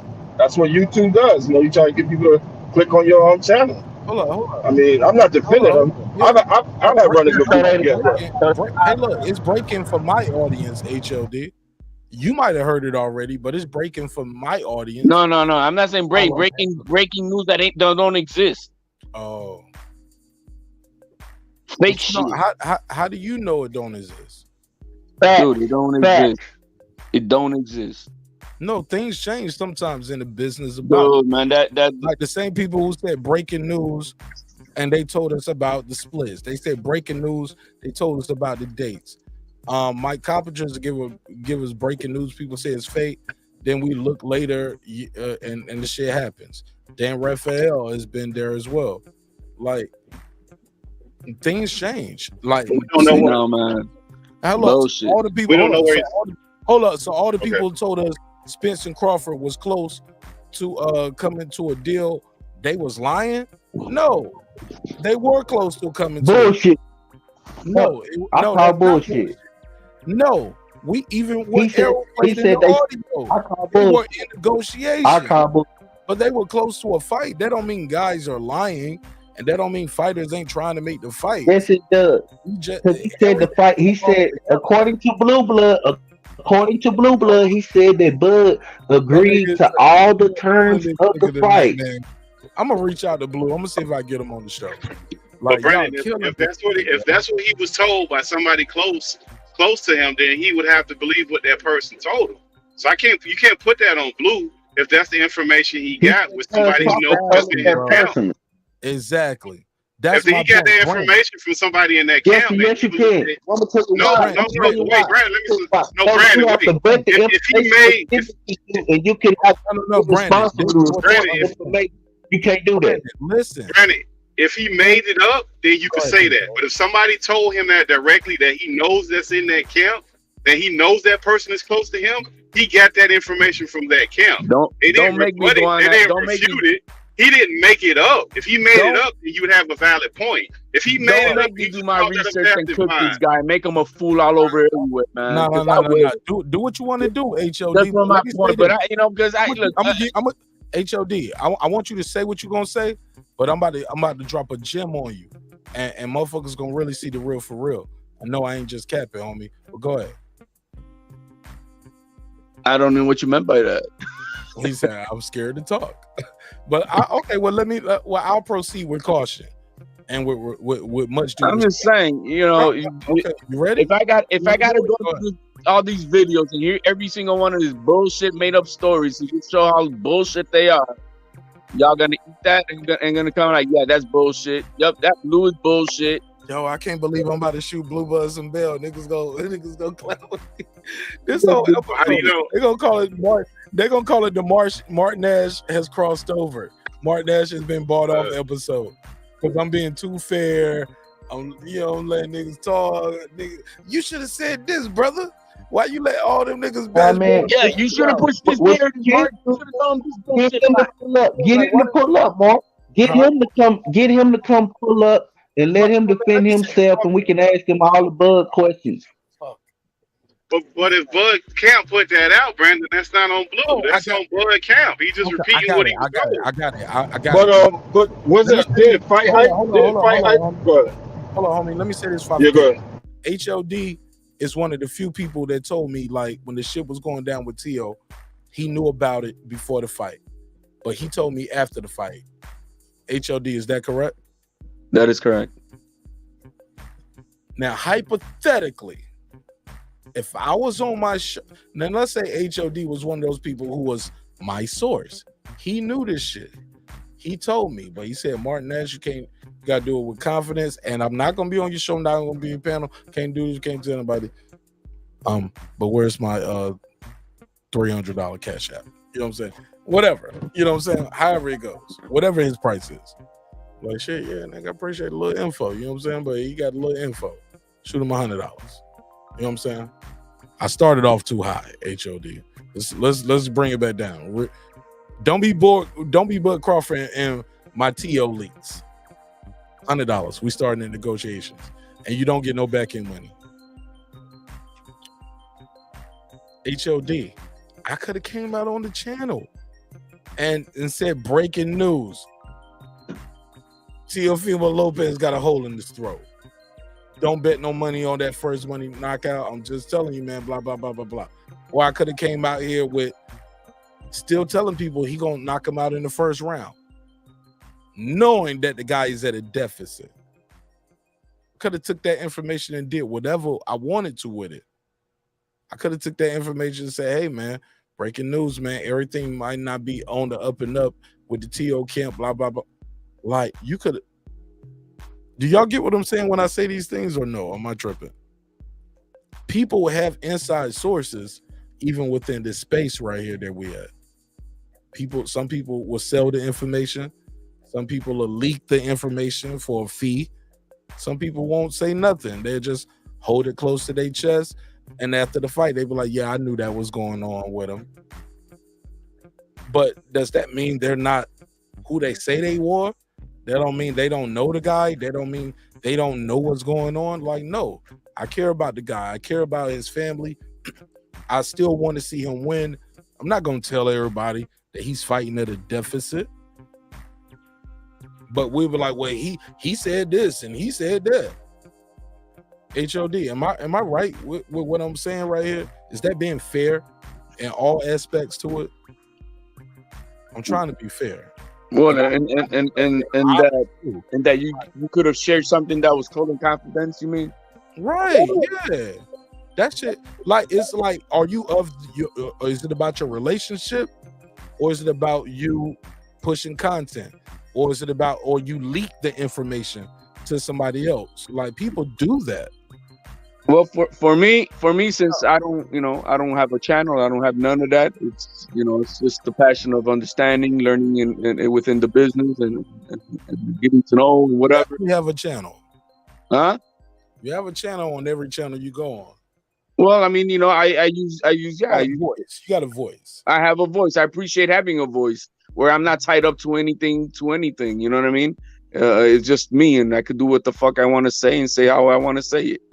And that's that. And if it's not appreciated, Tell us T.O. was at a deficit.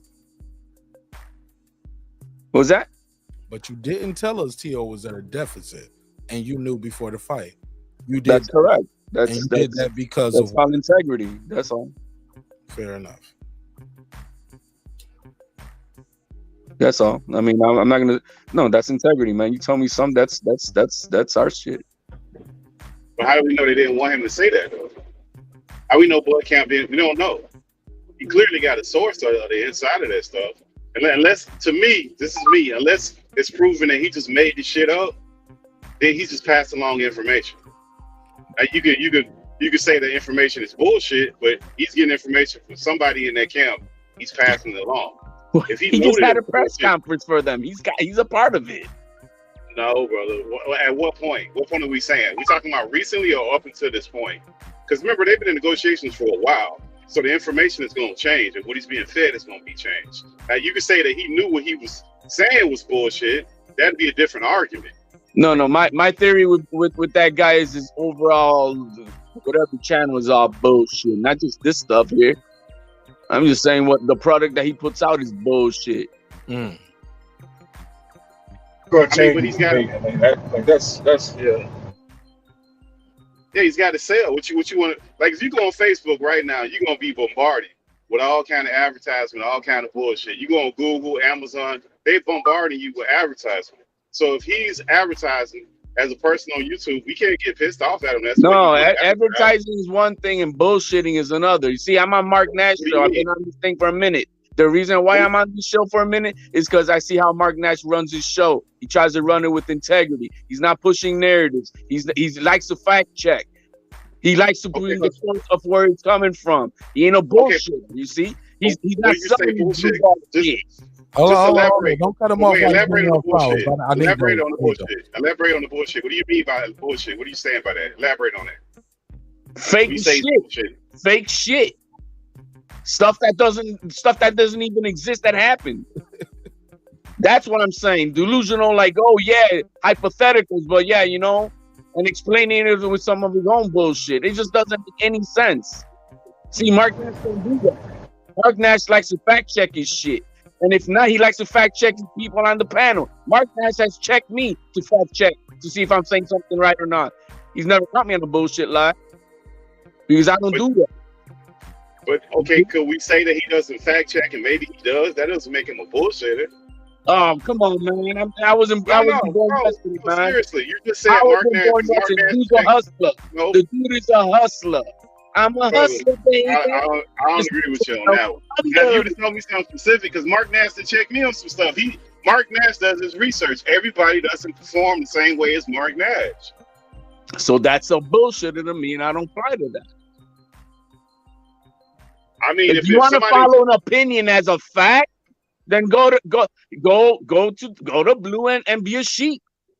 I'm not going to nobody. I'm not capping for Blue, but I'm not putting on what Bud said that came out of his camp. No, I'm just saying, but again, I'm going back to the whole product. That released that stuff, so that's not him. I'm not a sheep. I'm not a sheep either. But I also know that stuff came out of Bud's camp, so that wasn't no shit he just made up. So if that came out of Bud camp and he wanted to break that news, he wanted to report it, he entrusted that person, he might have had a relationship with that person. We don't know. We do know that information came from Bud. I bumped into, like I said earlier in the show, man, I bumped into Kanye West earlier at 7-Eleven. I'm just letting you know we're going into business. We're selling chancletas. That's Spanish for sandals, Caribbean sandals. With me and Kanye, we're going to start doing business, bro. That's how it happened. I mean, come on, man. You're gonna believe the bullshit that comes out over there, bro? I believe it. I'm not putting it on Bud. That's gonna be different. I ain't saying I'm not putting it on Bud. I mean, I'm not putting it on Blue. Sorry, I put it on Blue. Go ahead, brother. Was trying to say something that was choppy. Go ahead. I can't hear him. No, I was just wondering if Blue hurt this guy's feeling or something like that. Like why is he so, like everything bullshit? Like, are you hurt? Did Blue hurt you or something? Like, what's going on? I had nothing to do with Blue, man. You guys want to be sheep? Go keep on being a sheep, man. That's all good. Nobody's a sheep, brother. ESPN peddle bullshit to you all the time. No, I don't necessarily fuck with Blue. I don't fuck with Blue. So then why are we baiting mailing here to try to defend something you don't know? No, but you're putting. Listen, ESPN peddle you bullshit all the time. Fox Sports peddle you bullshit about players, athletes all the time, narratives all the time, and we don't. You take it with a grain of off. salt, and you got to take it with a grain of salt. But we don't turn ESPN off. We watch the shit and we know what's going on. That's what I'm telling you. If that's what the information they're getting from these teams or the camps, that's what they're reporting, and we take it as that. It doesn't mean it's a fact, but it's not ESPN's fault if the team is peddling them bullshit. They're just passing along information. I for a fact, I'm not going to compare ESPN to a thing channel on YouTube. Say it again. I'm not going to compare ESPN, worldwide news and sports, to a rinky-dink channel on YouTube. Why not? That's the definition of a sheep. They get shit wrong all the time. Yeah, they get shit wrong all the time. Why wouldn't you? I'm gonna just say this. Shout out to my boy Ellie Setback. Ellie out here, bro. I don't think Ellie's a rinky-dink channel on YouTube. He's award winning too, and he out here putting in work. He's everywhere. Everywhere I go, when I go to fights, Ellie's there, dog. So it's all about your grind and what you put in with anybody. And you know his brand of Ellie Setback. He's how can he do it? He's not he throws softball questions. He just they're all softball stuff. He's not trying to be investigative or anything. He's always just trying to be on the favorite side of whoever he's interviewing, and that's his style. That's how he gets all the access he does. You know what I mean? So, but you know what you're getting from it. The softball audio, your audio. HOD, your audio. Hey, I'm fixed. There you go. All right, I'm just saying. I mean, you know what you're getting out of Ellie Setback, so it's not you're not getting breaking stuff from there. I don't feel like I get hardball questions from Brian Custer neither. Sean Porter, like the people who ask hardball questions don't get interviews, bro. Like, what are we talking about, HOD? I don't get those hardball questions from like anybody. Like, maybe I'm mistaken. Give me a refresher. ESPN, Fox News, they don't. When Wilder does that. I think Matt Skellerman probably asks more hardball questions than anybody as far as boxing because he can get away with it. Like, I don't think nobody capping for Bud, but we just not trying to put that on Blue. That's all I'm saying. Unless you know that the man knew that what he was saying wasn't true. Stephen A. Smith don't play games with the questions. I don't think he does. He'll ask all the hard questions with all due respect, but he still does. That's not true. Yeah, he don't do a lot. That's not all the way true. And Stephen A. Smith, he's probably about to do more on this new venture because he got this new venture that he's doing now where it's going to be more social commentary and not just talking about sports. So I'm looking forward to hearing more of that. I don't know if he dropped the episode yet, but I'll check it out. But because he got a lot of slack of people calling him a coon and Uncle Tom and shit of him, not speaking on certain issues. You know what I'm saying? Because he got suspended when that Ray Rice shit happened, and he for a while he backed off on a lot of shit, and people thought he was tap showing and around certain issues. He got suspended. What about Ray Rice though? It was around that he was talking about like some women are instigators more or less. Oh, so he calling it as it is. Yeah, and he got suspended for it, and because I believe it was Kerry Champion. I think Michelle Joy Phelps sent out some tweets were like, "Thank you, Stephen A. for saying I brought this domestic violence on myself." And stuff like they blew his statement out of proportion. You know what I'm saying? And he was like, look, I was raised by my mother and my older sisters and blah, blah, blah. And I think it's egregious that people, you know, he did this whole Stephen A thing and they still put his ass on the shelf for about a week and let shit cool off. He had to come back and apologize. Never the same. He was never the same for a long time, dog. Yeah, but what did he do? That's why people were shocked. That's why that shit with Michaela. That's why that was a big deal. He cooked her. The position he took, because he had never, he ain't seen him like that since then. You know what I'm saying? Question his integrity now because he stood up. Oh yeah, he definitely stood up on that shit. I got to give him that. Yeah, anyway. I mean, we got to question all these dudes, man. Nobody taking 100% of what nobody said. And then these guys get lied to all the time. You see them, they be pissed off. And you ever notice certain journalists be pissed off? They ask questions different to certain athletes. Sometimes these motherfuckers have people in their camp lying, especially dudes who don't talk. They're not talking, so somebody's talking for them and they're feeding them bullshit. So the reporter naturally going to be pissed off the next time he talk to you. It's not going to be favorable. They might drop some shit about you being injured or some shit about that had nothing to do with the sport you in just to get your ass back. That happens all the time. Yeah. KP from KC5, go ahead while your audio is live, because that shit gonna start staticking in about 5 minutes. Man, no the hell it ain't. Go ahead. Yo, so what y'all talking about, man? Oh, this nigga don't click the lead. I just got up, man. I come in, HLD going off, talking mad shit. What jump in from there? What he talking about? Why he talking HLD was talking about the narratives being spun, man. This is boxing, man. Boxing ain't a major sport. They gotta lie every week. Shit. They don't get no coverage, man. They barely get on ESPN. Shit. They gotta lie. They gotta lie. How you talk about boxing 365 days a year and there's only about 8 fights? Eight major events a year. And then they only got in the major fights that you want, they never give you. Like the mega fights, right? Yeah, bro. It's like when if we was in high school, right? And you see the girl that won the prom queen or whatever, and all the dudes is like, man, I'm gonna get her. Well, it's only one of y'all that can get her, dog. So like, that's boxing, dog. That's not true, man. They have to play. They have to have the turns.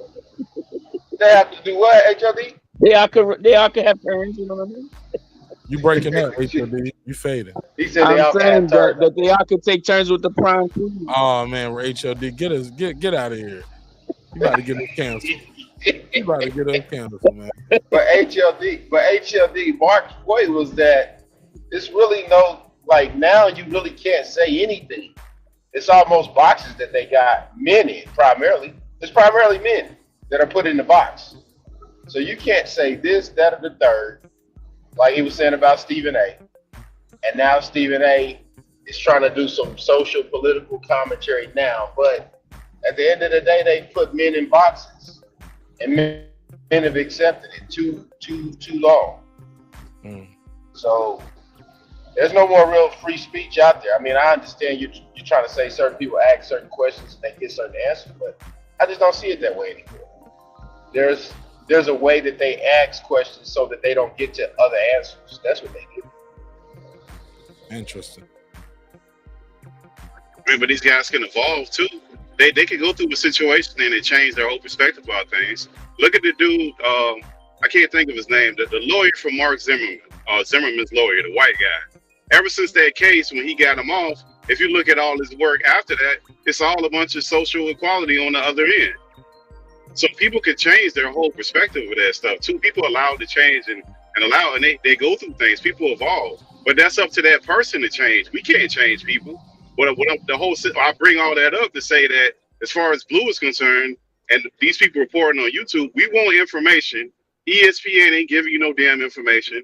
Fox don't report on boxing. So where are you gonna get your information from if it's not from YouTube? It's somebody that got a contact, even if you might call it unreliable or reliable, you're not getting no boxing news no other place.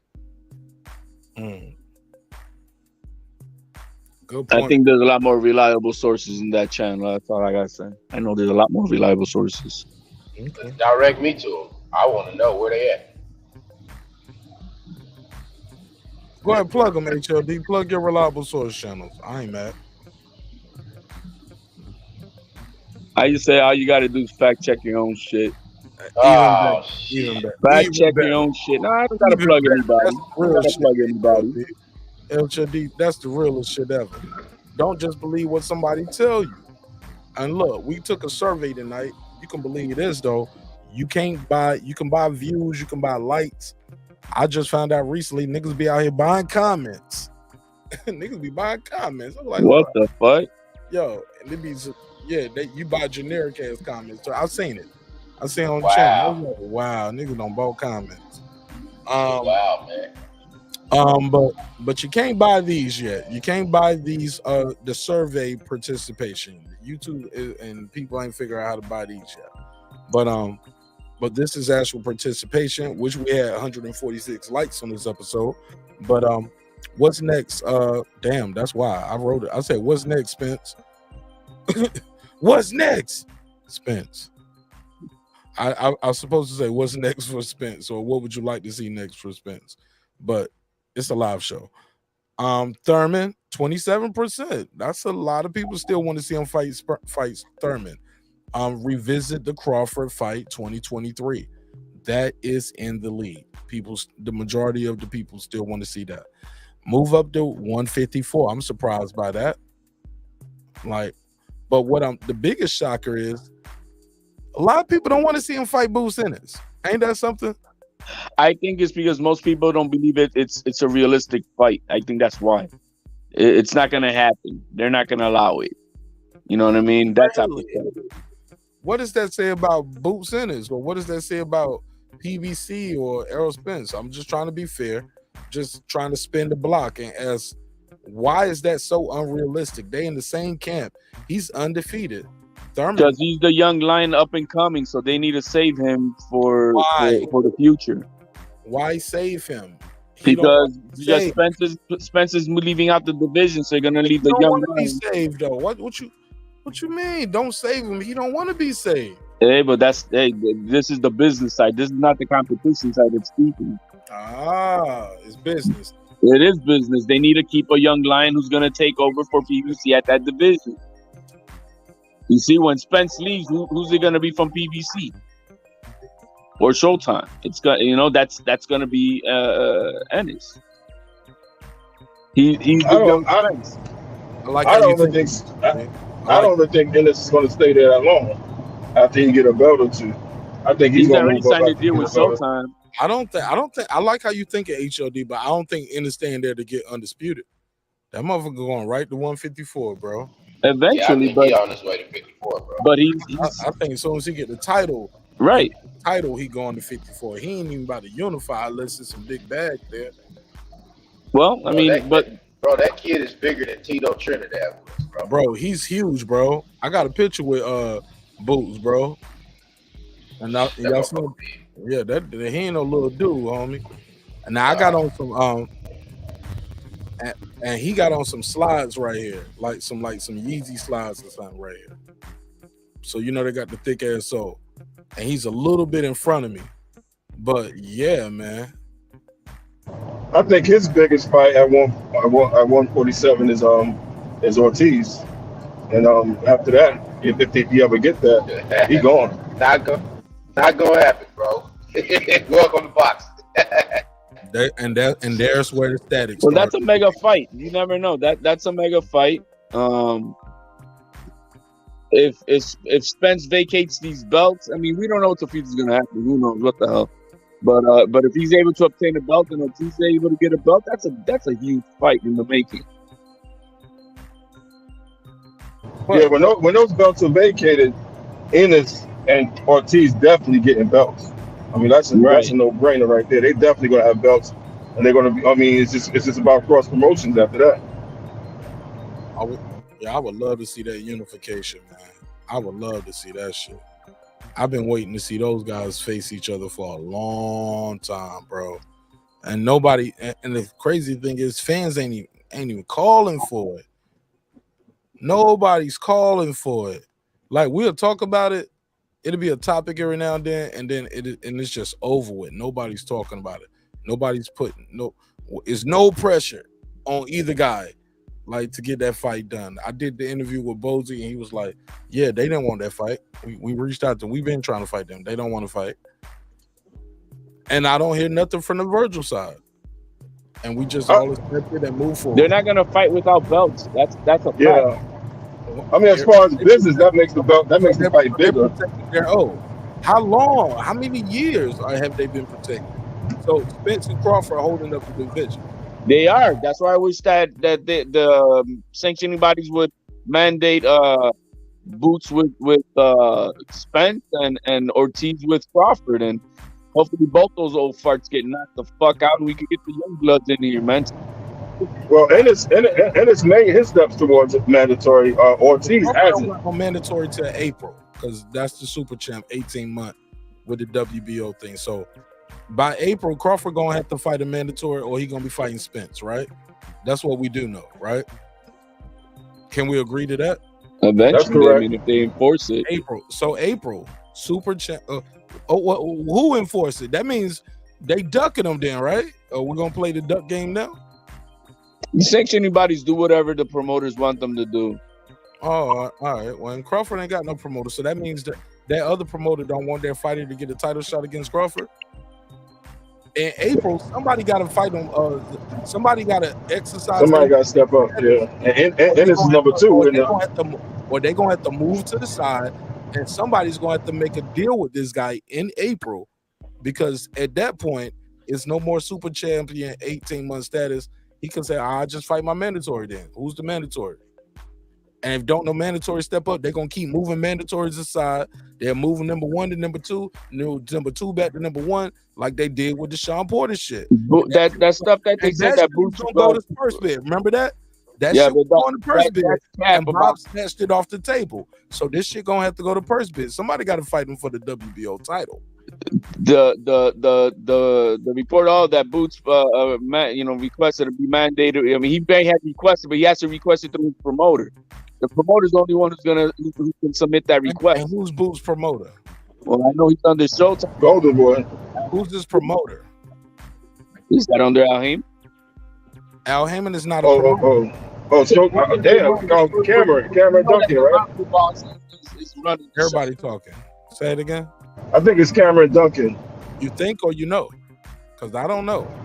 Well, that's who brought it. Well, I would say I think it's a Cameron Duncan. That's the last I heard. Duncan is his management, Marq. Yeah, last time I checked, he was independent. Anybody know anything other than him being independent? Nah, I don't know anything other than that. All I know is that he signed directly to Showtime. Got a network deal. Right, directly to Showtime. So his fight's gonna be on Showtime. We do know that. Right, and so if he petitions a fight, that means they're the ones who have to back it up with the money. And so let's do it. It's not like he can just go and go. I'm gonna petition a fight. You got to pay for it. Yeah, I'm just saying the guy. Crawford has options that whether we like him or whether we don't think, regardless, he gonna be fighting somebody who we want to see fight this year. Well, that's next coming year. Yeah, this coming year in 2023, somebody gonna fight him. That 147 division is gonna fighting change. Ortiz, Boots Ennis, or Errol Spence. He gonna have to see one of those three-headed monsters next year. I think that's gonna be my next episode, and I can build more off this last part we was talking about. I mean, Errol Spence, avoiding mandatories. That super champ status is 18 months. You know what I'm saying? You got to fight and defend that shit. And now I don't know if this counts as a. And that's what we got to look up. HOD. We got to look. Does him fighting David Avanesyan extend another 18 months? And that'll be bad. You're saying that if David Avanesyan is what? That super champ status, right? You don't have to fight your mandatory for 18 months, right? Right. But he will be doing a defense against David Avanesyan. It's a voluntary. It's a voluntary. So does that exclude him from? Does that give him another 18 months? Oh, so you said because he had a voluntary, does it reset the initial? Yeah, or does it change, or is it still April? Like, No, I don't think it resets it. so by April, like, we'll look it up. We'll do a rules party. We'll read that and see what's going to be next for Terence Bud Crawford, because from what I ascertain is what you're saying, HOD. He still has to. He's going to have to fight a mandatory this year. If they enforce it, that's the thing. That's if they mandate it to be enforced, ordered fight, and that's on the sanctioning bodies who are corrupted. They'll do whatever the network or the promoter or the manager, Bud ain't got no network. He ain't got no promoter. But as a super champ, he can always ask for an extension if he's trying to unify or become undisputed. All right. Well, so that means he's gonna fight Errol Spence. Like I'm saying, if not, he's gonna have to fight Boots. He's gonna have to fight Ortiz, or he's gonna have to fight somebody else who's gonna be the mandatory, right? To defend that. Right.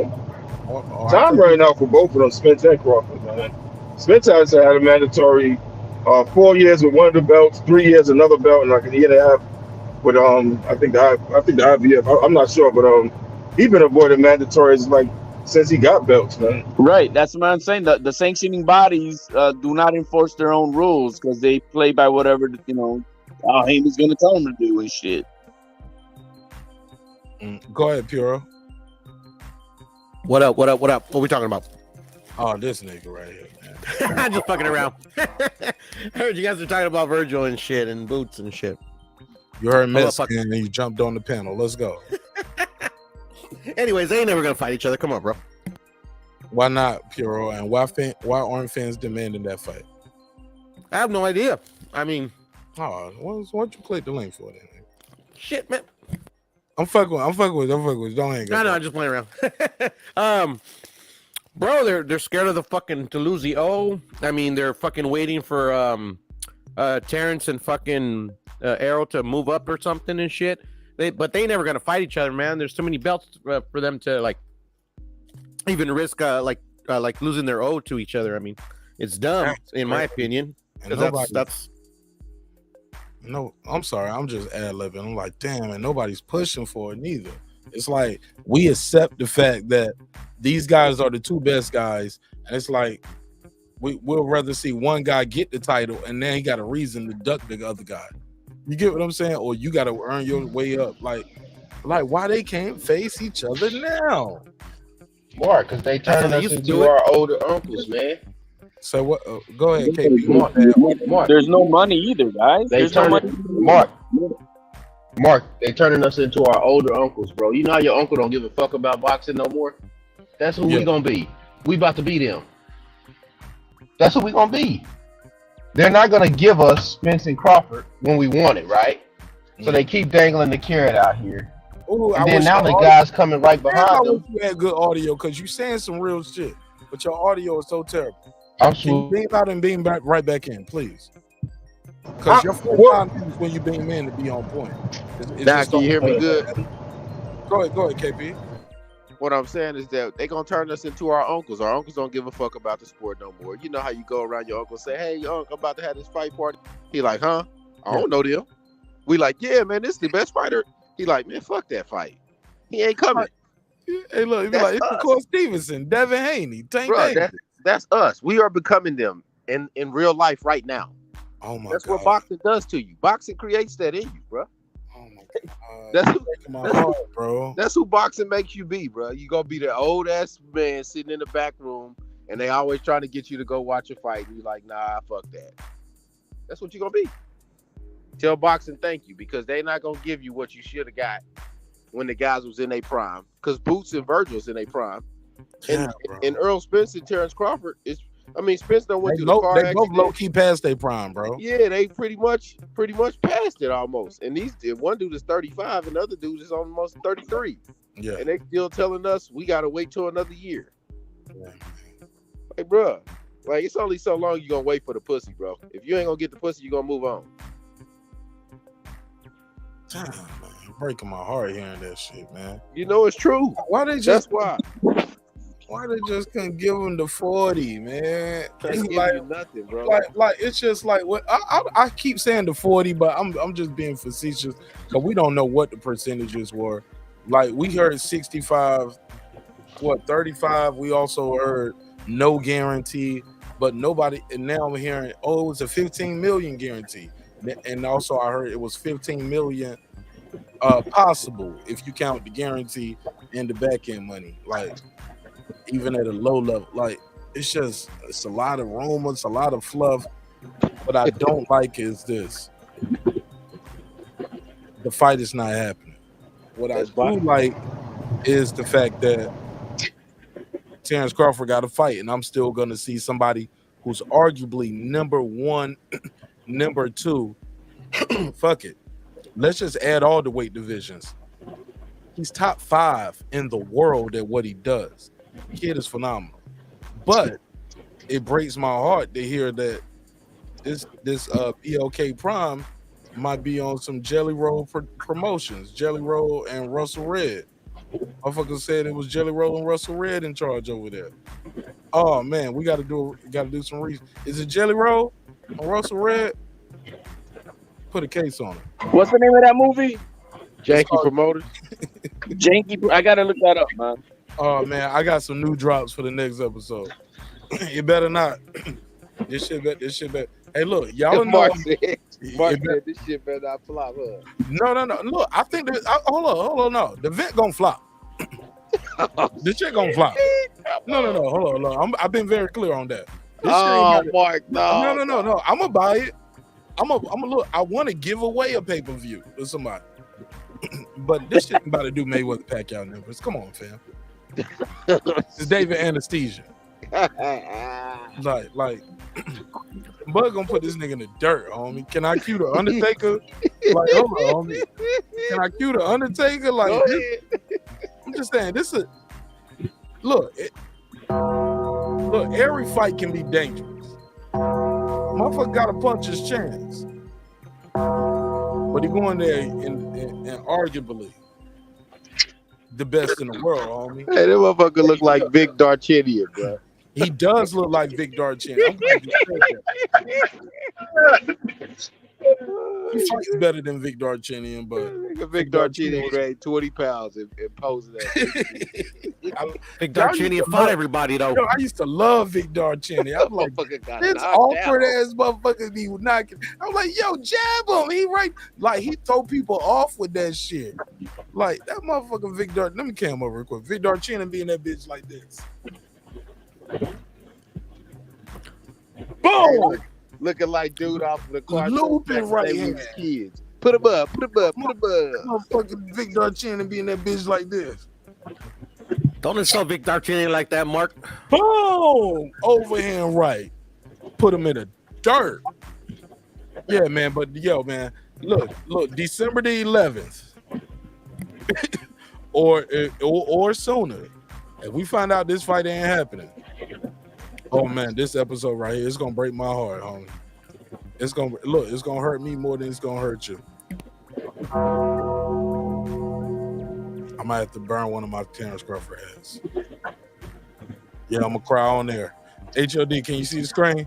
Yeah, I see. Oh, nigga, hey, with that. Hey, Mark, that's the POP hold it down. Oh, cry, nigga, breaking my heart. POP hold it down. Say it ain't so. No. And that's the moment. No. And that's the moment when you have become your own. Man. Yeah. Nah, I ain't gonna burn my damn hats though. I'm still gonna rock my T-Bud hat, man. I fuck with Terence Crawford. I ain't fucking with none of y'all hating ass niggas. Hey, Mark. You know how your uncle always tell you, the sports today ain't like it was back in the day. Bro, man, you're breaking my heart with that because you're right. That's gonna be us. It's already us. Hey, Mark. You can just go back to HBO I'm boxing. out of here, man. I'm going to eat.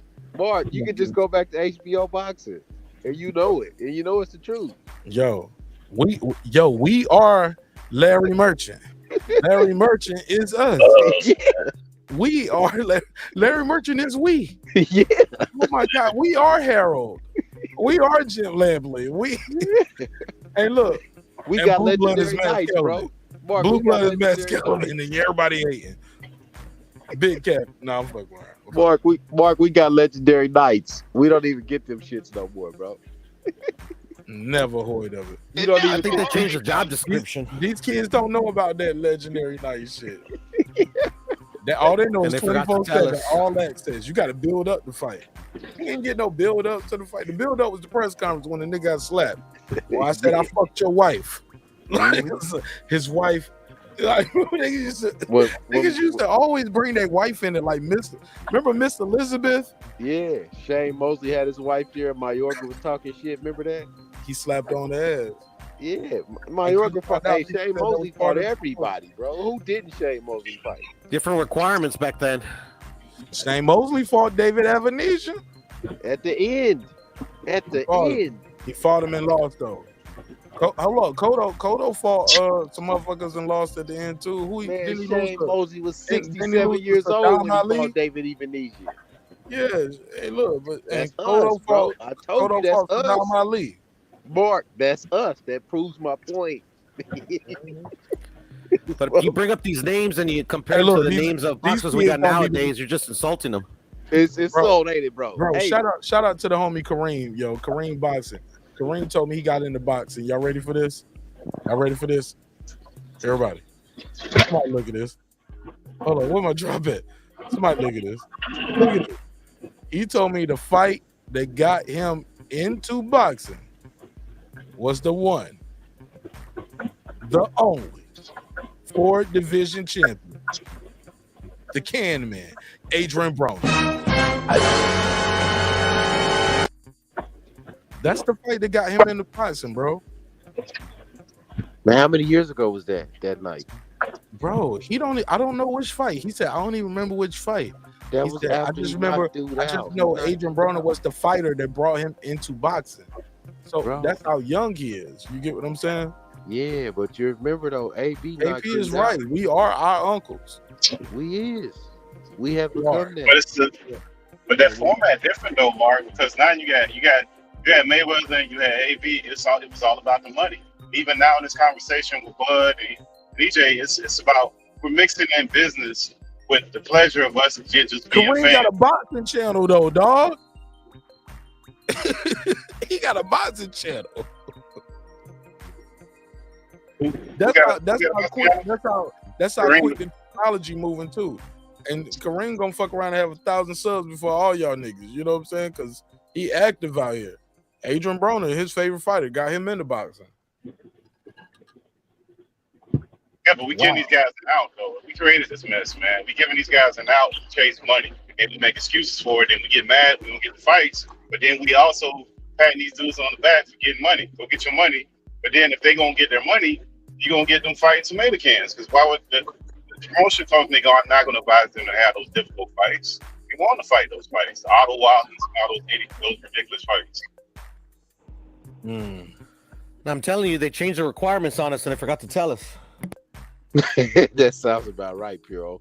Because them motherfuckers was fighting everybody. Tito Trinidad went from 47 to 54 to 60. Adrian Broner fought everybody. They had losses though. It was okay to have a loss. Like these guys have like, they can't take a zero. They can't take a loss now. I know the difference. Those were entertainers. I think the loss thing is coming because of a lack of promotion on the promoter's behalf. I think that's what that's really causing. After Mayweather, then it was like, okay, we can't, because Mayweather promoted himself. So by him having a quote unquote manager without somebody speaking for him, he speaks for himself. So it changed everything in our minds. It changed everything in our minds. And now everybody's reacting to it because they came right behind him.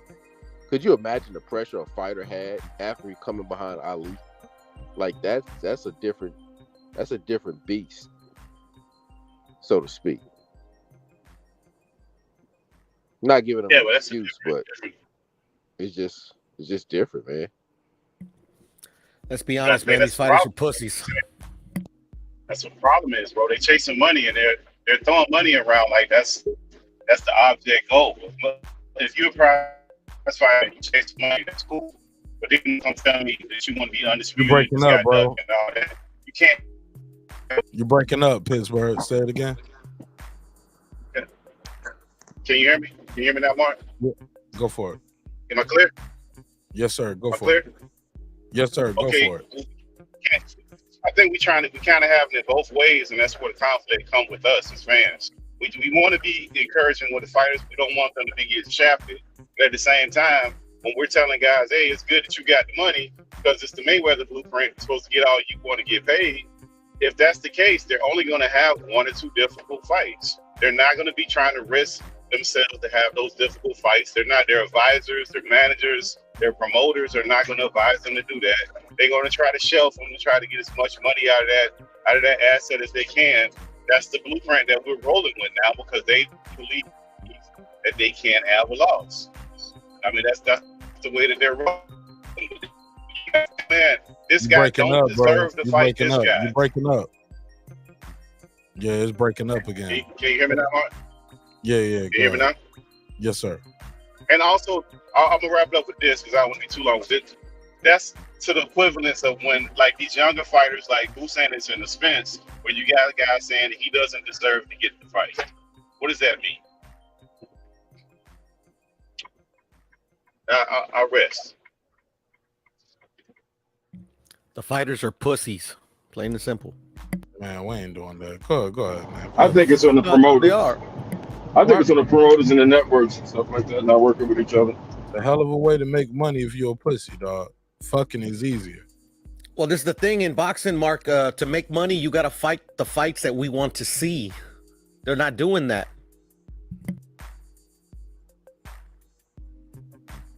But they fight it, bro. You can't call them guys pussies, man. They get in the ring fight. You can't do that. I could sweeten it up, but I mean, when's the last time we had a fight we wanted? I'm not a fighter. Yeah, I don't know if you're a fighter, but I'm not a fighter, so I'm not gonna disrespect these dudes and call them pussies. When you say a fight we wanted, I wanted to see Undisputed, and I got a couple of Undisputeds. I got Canelo undisputed at 168. I got Haney undisputed at 135. I got Josh Taylor undisputed at 140. Jamel Charlo undisputed at 154. I got Usyk undisputed at cruiserweight. Over the last few years, I got some undisputeds in several divisions, dog. I hear you, but I'm gonna keep it a buck. You hear Devin me, Haney? or can you agree? Is that a fact, or am I lying? I mean, yeah, you got what you wanted, but I mean, like, just to add my own little wrinkle, like Devin Haney versus Kambosos for undisputed, I didn't want to see that. Canelo versus Caleb Plant for undisputed, I didn't want to see that. Well, Mel, that's a fight I wanted to see. But you get what I'm saying? I think some are being complacent by just getting undisputed. Hold on. I don't care about undisputed. Okay, well, I'm sorry, go ahead, brother. Well, you might be a minority in boxing fans who don't care about undisputed because some people care about it, but I'm like you. Now, with certain fights, I want to see certain fights more than I care. Like Crawford and Spence, I could have had that a long time ago. I didn't care if it was 1 belt or 4 belts on the line.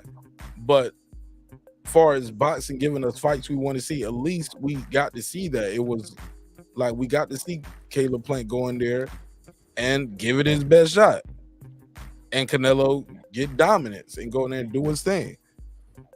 Caleb Plant can't never say he didn't get his shot. Now, did I want to see David Benavidez fight Caleb Plant instead, get that belt, and then Canelo got to fight him? Why they couldn't make that in-house fight like that? But they brought somebody else in, gave him the in-house bet because he's a draw. That's part of the business, dog. You got to put asses in seats. Canelo put asses in seats. You know what I'm saying? Yeah, but Canelo's different. You know, I'm talking about, all these other fighters. Where the Victorian government paid to put asses in seats for they wanted a big event. They got Kambosos. That's why Devin had to go over there to defend that title, because that's where the bag was at. It's asses in seats. They filled up that damn Marvel Stadium the first time. They couldn't trick them with it twice, but That's just the way. That's just the business of boxing. Well, that's just the business of entertainment. Period. You got to put asses in seats, homie. I can't stress Then you that got enough. to recognize the leverage that he had too. I think Haney recognized that Cambosa had the leverage. He didn't have the leverage, so he had to go after him. Yeah, he didn't have no leverage. Absolutely. You can't be making out demands and all this craziness when you don't have any leverage. You can say it's not fair. You can say that that's just what it is. You got to know the business that you're in. Fair is where they give out cotton candy to kids and put blue ribbons on pigs. But look, man, that's all I got, man. Let's do final thoughts, man. Let's close this one out, man. Let me close it out. I'm gonna say let's just stay tuned to the saga. Probably we'll get a news conference from the Attorney General and the FBI next week. Timestamp this HLD. You called it first. I'm just saying. I mean, you never know how this shit is going down. If little few dummies over here, can look things up and see things that looking janky. I mean, what are the head honchos, big brother of this country doing? They're probably laughing their asses off saying, it's the audio. Say it again. You said YouTube. I'm saying, if little YouTube people can look things up and see how janky shit is, what's Big Brother and the government doing, man? They're probably laughing at their asses. Oh, look at them, man. Let them do this next move so we can get another case. Besides that, man, it's just hope it's all, it goes well. I mean, I'm not wishing them well, nothing bad to happen, but it just doesn't smell good. And that's where it's at for me. I'm not putting my $40 down for that. I'd rather lose it on a bet to one of you guys. Hey, look, I was going to buy the pay-per-view early just as a sign of support, but I'm going to have to wait till close to the fight to buy my pay-per-view now. Yeah, BoxRec doesn't have anything. You guys don't have any... taken down. Yeah, it was posted. Now, granted, last time I seen BoxRec do that, it was the AJ and Fury fight. They put that up, and then it was taken down. They didn't even put TBA. They just took it down. Yeah. You don't have an undercard. You don't... I mean, all you got is two fighters. That's all you got. And David Avanesyan has given up his European title. So, like, some lawsuits might be pending, man, if this shit don't pan out the right way. But I'm sorry, I'm talking all over your final thoughts, HOD. I'm sorry. No, because I mean, it's all good, man. Because you're this is something that's more right in front of my eyes, man. And I'm like, ugh. We shall see. I'm being fair. It don't look good. It doesn't look good. Let's hope is that we're just He said it's the Fire Festival of boxing. BlueBlood Gyro. Yo, no more final thoughts. Go bye, HOD. I'll see you tomorrow, bro. I love you. All right, man. Peace out, guys. God bless. God bless you, brother. Peace. Go ahead. Anybody else want to give their final thoughts? Let me get HOD out here. Rodman, go ahead. Final thoughts, Rodman. Go ahead. So I mean, my final thought is, we ain't gonna get the fights we want to see until the fans find some way to communicate the fights they want to see. Directly to the promoters and to the boxers. I don't know if you gotta use hashtags on social media or whatever, but we definitely ain't gonna get it, by arguing with each other. I mean, which is goes along with sports and whatnot. But when it gets to the point where it's, I've seen knockdown, drag out arguments on YouTube, and Twitter, people pleading their case for another man and whatnot, But like at the end of the day, like, how we gonna get that fight? Me myself, I bought the fight. I subscribed to BLK. You already bought it? Yeah, I already bought it and I already subscribed. I subscribed for a year. You cancel at any time. I'm pretty sure if the fight don't happen, I'll get my refund. You know what I mean? Sure. And but yeah, we just gotta find a way. Fuck it, man. You know what, Rodman? You sweet, man. I'm gonna go back, man. I'm gonna go back and go and buy this $40 fight. show That's what's up. show them like when they see they announce it, they put it up like, damn, this nigga Terence Crawford, people buying this shit already.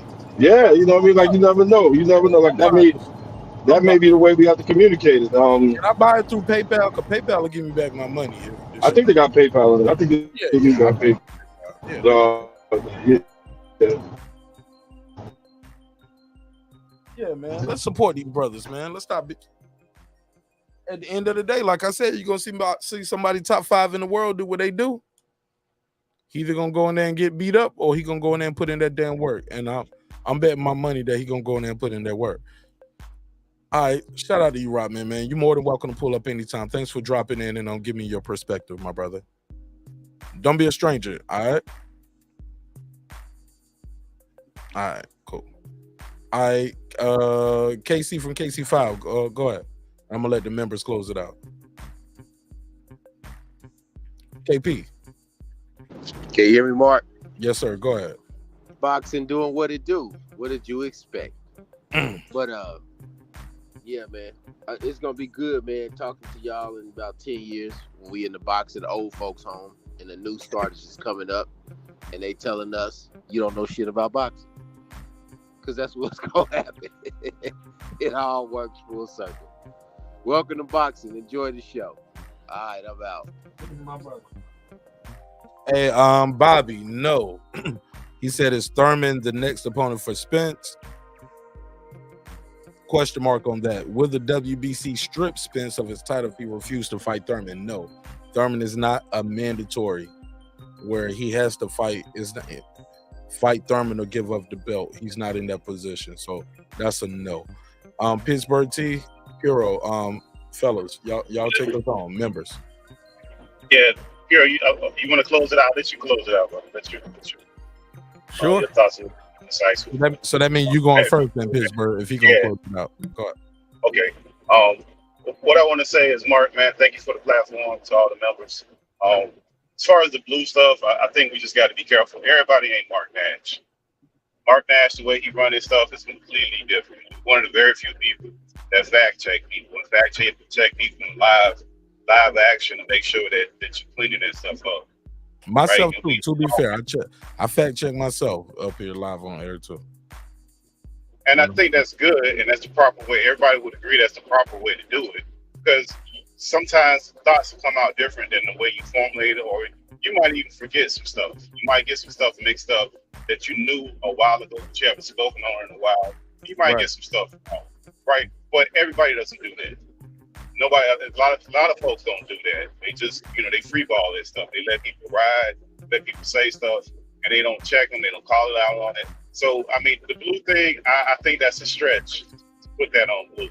Like, these fighters, when they make the decision to fight or not fight, because ultimately it's up to the fighter, they're the ones that bear the brunt of that. And especially in Bud's case, where he's gotten rid of the top rank because they were the problem. Now he took on that responsibility. So we can't really give him an out for that. Because now it's not top rank anymore, it's him that's not able to make this deal. His lawyers and his team that he has. So we can't even put that on nobody else.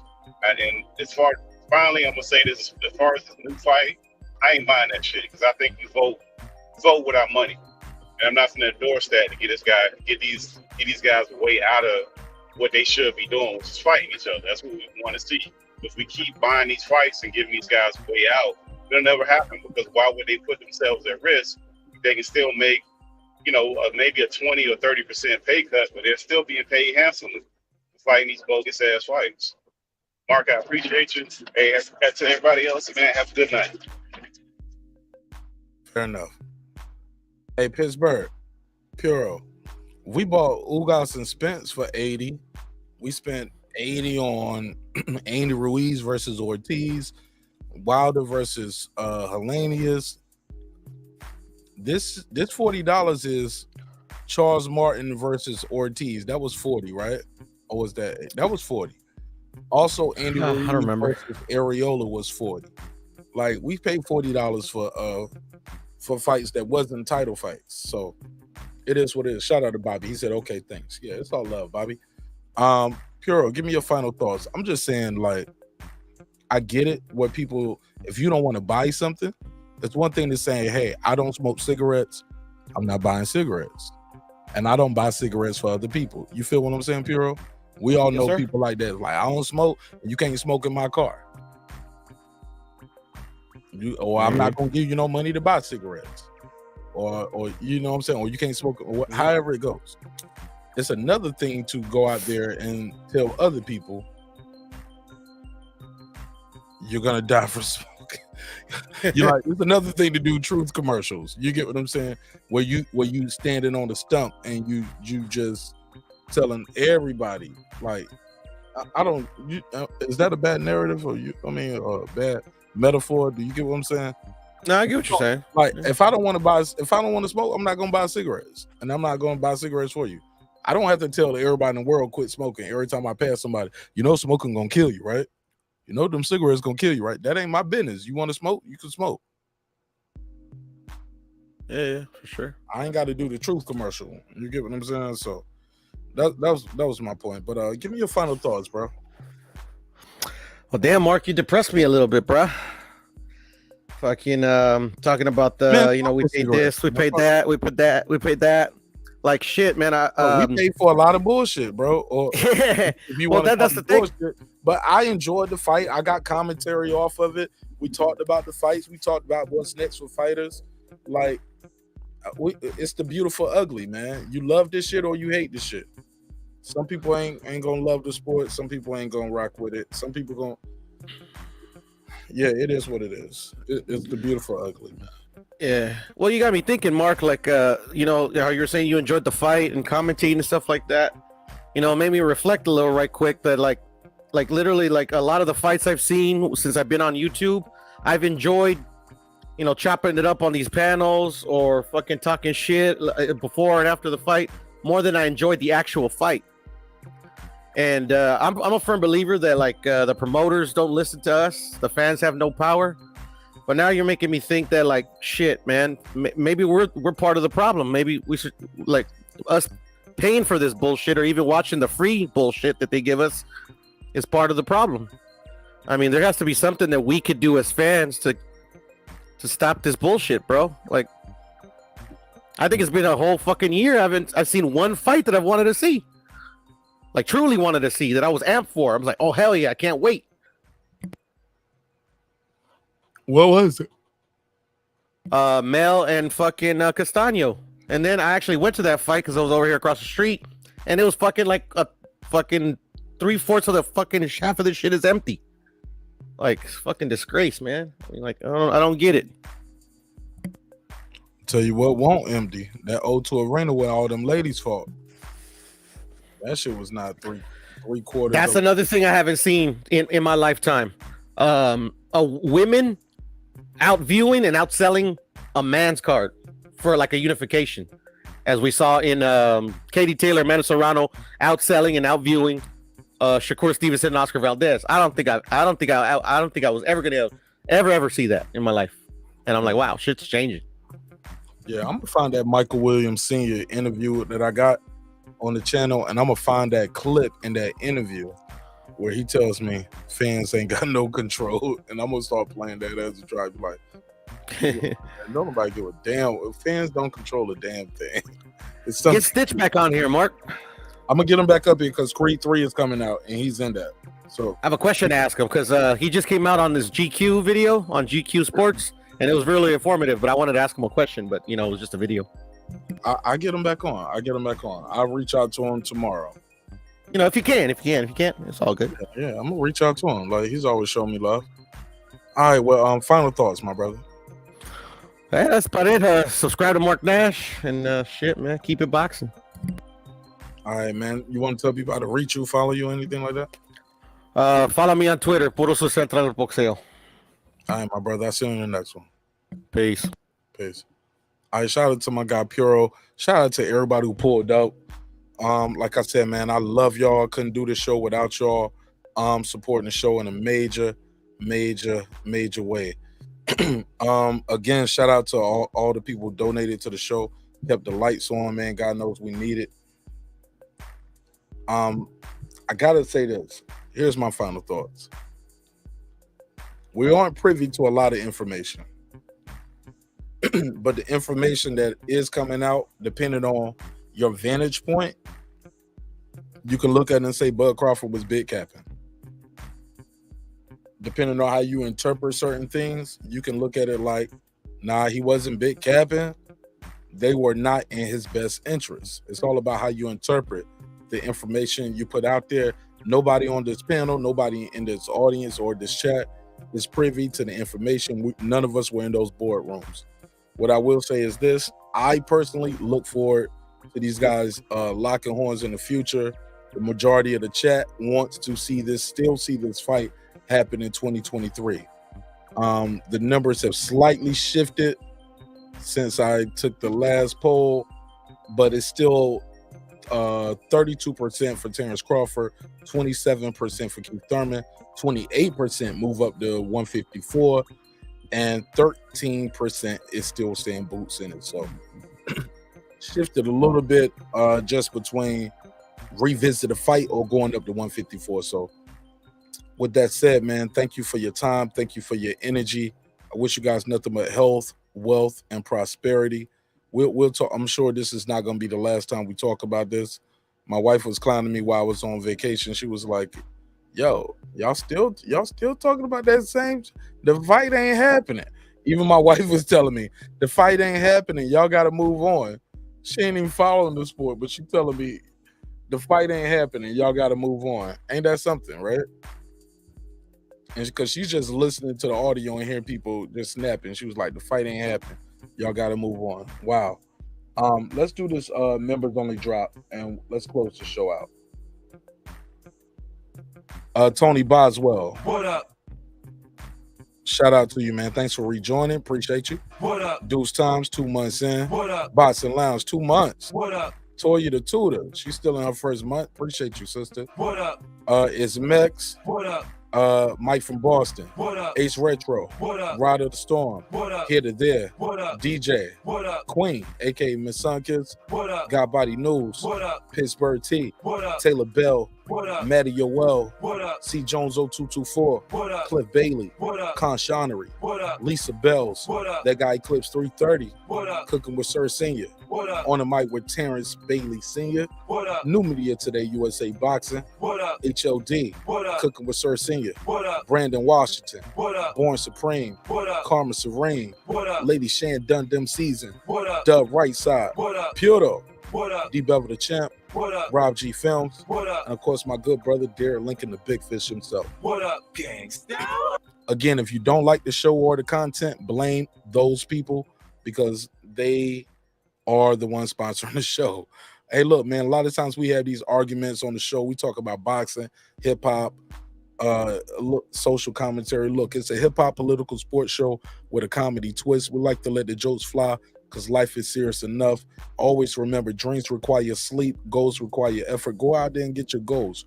Respect is free. Disrespect gonna cost you everything, homie. And with that said, you know how I do it. I built this shit. Me. Brick by brick. And I'll be damned if I let you tear it down just because you don't like the way another nigga talk. Drive.